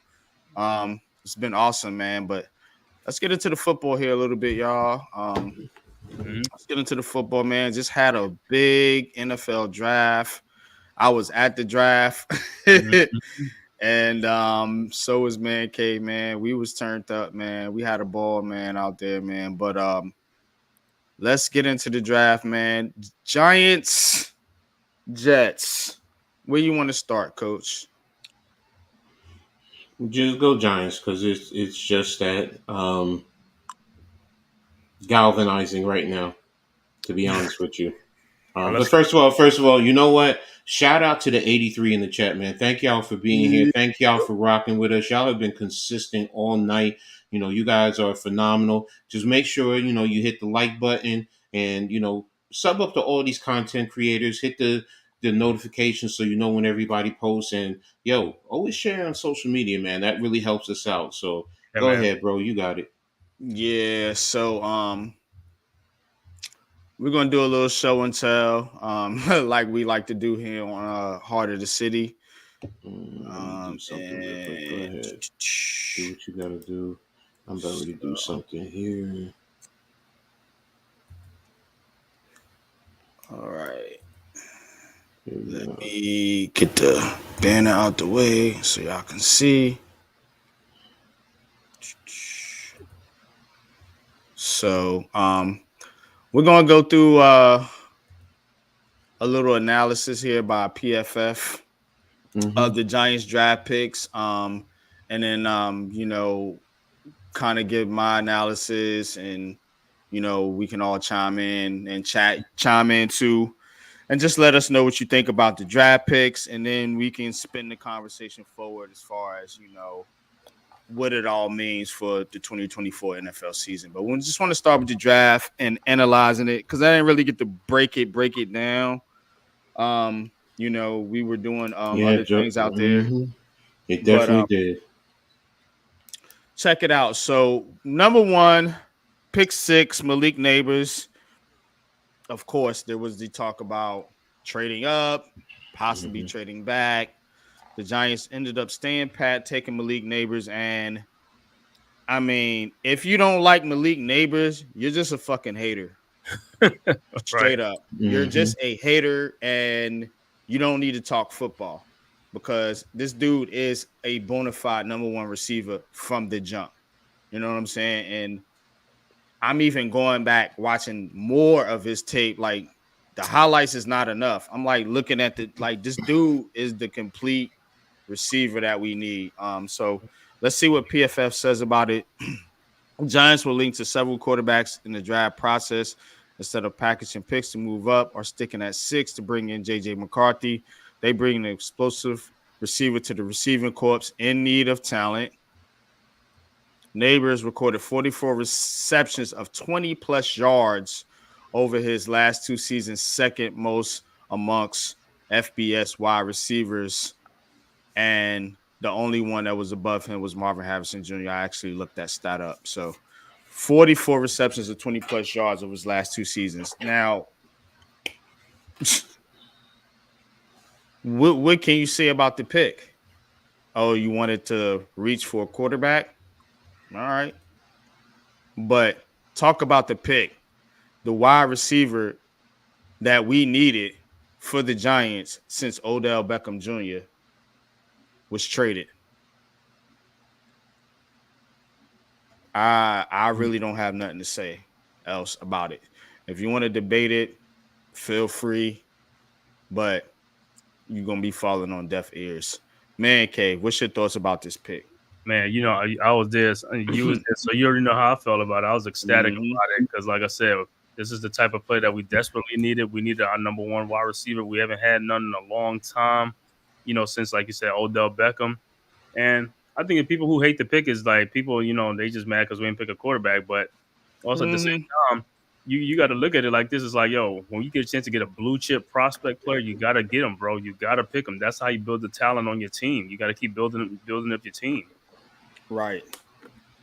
So I was happy to pick Malik Neighbors. You know what I'm saying? I know Roma Dunze was there and the other guys, but hey, Malik Neighbors, he's a great route runner, everything. I watched his tapes too and stuff like that. You know what I'm saying? Watching some LSU games and stuff like that. And to me, that was always going to be a pick for me, you know what I'm saying, was Malik Neighbors, you know what I'm saying? Regardless of what happened, you know what I'm saying? But I was happy with the pick, so I'm good with it. Yeah, Ghost Dog. That's the question. Who's going to throw on the ball? NYG22 is going to throw on the ball. I'm going to be in Giants training camp in August, and I'm going to, try out for QB1. And if I, make the team and get the spot, I can guarantee you that I will be able to get Malik Neighbors the football. That's how easy it's gonna be. Like that's how crazy it is, Ghost. That's how crazy some of these people are. For real, man. No doubt it was an A. Coach, I didn't really get your breakdown of it. So I want to hear what's your thoughts about Malik Neighbors and go into kind of the on the field stuff, like what he could possibly Okay. do to the Giants. First and foremost, just look. I know people say they wanted the quarterback and who's going to throw him the football. Okay, you can flip it around and go the other way. If you got the quarterback, who's he's going to throw it to?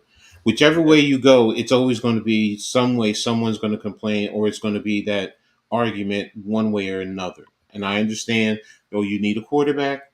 This is the era of throwing the football. I understand that. Mhm. But the talent speaks for itself. The ability speaks for itself. If you really sit down and you look at what he brings to the table, he also enhances and helps some of the other receivers. He Mhm. opens. He will open up the. He will help open up the offense, not just vertically but horizontally. Just simple thing. You're going to have multiple sets of eyes that have to pay attention to him, which can open up areas for other players to, in a sense, sneak in and make plays. Mhm. So, he is a valuable asset to the team. So, to me, it's a win no matter what. Facts, man. Facts. Y'all think that alt stuff is true? So rumor was Giants were trying to trade up, not to draft Drake May, but to take Joe Alt.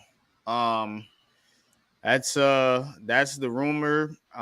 Could it be true? Yeah. Do I think it's true? No. Because they didn't take a lineman at all in the draft.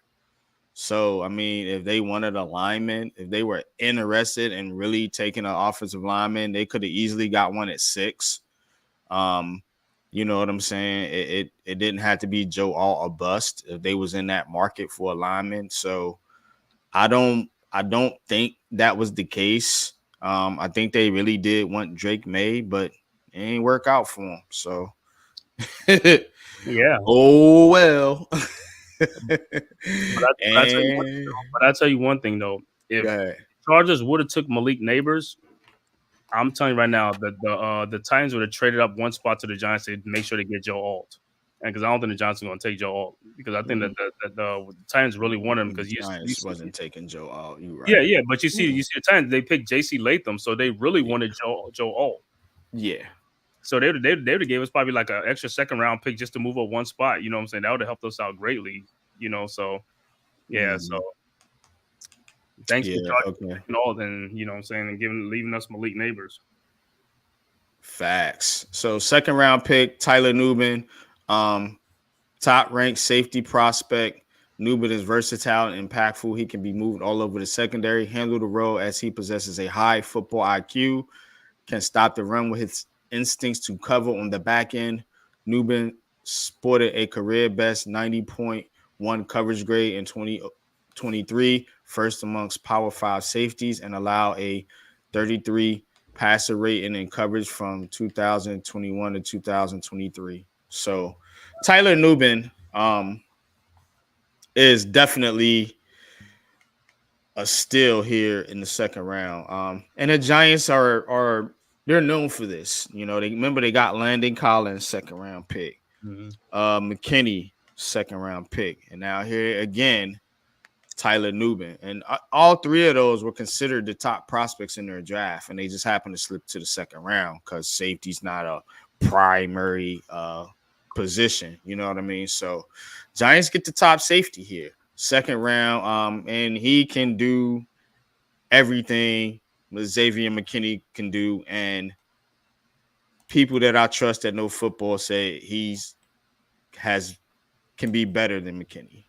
Actually, his skill set. You know what I'm saying? So, I really want to hear what Coach has to say on this, because I didn't really do a lot of scouting on Tyler Nubin.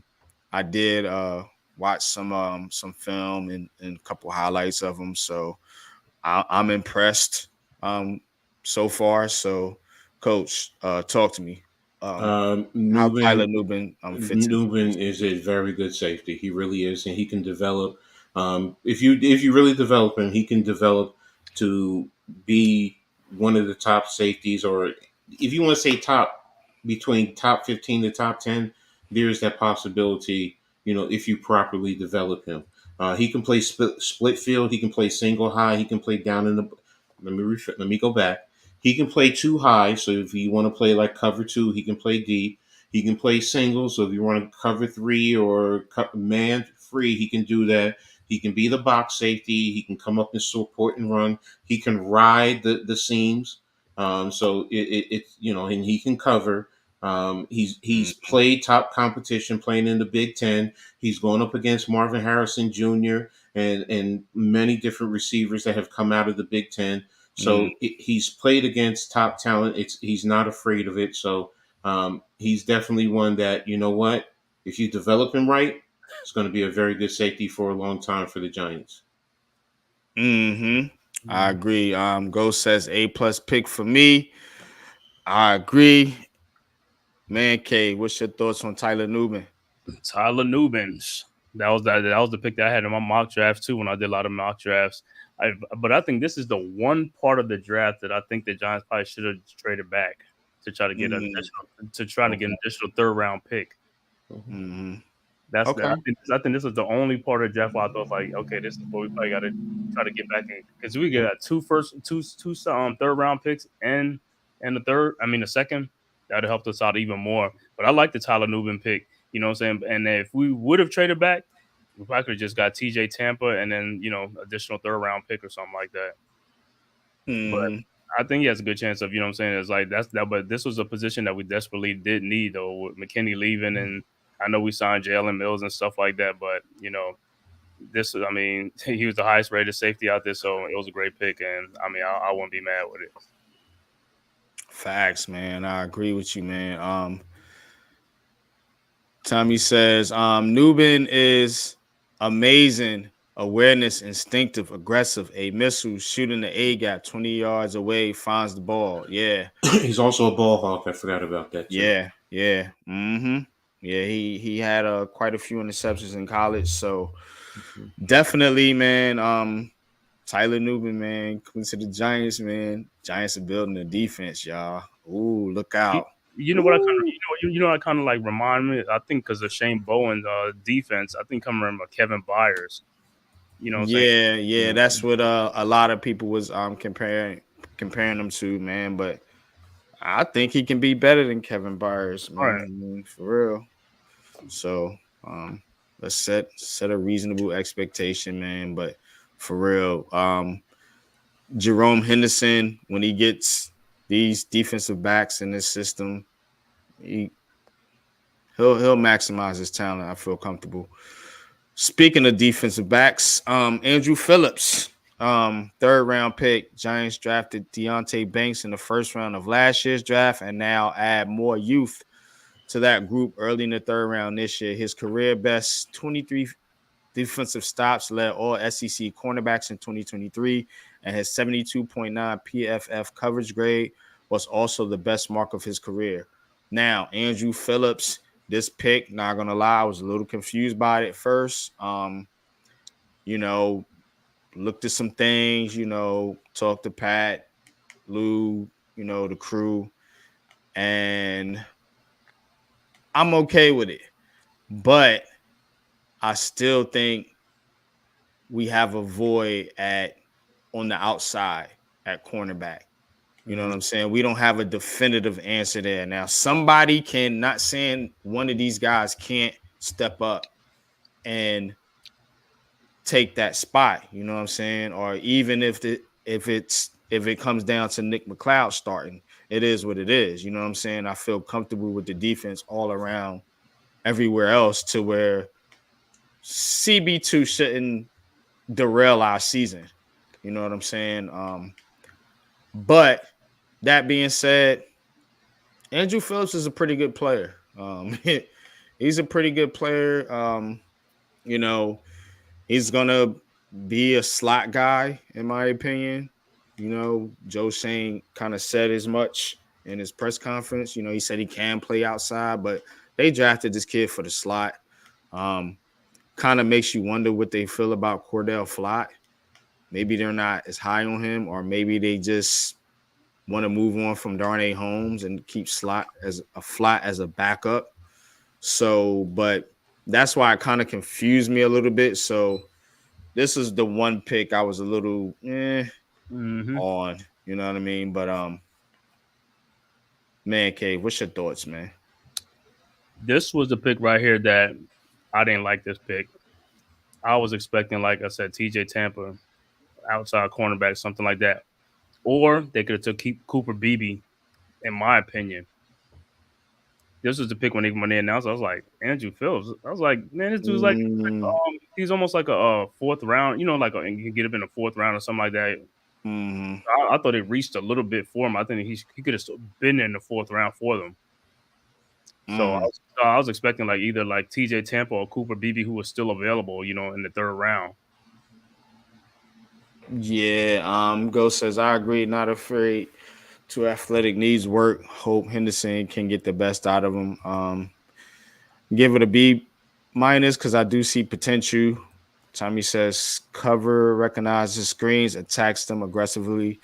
Quick bursts at any angle, amazing. You will see lock down a bunch of wide receivers in the college Pro Bowl. Of course, Tommy's talking about the Senior Bowl he was at, and I know Kafka, I think, was a coach out there. So but coach, what's your thoughts on Phillips, man? And how you think he fits? I like him. When I sat and I watched film and in the games that I remember of seeing Kentucky, he has decent speed. He's not elite speed in that regard, but he has what I call stick-to-itiveness in terms of coverage abilities with a receiver. Now he is a little bit grabby with his hands, so you need to work on that and work on his proper technique, his footwork, and also getting his head around in terms of squeezing to the receiver and then getting your head around to make a play on the football. Yeah. So, you know, those are some of the simple things that I looked at. He's not afraid, like Tommy said. You know, I've seen him being aggressive, come up, make the play, especially being in the SEC. So, you know, he's going up against elite talent. So he's going to have a level of confidence. You know, playing in the pros is different. It's a step up, you know, but I think, you know, if you develop him, you know, you're going to see someone who is he going to be a gold jacket player? No. Is he going to be a Pro Bowler? You know, you may be lucky if you get one Pro Bowl out of him, but if he doesn't give you any, it's not going to be a surprise. But can he be a good, serviceable cornerback and be someone that can play for you, you know, for years? Yes. You know, he also has to get stronger. You know, gain a little bit of weight, but also get stronger to handle the physical play in the NFL. But I think he will be able to do that. He is a little light, Tommy. So I don't, you know, I don't know. What best case scenario for me is if Trey Hawkins can step up and be a CB2 on the outside, because he's got to me like that kind of size, length. You know what I mean? That you want to see, you know what I'm saying? Because look, you got AJ Browns in your division, and like you got some monsters you have to play against, man. You know, and these itty bitty corners, man. I just, I don't know, man. I mean, we got Banks, so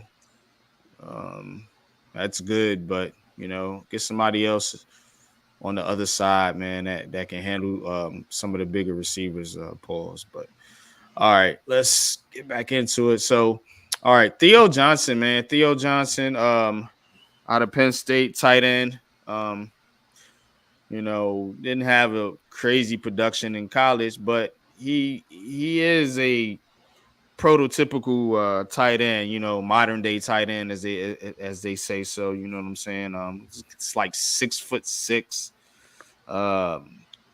250 plus. Like I don't got the measurables in front of me, man. But Theo Johnson, man, this is one of my favorite picks. The Giants are bringing in players at the tight end position that can block and catch. You know what I'm saying? I think you got two really good ones that can play off each other in Theo Johnson and Daniel Bellinger. I think they're a perfect match, for this offense, man. I love this pick right here, man. Coach, what's your thoughts, man, on Theo Johnson? He's in a sense, the way I look at it, they're in some regards hedging their bet against Waller. Yeah, So I'm not even thinking about Waller for real. yeah, To I me, know, he's already gone. but until he's officially gone, I I just think they're know. hedging their bet. That's all. Yes, at Penn State he didn't get a lot of opportunities to make a lot of catches, but I also think that's a product of their system. Yeah. But he's athletic. He can make the catch. He can use his hands very well to catch passes. He knows how to read and sit in the zones. And he will make great efforts in trying to block. Is he a pancake blocker? No. But he can get in the way And of. block, yeah. Yeah, so he can do that. He can sustain. I'm not asking him to block a 350, 370 pound, defensive line Shouldn't interior. ask no tight end to No. do that. You know what I'm saying? Well, if you had Gronk, you could. But other than that, Well, yeah. yeah, certain So ones, I yeah, guess. certain one. That's what I meant. It's but can he handle a 240 edge or end or outside linebacker? Yes, he can. And he can do what he needs to do in that regard. So he could be a valuable asset. He allows you to go multiple sets, whether it's two tight end sets like you were alluding to, or you're playing 11 personnel. You can flex him and put him in the slot, and he can still attack. And he will be a mismatch against linebackers and some safety. So, I think he's fine and I like him. Cave, man. What's your thoughts on Theo? Well, this pick right here. Like I said, I didn't expect the Giants to pick a tight end like in the fourth round, but I mean, due to the Darren Waller thing, I predicted this pick. I nailed this one. No, I know. I'm just saying before the season's, Darren Waller, the whole thing. Because if Waller was playing and all this stuff, and he was coming back, then they probably wouldn't make this pick this early. But but I knew this was for insurance purposes, and when they did make the pick, I was like, yeah, Darren Waller's retiring. He's not coming back, whatever. So yeah, but I like the pick though. I watched some of Penn State games this year and stuff like that, and I saw him like to me, he kind of remind me of what's that? I want to say is it a former Penn State? Is it Mike Gesicki? Mm-hmm. I like Tommy that. says he's a bigger version of Kittle. Yeah. And like I said, he should be able to get downfield. He got a nice size, nice speed, and everything to get in the seams and stuff like that. So I think this is going to help us open up the offense too. But the main thing is just the offensive line. That line can block. Hey man, we got something cooking, man. Next pick, Tyrone Tracy. Tracy's a good athlete. He recorded a 4.48 40-yard dash, 40-inch vertical jump, and should add some explosiveness into the backfield led by Devin Singletary. Despite being a 6-year player in college, God dog, homie. Tracy has only one season at running back, and he forced 46 mixed tackles on just 114 carries in that 2023 season. Tyrone Tracy, I wanted the bruising running back. I was not a fan of this pick. Again, we don't try to be reactionary over here. So, you calm down, you do some research, you look at the player, see kind of vision what the plan for the team for him is, and I see the vision. You know what I'm saying? First of all, he can return kicks. With these new kickoff rules that they have now, you have to pay attention more closely to your special teams. And the Giants have done that all the entire offseason, if you haven't noticed. And again, this is another pick, that gives you an option. Whether they do use him in that aspect or not, it still gives you an option.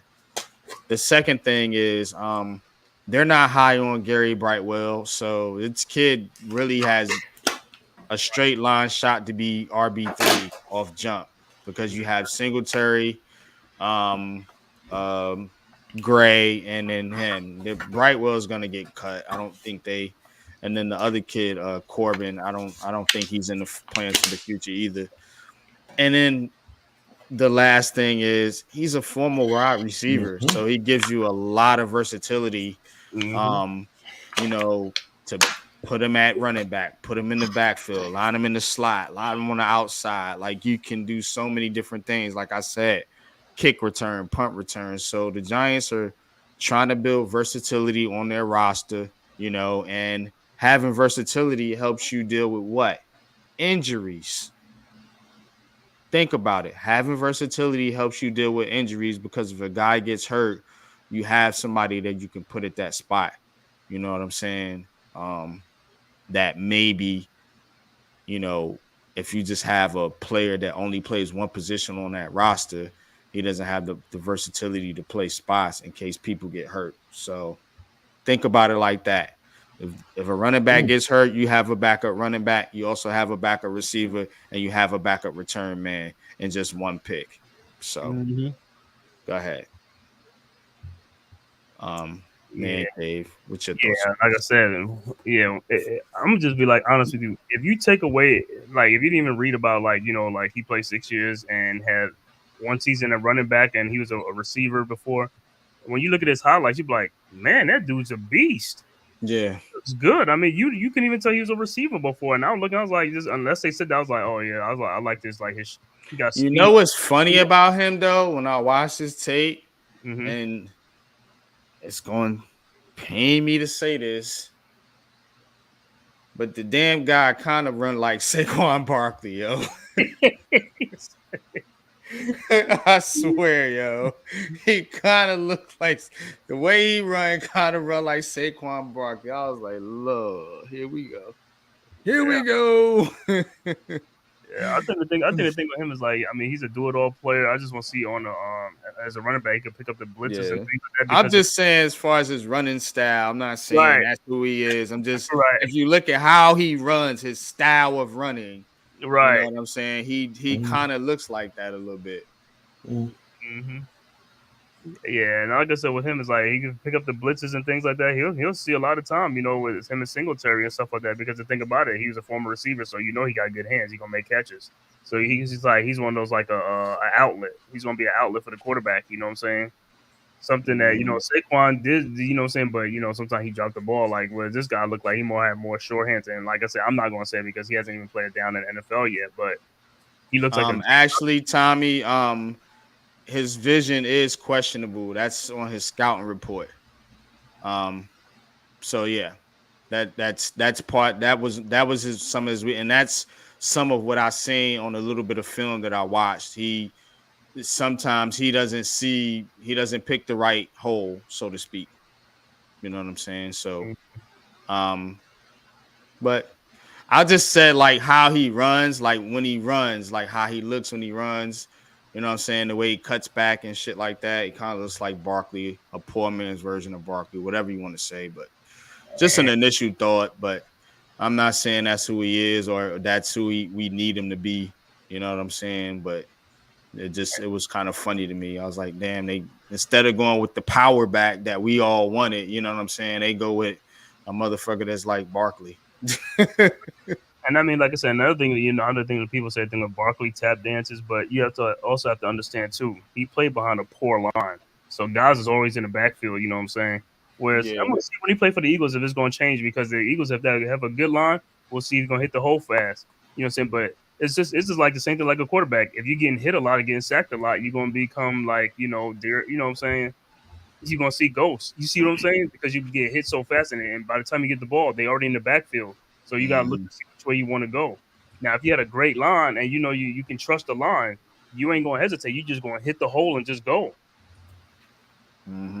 Oh yeah, I like the pick, Tommy. You know what I'm saying? I just thought it was funny. It just that's the first thing I thought. I was like, it looks like, you know what I'm saying, a version of Saquon Barkley, man. It's just that style. You know what I mean? But But what's I your like thoughts, the pick. I Coach? like the pick, man. I like the pick. So I'm good with the pick.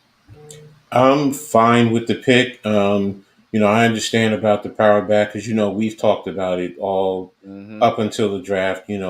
Whether it was Estime, whether it was Allen. I Mhm. mean, I get it. He probably is better suited for what Dable and Kafka are trying to do offensively. They're looking for those one cut type of backs. They just want you to take one cut and go.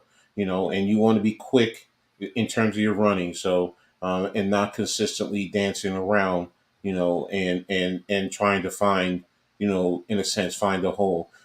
As a receiver, he is able to read defenses and what they're doing, the coverage, and find the open areas or how to leverage a defender if a defender is in man coverage against him. So that's a benefit. But as a running back, he's still developing. I mean, like you said, he played 1 year. So the mistakes that you're talking about is because he's never played it before. So to try and put a player in the running back position after 1 year, you're going to have a lot of mistakes.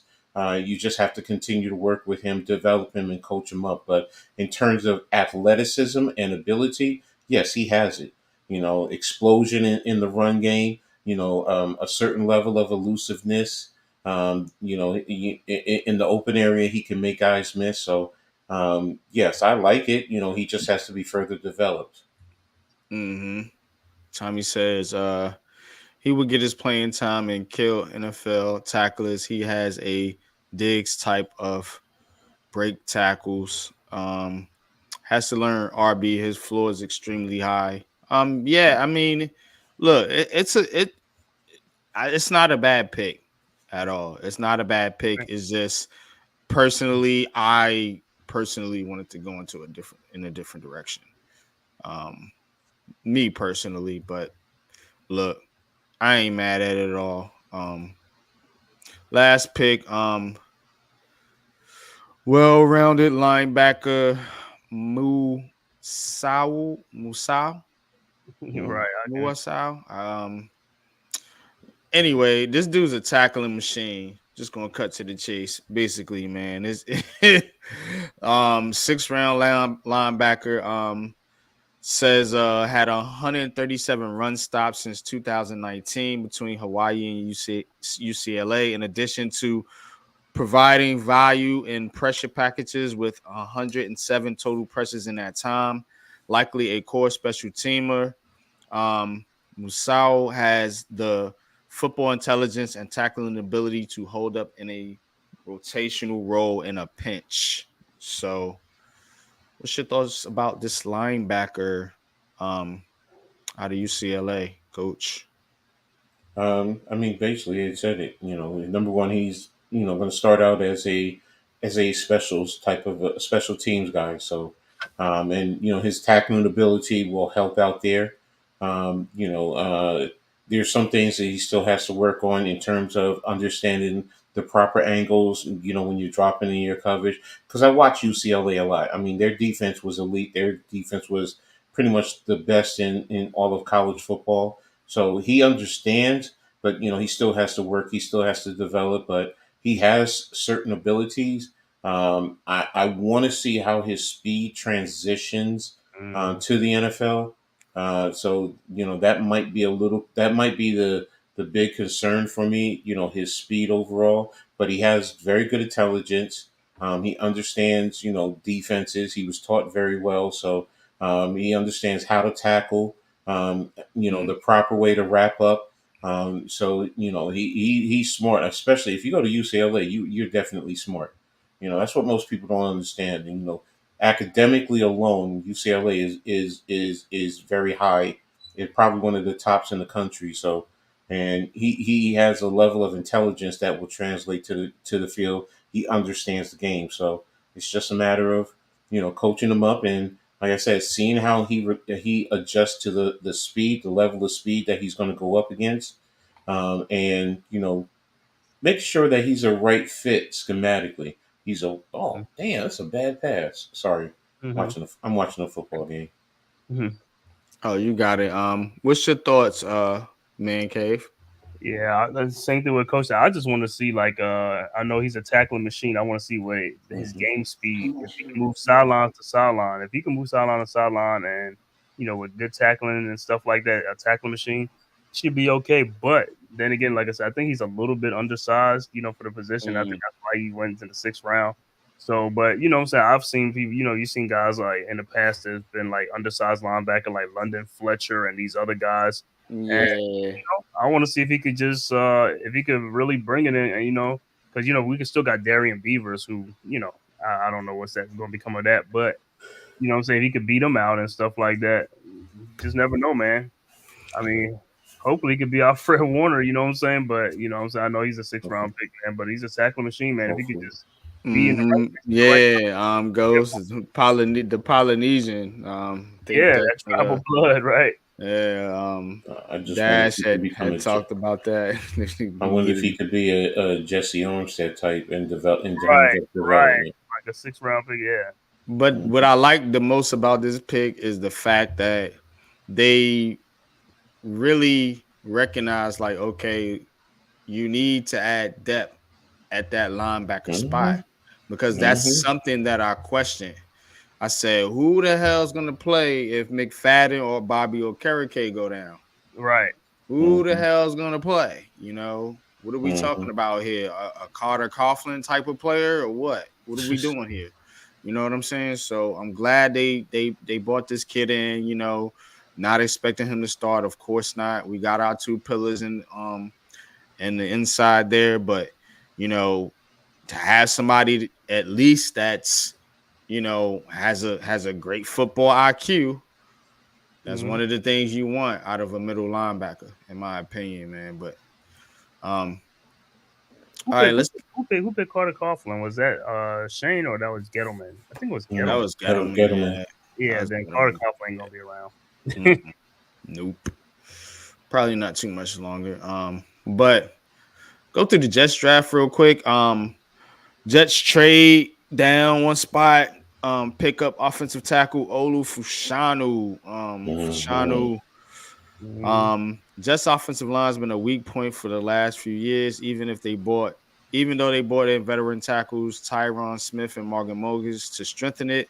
Bringing in talented depth and getting a succession plan in place makes a lot of sense. Fushanu ranked in the 93rd percentile among qualifying college tackles and pass blocking grade on a true pass sets over the last 2 seasons. Love this pick for the Jets. Here's why. First of all, you get to learn from Tyron Smith, one of the best left tackles, you know what I'm saying, of this generation. Second of all, you don't force this kid, and we see so many tackles, Evan Neal, get forced into action early and look bad as rookies. You know what I'm saying? So you give this kid a red shirt year, barring injury, to sit and learn from one of the best left tackles in the game, and Tyron Smith. And you trade down and you pick up extra picks. So Jets did a good job here, man. And what's your thoughts though? Ola Fushanu. I mean, I seen in the mock draft. I knew this was who they was going to pick. They need a tackle because, like I said, they got a lot of these old guys who are walking wounded, so they need to get younger and stuff like that. So I knew this was a great pick for him and stuff like that. And a little side note: Ola Fushanu, his sister is my boy's daughter's best friend, and they're college roommates. So might see some Giants and Jets. Wow. Okay. He was telling me when he was drafted, he's like, "Oh man, he just got paid." He's like, "He's staying home. He gets to stay home." I was like, "Yeah, he gets to stay home, man." He went to Princeton. But I mean, he from DC anyway because he was college teammates with high school teammates with Caleb Williams. Yeah. But I think it's a great pick for the Jets, man, because Aaron Rodgers needs that protection, and like I said, Mekhi Becton's gone.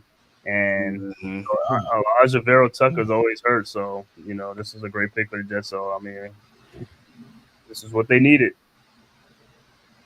Facts. Coach. Very, very good pickup. I mean, one of the things that I love about him is his hand usage, where he does a good job, where he will stem an outside pass rusher to clamp him, to basically get control of him. He doesn't always, get put his hands out. He plays games with you, and in terms of when a defensive player is trying to work him, he works and uses a wide base to really stem the rush. And he's strong and he's athletic, so it's a very good pickup for them. They're set for the future, no matter what happens. And to be honest with you, he actually, if you think about Tyron Smith when he was in his prime, this is what you're getting from Fashanos. Does still need to work on some things and develop. So redshirt year is good for him, but you know what? It's a very good pick, and he's going to be a stalwart to come for the Jets. Absolutely agree, man. For real, man. But moving on. So Michael Corley or Malachi Corley, Western Kentucky. Third round, Jets pick him up. Jets grab up one of the most unique wide receivers in his draft class. As a former running back, he is phenomenal with the ball in his hands. Last season, he had 683 yards after the catch, was good for second amongst all receivers in his class. He forced 63 missed tackles on 253 receptions over the past 3 seasons. He also adds another layer to Aaron Rodgers' pass attack. Another home run pick for me with the Jets here. Malachi Corley, look, man, I was saying that Jets receiving core ain't looking as good as people think. Now, definitely looking a lot better, man. This kid, man, phenomenal with the ball in his hands. Nowadays in the NFL, it's not about, and I was telling Pat this, it's not about throwing the football 80, 90 yards down the field. You know what I'm saying? You need guys that know how to operate in space and create yak. You know what I'm saying? That's why I wasn't big on Rome Odunze. It's not knocking Rome Odunze, man, but I'd rather have a guy that can take a 5-yard pass and make it an 80-yard touchdown than a guy I got to throw the ball 80 yards down the field to make a play and hope he makes a play. You see how easy it is to throw a 5-yard pass and an 80-yard pass? So that's why a lot of these quarterbacks struggle. You know what I'm saying? And only unique quarterbacks, ones that really get rhythm with some of these, contested catch receivers, a lot of quarterbacks rather have the guys that give you yak, that can get open in space, that know how to, run the short to intermediate game. You know what I'm saying? So excellent pickup here. Upgrade over Alan Lazard, in my opinion. I'm not a big fan of Alan Lazard. So good pick, man, for the Jets, man. But what's your thoughts, man, Cave? Yeah, Lazard. You don't think Lazard's coming back? I think he's probably coming back. I think he's coming back. I just don't like him. They just signed no good. They just signed on what's his name? Mike Williams. They signed Mike Williams. Mike Williams is always injured. So yeah, I know. You know what I'm saying. That's why I was shaky on the Jets receiving core. That's why this is a good pick, man. Oh yeah, this is better. If I'm a Jets fan, I feel a lot better about their receivers now. Yeah, I mean Malachi Corley, like I said, they got a steal in this one. I think this was one of the steals of the draft. I like this dude. I watched some of his highlights and stuff like that. I seen seen some of his juke moves and stuff like that. And I mean, he knows how to get open. The dude knows how to get open. And he breaks tackles. He breaks a lot of tackles, and when he gets into space, he can take it to the house, man. I was like, this was a home run pick for the Jets. Like I said, the Jets first 3-4 picks was great, man. They really addressed their needs and stuff like that. But yeah, Malachi Corley, that seems like so he's gonna be a weapon for Aaron Rodgers in the passing game, and because who's the and he's gonna be the next he's gonna be the wide receiver 2, right? Because of Garrett Wilson. Garrett Wilson's their one. Yep. A good tandem, a good pairing. Yeah, Jets finally making some good moves. Exactly, Ghost. Coach. What's your thoughts on the Jets new wide receiver? Definitely a good wide receiver. Understands the the areas to attack in the zone in certain situations. So he just needs to. He's another one that just has to adjust to the speed, but very good receiver. Uses his hands very well, and you guys hit all the other key points on him. So Cool deal. This is my favorite pick, man. I'm a little upset about the Jets because I wanted him on the Giants, and that's Braylon Allen. Braylon Allen, the bruising, battering ram running back pause that we all wanted for the Giants.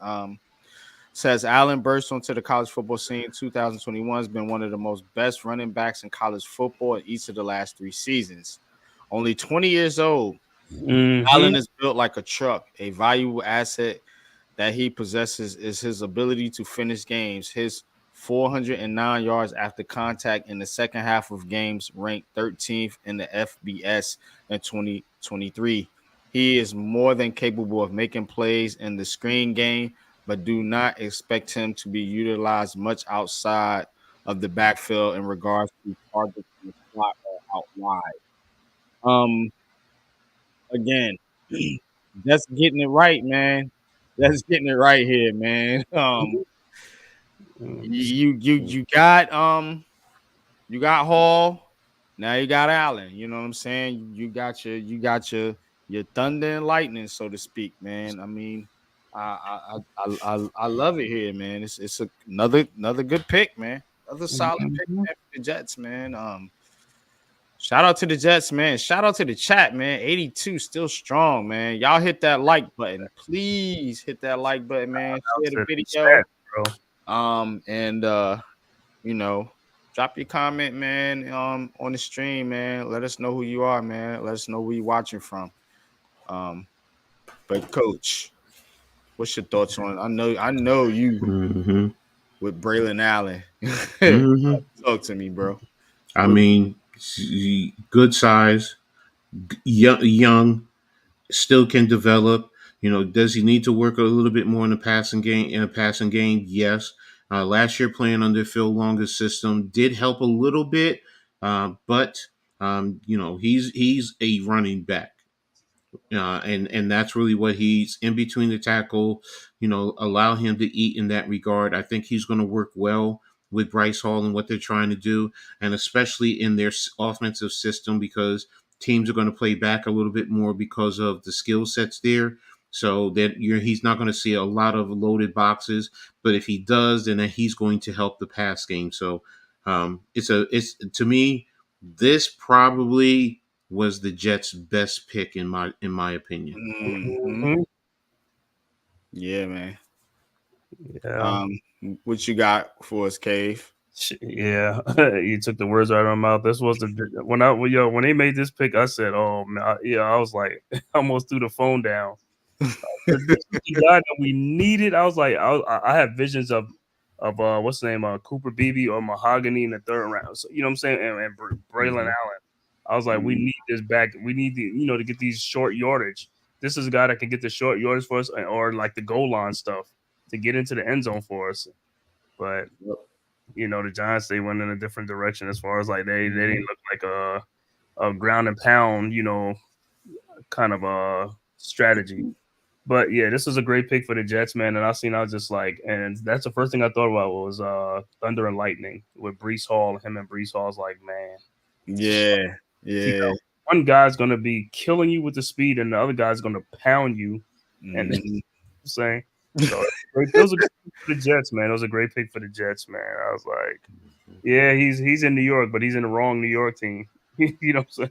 Yeah, man. Exactly, man. Shoot. And plus, he comes from a good running team. Wisconsin always has a good their offensive linemen are great. They always have a good running game. They do. So he's like another what's the guy on the Colts? The other running back on the Colts is Taylor. Is it Taylor from Wisconsin? Jonathan Taylor. He's not. Jonathan Taylor. He's not built like Jonathan Taylor. No, he's not built like him. But I'm talking about coming from another running program. Oh yes, yeah. Jonathan Taylor. Yeah, definitely Jersey boy. Yeah. So Jets take Jordan Travis here in the 5th round. Jordan Travis was having a a really good season before he got injured. So Jets took a developmental quarterback here. It says after trading away number 2 overall pick Zach Wilson, the Jets opt for Travis to fill that void. The Florida State standout totaled 46 big time throws over the past 2 seasons, second amongst ACC quarterbacks, earning an impressive 91.8 PFF grade in that span. I have to say, another pretty good pick here. Look, you take a flyer on a quarterback in the 5th round. You got Rodgers here. You know you riding and dying with him. You ain't got no choice.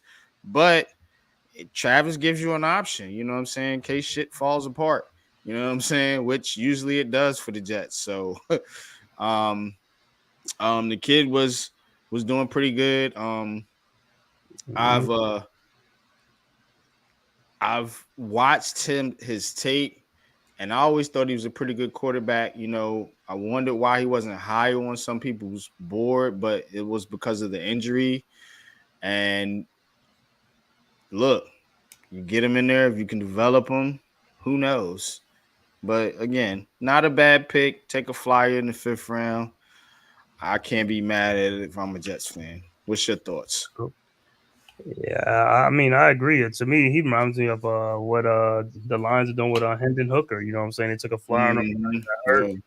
You know, it was a gruesome injury. Like I said, I know everybody's probably watching the game because I was watching it when at the time it happened. Because my boy, he's a huge Florida State fan, so we was watching that game when it happened. It's like, I mean, Jordan Travis. I was like, you know, his first couple of years, you know, he was up and down, but I think this year he was finally putting it together. You know, I was like, if he didn't get hurt, I thought he was going to be like at least a 2nd or 3rd round pick. You know, he's going to go higher than the 5th round, you know what I'm saying? So, like I said, the Jets ain't got nothing to lose, you know what I'm saying? This is a flyer for them, you know. Like you said, Tyrod Taylor is not the long-term answer, you know what I'm saying? He's there just for the backup, and they could develop this kid, and, you know, you can have something good with him because he gives you both options. You know, he's a running quarterback and he can throw.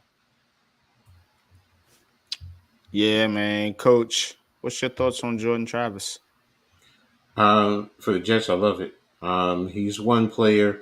Now I know on my board he was my one in the bottom half of my top 10, but that's because of his injuries. One of the things that I love about him is the way he galvanized that Florida State team. Mm-hmm. They all bought into him. They all believed in him. They elevated their game for him. He is a true leader. More than anything, he's a true leader. So it's a great pick. They can develop him when, you know, the time is right. You know, if you develop him right, he can be a good quarterback. Now, his size does concern me because he's about 6'1" somewhere in that range. So, you know, he's going to have to, you know, definitely add on just a little bit of size. I don't want to say a whole lot. And, you know, he is going to have to work on being able to throw to all phases of the Can't be field. smaller than Jaden Daniels. In terms of height, yes, he is. In terms of size, I think he's, if I'm not mistaken, I think he's like 6'1", 210. I think he's like 210 pounds, if I'm not mistaken. Jaden's like what, 190? No, he bulked up to 210 also.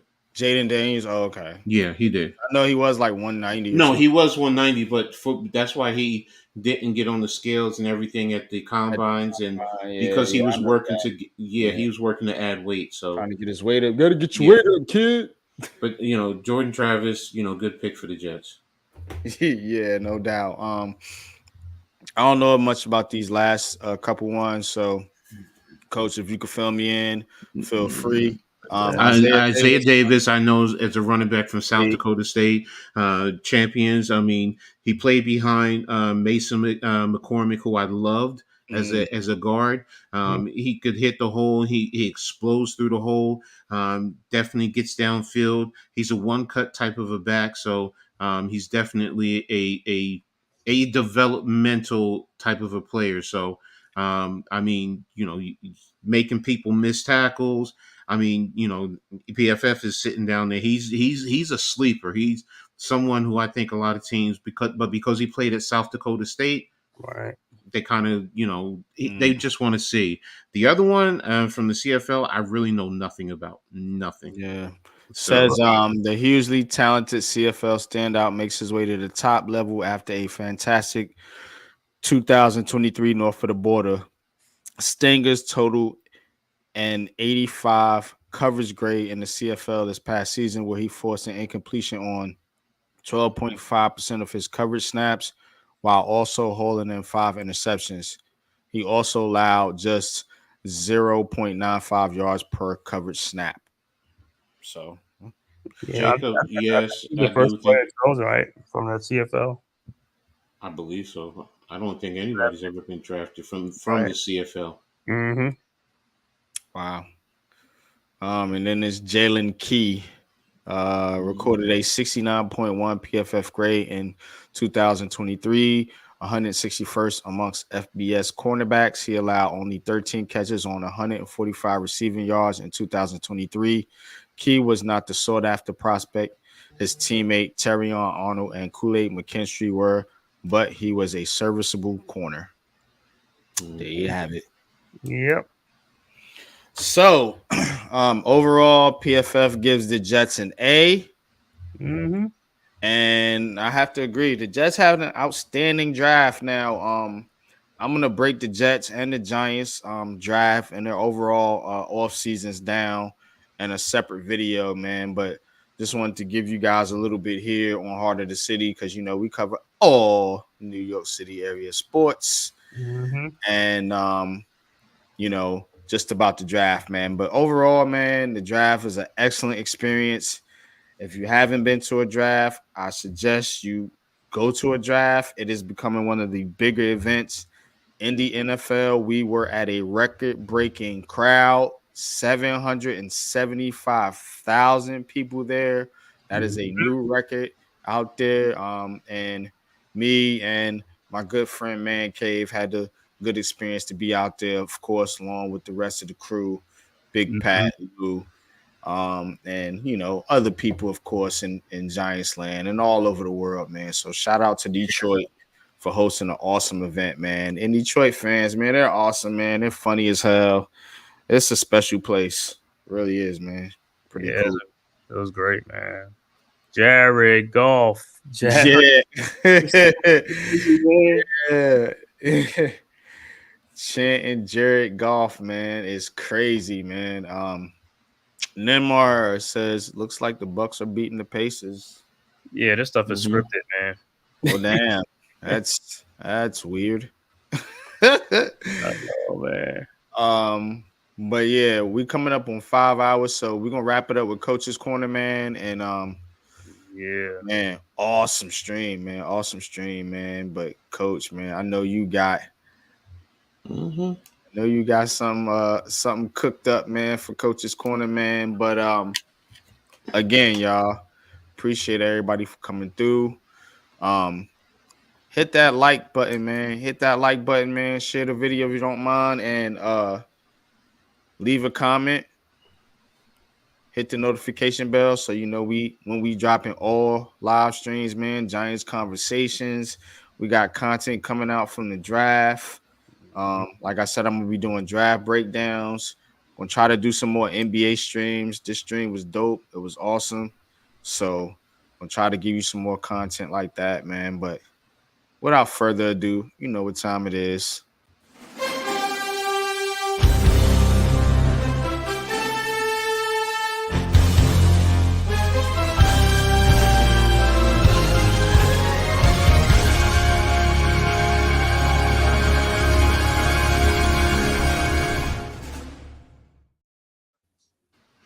All right, man. I appreciate you guys. I appreciate everybody rocking with us. Got a Coach's Corner.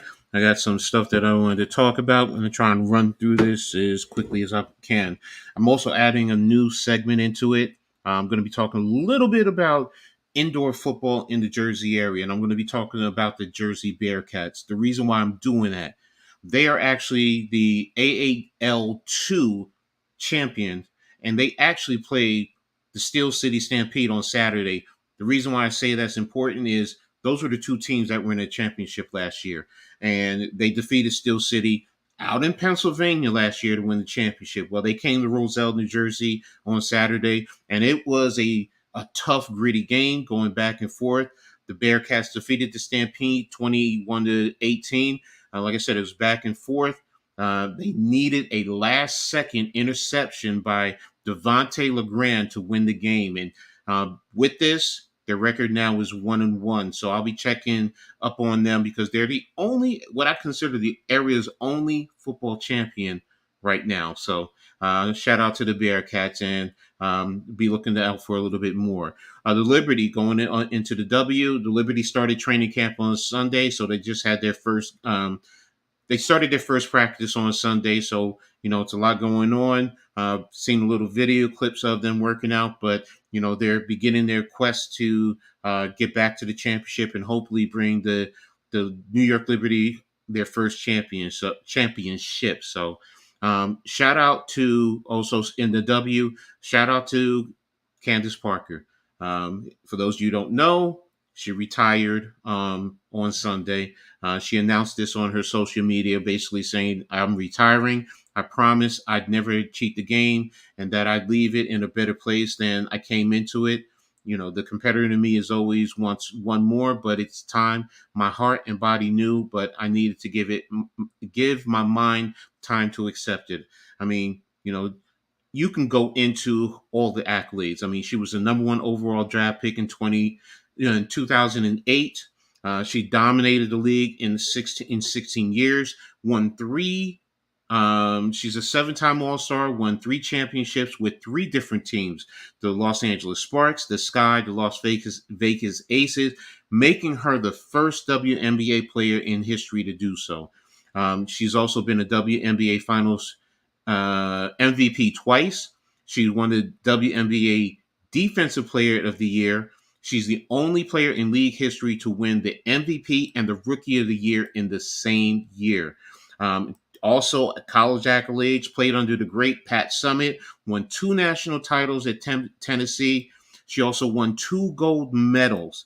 Now, she's also an analyst at TNT and in NBA TV, and she's doing a phenomenal job there. So whenever y'all got a chance, tune in to Candace Parker. But shout out to her. Thank you for everything that she's done. Oh, one other thing. She's the only female that I know that won a men's dunk contest.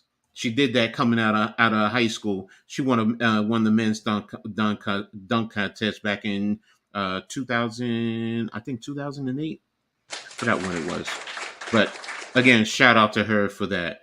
Also in the W, Caitlin Clark. I have to throw something in there. We know who she is, number 1 overall draft pick, prolific scorer, but she just signed an 8-year, $28 million deal with Nike to have her own signature sneakers. So this deal would be the richest sponsorship contract for a woman in women's basketball. So Yeah, boy. there's going to be people out there running, just like her jersey sold out. I think her sneakers going to sell out. Also, this past Friday, she was actually at a Pacers game out there rooting on the team, but she was there also for her boyfriend. Her boyfriend, Connor McAfee, is a team assistant. So she was out there rooting on, and you're going to see her from time to time. So shout out to Caitlin Clark. I'm going to move on now to Syracuse athletics, starting with football. Syracuse defensive back Isaiah Johnson, he signed a free agent contract with the Miami Dolphins. He was with the Orange for 2 years after graduating from Dartmouth.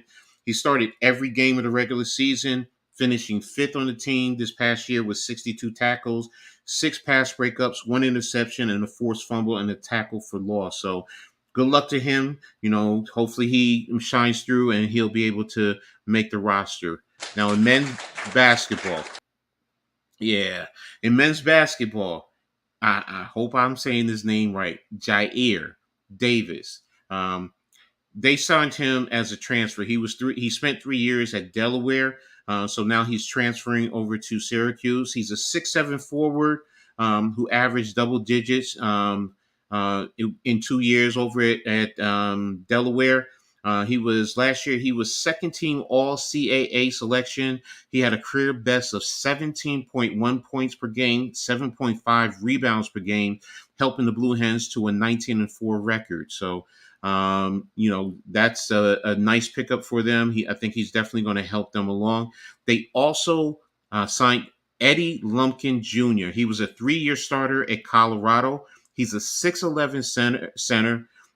So he'll have 1 year of eligibility. He's going to be providing Syracuse with an experienced presence in the post. He also has been to 3 straight NCAA tournaments with Texas Christian, TCU, and also Colorado. He also had 9 double-doubles and produced 11 double-digit rebound outings for the Buffalo. So that's going to be a good pickup for them, and good luck to him. There's nothing in terms of Syracuse women's basketball, so we're going to move on to St. John's. Now, St. John's men's basketball added its second newcomer, signing former North Texas standout Aaron Scott on Wednesday. He's super excited to be a part of the program. Patino said they competed for him last year, so they know what he's about. He's a multi-dimensional forward who brings a lot to the program on the offense and defensive end. He appeared in 104 games for North Texas over 3 years, averaging 7.4 points per game on 48.1% shooting from the field and 37% from three-point. So he's a 6.7 wing. He also averaged 5.1 rebounds per game. They also, St. John's announced that they will be hosting Kansas State in this year's edition of the Big 12 Big East Battle on December the 7th. I don't have the days yet, but that's something that's going to be interesting, and hopefully the Garden will rock out, because that's usually where they're going to be playing. In terms of St. John's women, their associate head coach and recruiting coordinator, Candace Hill, she was actually named the head coach at UMBC. That's University of Maryland, Baltimore County. So she was very instrumental in what she did at St. John's. She helped them make back-to-back postseasons in the NCAAs in 2023s and the WBIT tournament in 2024. She worked primarily with the guard. She helped mentor 5 all Big East honorees in her position group over 3 years. She guided 3 consecutive unanimous all Big East first team selections and the conference's 6th Woman of the Year, whose name is Unique Drake. So congratulations to her and getting a head coaching job. So hopefully she'll continue growing and do well down at UMBC. Now I'm going to move on to Seton Hall. They actually have been watching it. There was rumors going on, but finally their best player, Kadari Richmond, he actually entered the transfer portal. Now, Richmond was a first-team all Big East honors, averaging 15.7 points per game, 7 rebounds, and 5.1 assists. He was instrumental in helping Seton Hall reach the NIT championship. He had 20-plus points 9 times in the Big East play, including a triple-double against Creighton, when he finished with 21 points, 11 rebounds, and 11 assists. Also, Seton Hall signed a commitment. They got a transfer commitment. Former Wisconsin forward Gus Yeldon. He's a 6'8" forward. He agreed to come over to Seton Hall. He's transferring from Wisconsin. One of the big things that I found interesting, he's actually considered, or he has a nickname that he's called Baby Jokic. Now, if you got that name, Baby Jokic, that means you definitely can play. Now, he didn't play this past year for Wisconsin. It was a redshirt year, but coming out of high school, he's a 4-star prospect. He was the number 115th overall player, according to On3's player rankings, and the number 4 player in the state of Indiana for his cycle. So that's a big signing there. So kudos to him and good luck to him. Now in women's basketball, head coach Anthony Bozzelli announced several signings. The first one is West Virginia transfer Messiah Hunter from Hopewell, Virginia. She joins the Pirates after being at West Virginia for 3 years. They also announced the signing of Jada Eads from Orlando, Florida. She's a high school player, but she's coming into the program. She's going to be a fresh four. She's going to be a true freshman with 4 years of eligibility. They also signed. Oh my gosh, I hope I can say this name right. Kyla Kraft from Elk River. I know. You signed her a letter of intent to come to the program. She's also going to have 4 years. And he announced Savannah Jones, also from Eden Prairie, Minnesota. She's coming over to the program. She's a cat. She has the ability to catch and shoot as well as defend the basket, which will fit well into the system. She's a 6'1" forward. And she's actually transferring from North Dakota State of Science, where she averaged 13.3 points per game, 7.7 rebounds in 35 games. She was named to the Mondeck All-Conference First Team, and she helped lead her team to a 28-7 record and the Region 13 championship last year. And finally, he announced the signing of Baylor Franz from Edmond, Oklahoma.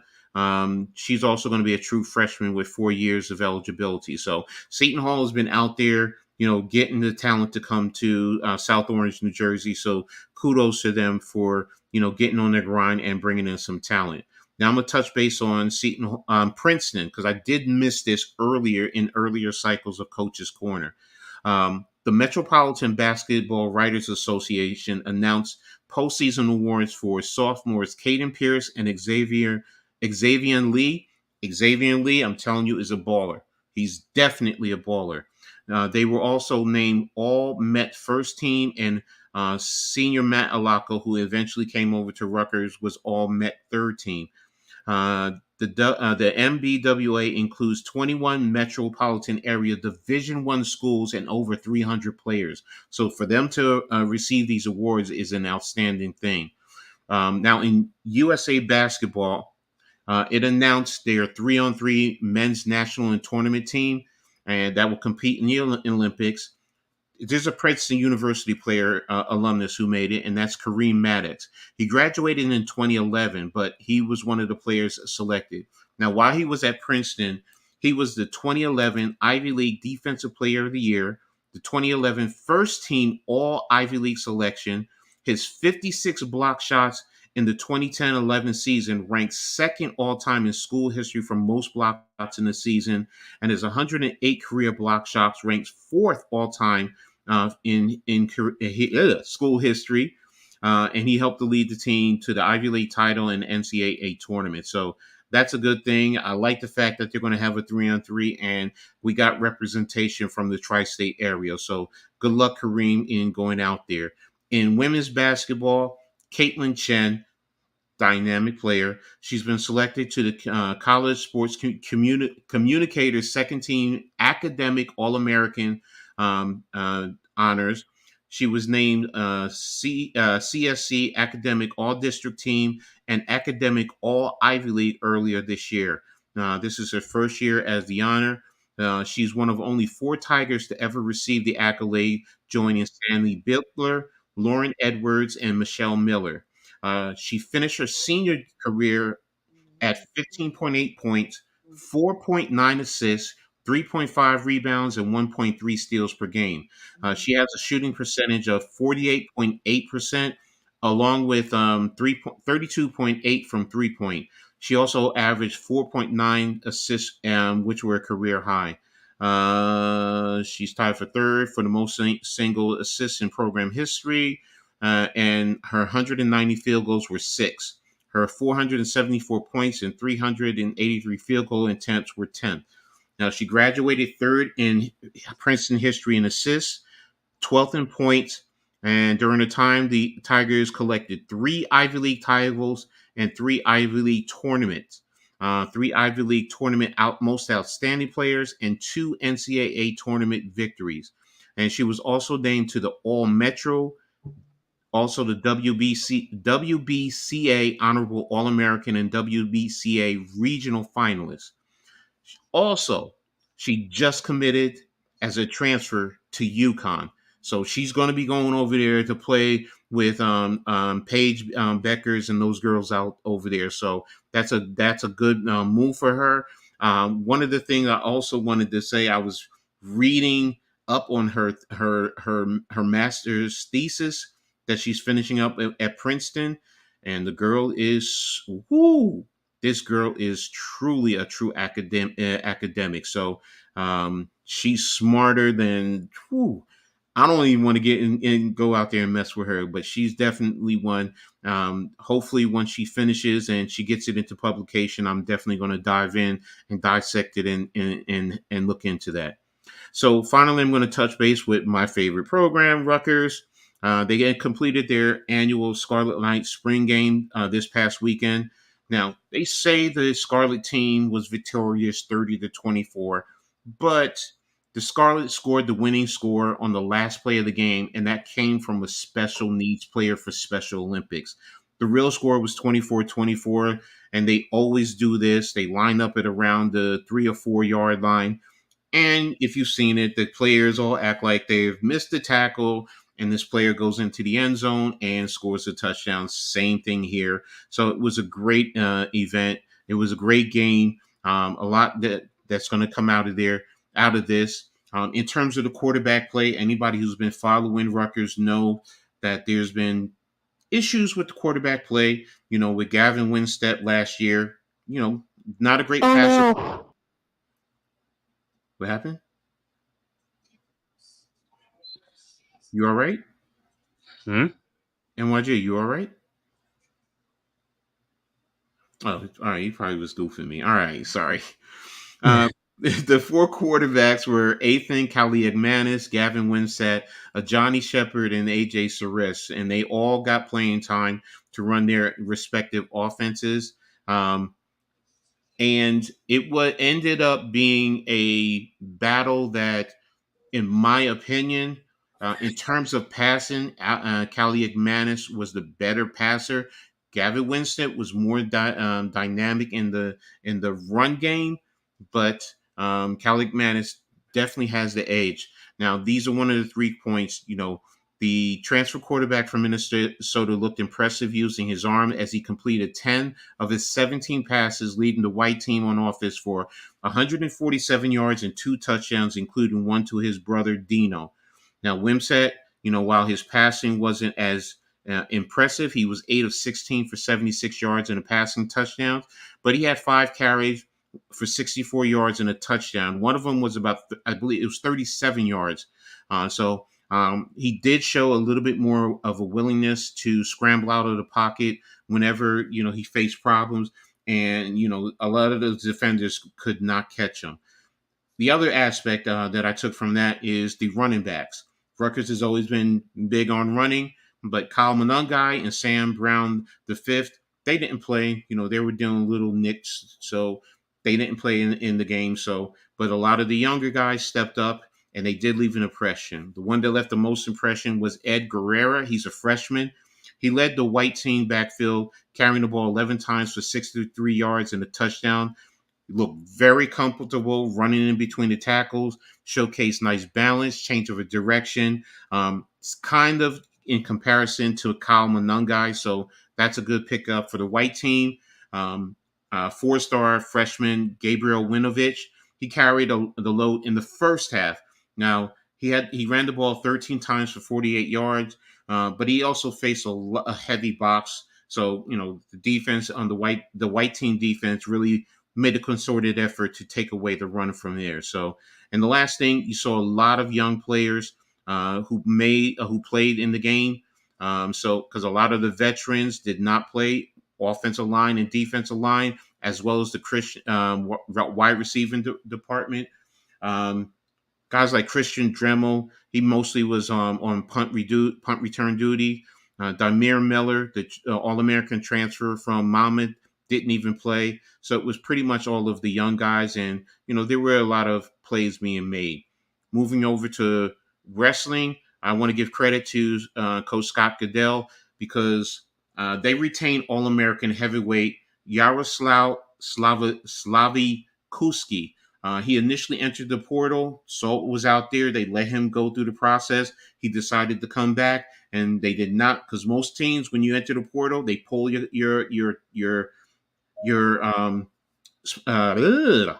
they pull your scholarship, but they didn't do that to him. They let him go ahead and do it, and ultimately, this was a good move, and he's probably going to end up being one of the best.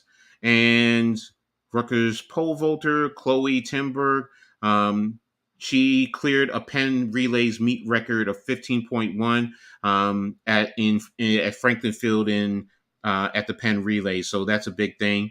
And last thing, Rutgers lacrosse.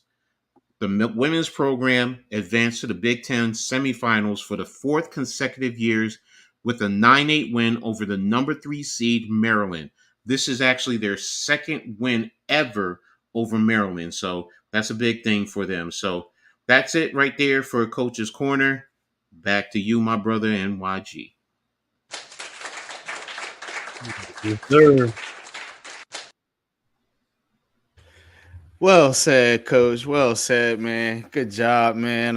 As always, man. Putting out that info, man, laying it down, man, when it comes to the college and the women's sports, man. And it's always interesting, man. Every time you come out, man, and you drop knowledge, man, you know what I'm saying? So, but that being said, man, we're teetering the twilight hours of and we definitely should be wrapping it up, fellas, man. But look, man, I know, man, tough loss by the Knicks tonight.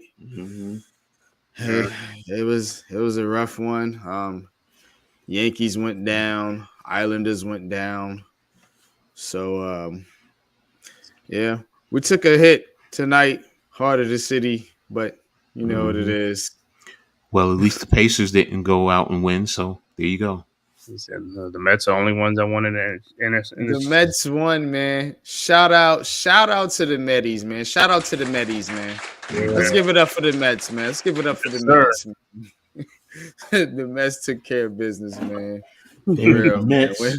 Nobody else could. Yeah, really. So they didn't go over. Facts, man. But okay. Shout out to the chat, man. Shout out to everybody coming through. Nemar, Jacob, Ghost, Tommy. Of course, we had Bookends. We had Big Fan Breezy. We had Leaf Diggy in the building. Max Cali, Miz, G Money, El Capitan Rafucho, Iman Perry, Butterfly. What's good, man? Appreciate everybody coming through. School, what's good, sis? Appreciate you coming through. Showing love and support, man. Everybody for stopping by too, though. Yeah. Always in the chat, man. Holding it down, man. Appreciate all y'all coming by, man. Stopping in, man. Seen a couple people, a couple other people in here. Gideon. Big Pat came through. Pat, no doubt. Miz, who else was in there? Miz. Taj. Yeah, man. Had a lot of people come stop through tonight, Butterfly. man. Shout out to Butterfly. Charlie. Mosley. Yeah, the other Nets fan came through. Yeah, man. Everybody stopping by, man. But before we wrap it up, man, tell them what you got going on, man. K, man. Tell them where they can find you, man, and tell them what you got planned, man, for your channel. Yeah, man. You can find me on Twitter at the Man Cave _ Scott, or you can find me on my channel, the Man Cave Podcast. I'll put it in the link in the chat right there. You know, so this week I'm probably most likely gonna do the Sixers game on Thursday. You know, hopefully the Knicks could do something on that, man. Close out on that, man. You know, see what's going on after that. And then I might do some Giants content or something like that this weekend or something like that. Hell yeah, man. Appreciate you, man. Appreciate you coming through, man. Chopping it up with us, man. Definitely appreciate meeting you at the draft, man. We're gonna have to do another one, brother. You know what I'm saying? Green Bay. You already know. Yeah, I was talking to my boy about that. I mean, we ain't too thrilled about Green Bay. He's like, man, I don't know what's that. I was like, well, we'll see. Man, they got good cheese, man. I was out there in Wisconsin, man. He's talking about like because he's pulled up some stuff like what to do in Green Bay, and the only thing came up was like the botanical gardens. Cheese, man. That's what they got, man. They got cheese and beer, man. That's what they do out there. We'll see, man. Eat cheese and drink beer, man. And sometimes they combine the two. Of course. But yeah. Coach, what you got coming up, man? What you got planned, man? For your channel. Tomorrow, got Pick and Roll podcast. Definitely on through the Hardcore Sports Network. I got to go in and face the fire with those Sixers fans in there. So, but hey, it's all good. We got a lot of other topics. It's not just this. We're going to break down all the series and a lot of other subject matters that we're going to talk about. So it's always fire in there. Nothing but love and respect for everybody in there. You got basketball fans from all over the country, whether in Canada or across the United States, they're there. So, and we got people tapping in from all over the world, Philippines, whatever. So, it's fun, and gonna go in and take my medicine. I mean, hey, I it's no big issue. So, I'm a big boy. I can handle it. So, also Saturday, I have the halftime coaching adjustment show with my man Philly Halftime. We did our first episode this past Saturday, so it'll be Saturday at 2:00. Definitely go in. We're going to be talking about everything from sports to family to life. You name it, we talk about it. You got two old guys. We're both basically in our good era. Two So old guys, man, stop that nonsense. No, as you're as young as you feel, man. Well, as been said, we're two old farts. So that's who we are, and we embrace it and we love it. So if you missed last week, you can catch it on the broadcast on Coach A. Gladney's Amazing World of Sports. Great time. So definitely going to be doing that, and I'm working on a couple of other things. I'm trying to see if I might be covering the Bearcats game this weekend. I'm just trying to see how things work out. So just going to work on a couple of videos. So that's pretty much it. So probably going to do tomorrow a video on this game. Give my thoughts a little bit more. So after it's settled in, and that's pretty much it. So, and all fans, look, let's lock and reload, and let's get ready to go. And if you can get down to Philly, go down there and let's be as boisterous as we were the last time, and hopefully we can come out victorious. And everyone else, look, we took the hit today, but let's still believe, because that's right. Let's go. So it's still for the heart of the city. So. And to all of you who's been rocking with us right now, it's about 79-80. Thank you, man. You guys are phenomenal. So over to you, my brother NYG. What's up with you? What you got going on? Yeah, man. No doubt, man. As for me, you could catch me, of course, Heart of the City every Tuesday, 8:30 p.m. Sometimes we do special episodes. We go on at 7, sometimes 9, but always on Tuesday, Heart of the City. I will be putting out content from the draft. I will be putting out my off-season review for the Giants and for the Jets. I'm going to start doing some things for the Jets and some other teams too in the NFL. We're going to mix it up a little bit here, but look out for the content, definitely, and always Giants Conversations. That's a staple. Mm-hmm. It's the wake-up call, man. In the community, man, stop playing with me. Giants Conversations, man, tap in, man. 11:45 Sunday morning, man. We'll give you all that good Giants recap, NFL, you know what I'm saying? Sometimes we get into some other topics, too. You know what I'm saying? And And of course, catch me around the streets and Twitter, NYG22. Follow me on Twitter, man, and appreciate all the love and support, man. And it's been a blast, man. I love doing this, man, and I can't do it without you guys' support, man. So appreciate each and every one of y'all that tap in, that give a view, that give a like, that leave a comment. You know what I'm saying? And that support the show, man. And that support me and my brothers, man, out here doing something positive, man. Giving you real content, man. Going out in the streets, doing interviews and doing things like that, man. And shout out to Big Pat Sports Talk. Go watch those interviews on Pat Sports Talk, Big Pat Sports Talk Network. Awesome interviews, man. Got out there at the draft. Different fans' perspectives. As how they seen the draft, man, and their individual teams. So that's awesome. If you're an NFL fan, we giving you NFL content. We giving you NBA content and all content, man. All sports, man, all the time. Big Blue Crew Sports Network, man.